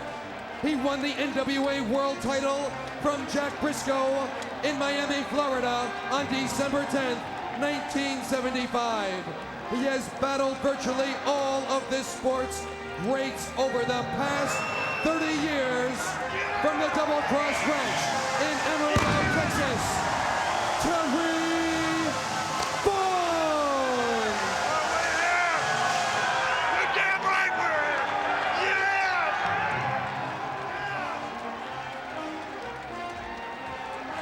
All right. Terry Funk making his way into the ring, as you can see. This is Gordon Solie alongside Bobby the Brain Heenan. We'll be bringing you the action in the next few minutes in this match. Where's he going now, Gordon? Who only knows? He's going out to high-five somebody. Is everyone from Texas nuts? Or are we just lucky to see the ones we do? Well, he's an unusual character, no question about that. A lot of people say that his elevator doesn't stop at every floor. But he says something else. Well, he's a couple of fries short of Happy Meal. Yeah. He's hardcore. They're coming out here on the outside and they're battling it out. And it is Tully Blanchard and Terry Funk battling it out right here next to our table. Tully Blanchard is down and now the bell is rung and this match is, quote, officially underway. But they are really swinging it out now. They're duking out for all it's worth. You know, this goes back a long way through their families. You know, they're both from Texas. One's from one end of Texas, one's from the other. They're both from proud families. And they're not going to back up one bit. No, that's a fact. Both of them second-generation competitors. Joe Blanchard, of course, the father of Tully Blanchard, and the late Dory Funk Sr., the king of the Texas death matches, was the man who sired both Dory Funk Jr. and Terry Funk. A pair of crutches grabbed from somebody at ringside, thrown back inside. He's got him all the way up. Is that going to be an atomic knee drop? We'll find out. It is. Tully Blanchard driven into the steel guardrails surrounding the ring.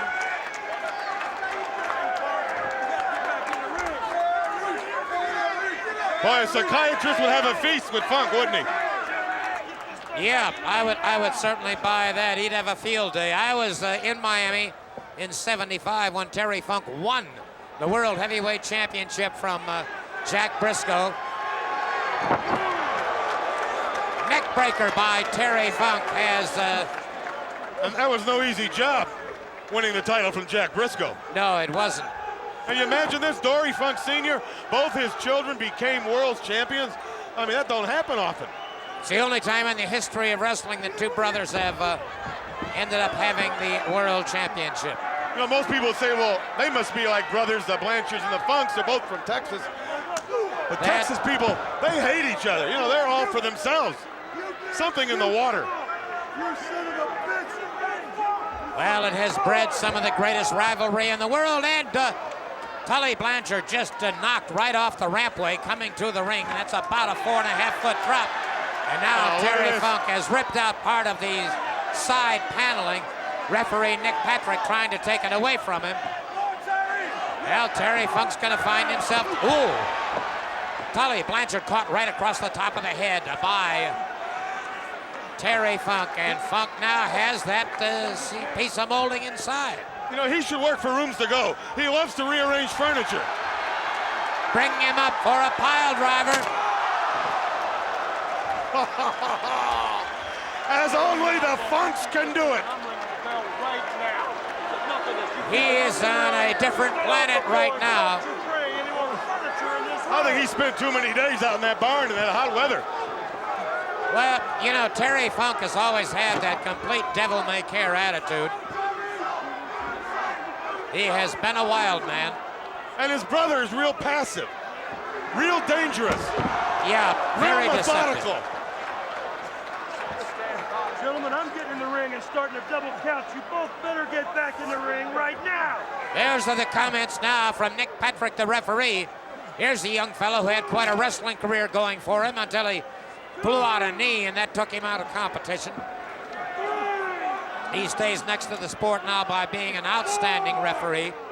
He is our senior official with WCW.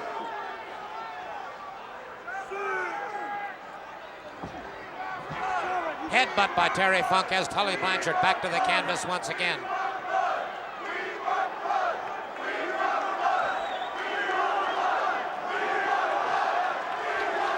The last thing Blanchard wants is to go tell his dad he got beaten by a Funk. And the last thing Terry wants to do is go tell his brother that a Blanchard beat him. So there's a lot more at this, Gordon, than just a match to see who can out-wrestle a man or pin a man. There's a lot at stake here. Yeah, there is family pride for one sure. Another pile driver now by Terry Funk on Tully Blanchard. You can't prepare to wrestle Terry Funk because you don't know what he's going to do, because he don't know what he's going to do. That's why he was so dangerous when he was the world's champion. He's as dangerous as a tornado, a moonsault. Tully Blanchard just got out of the way in time, just barely rolled out of the way. And the people are standing here in Philadelphia.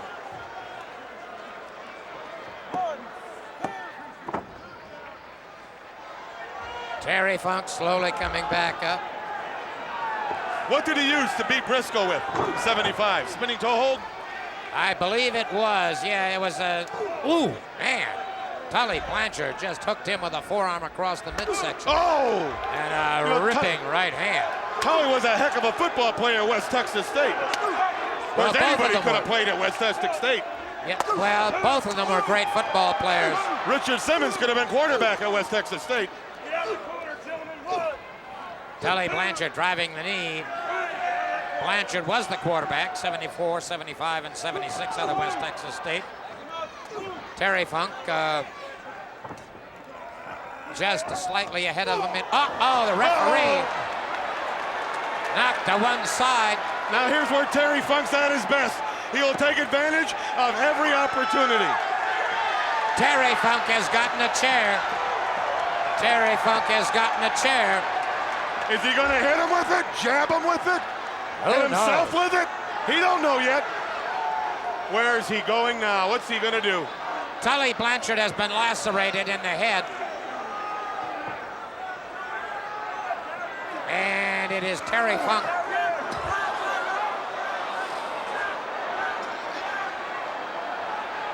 setting him up on the top ring rope. Don't tell me he's... Oh, look at this! Oh, no.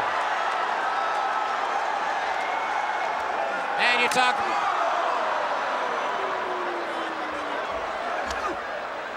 Well, this battle has taken on almost insane proportions now.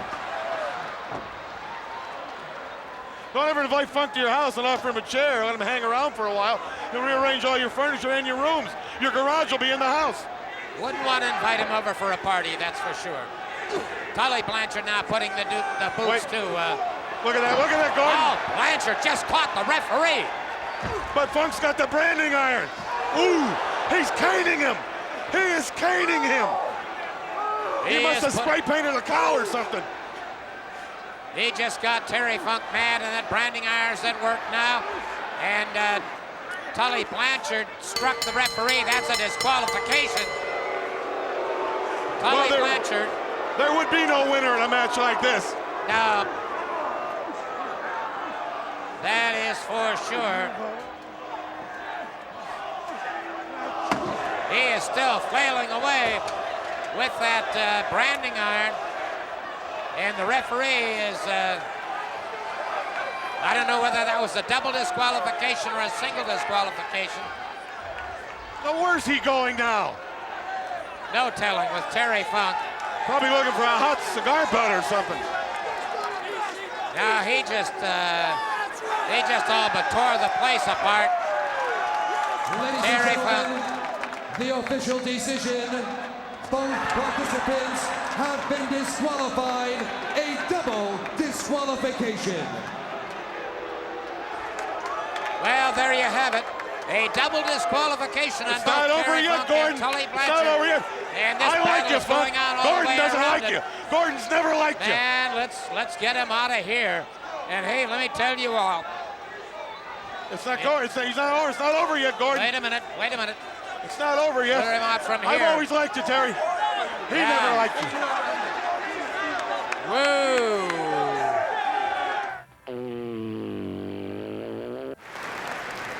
Hey, I want to thank my family for sticking with me through the thick and thin.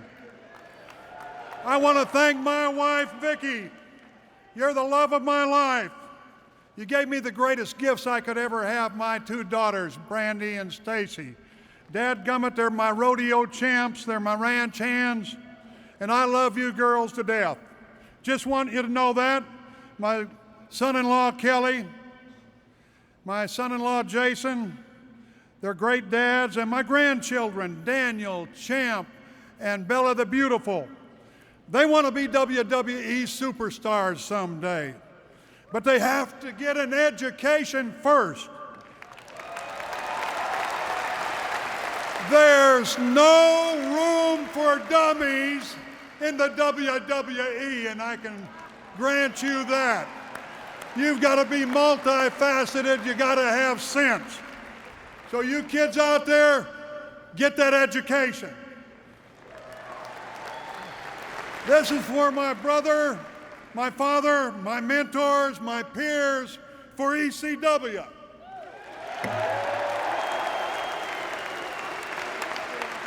And for the guys that have done me favors in the ring. The credit belongs to the wrestler in the ring whose face is marred by blood, sweat, dust, and dirt, who strives valiantly, errs, and comes up short again and again, who knows the great enthusiasms, the great devotions, and spends himself for a worthy cause, and who at worst fails while daring greatly. So his place will never be with those cold and frigid souls who know not victory nor defeat. Man, that was written by a wrestler from the past, one I would have liked to step in the ring with. That was Theodore Roosevelt. During our careers, Junior and I wrestled hundreds and hundreds of wrestlers. We danced to capacity crowds. We danced to sparsely filled arenas. We danced our best, night after night, week after week, month after month, year after year. For 40 years we danced. Now, The music's died. The bell rings no more. They say you're as old as you feel. Well, I feel 105 and I'm ready to go. Don't bury me on the lone prairie, no sirree. I want to go to heaven in a wrestling ring. And I'm going to park that ring just beyond the moon, halfway to the stars. And we're going to have a universal battle royal that goes on for eternity. And I'm going to invite all my rowdy wrestling friends to come up there. And I'm going to invite all of you rowdy wrestling fans to meet me up there. Heck, in heaven, every seat's front row ringside. In heaven, remember, though, it's BYOB.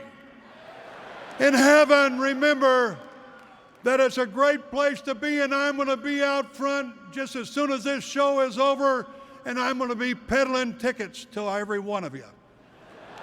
And I want to thank you so much. Adios. We love you guys. We love you.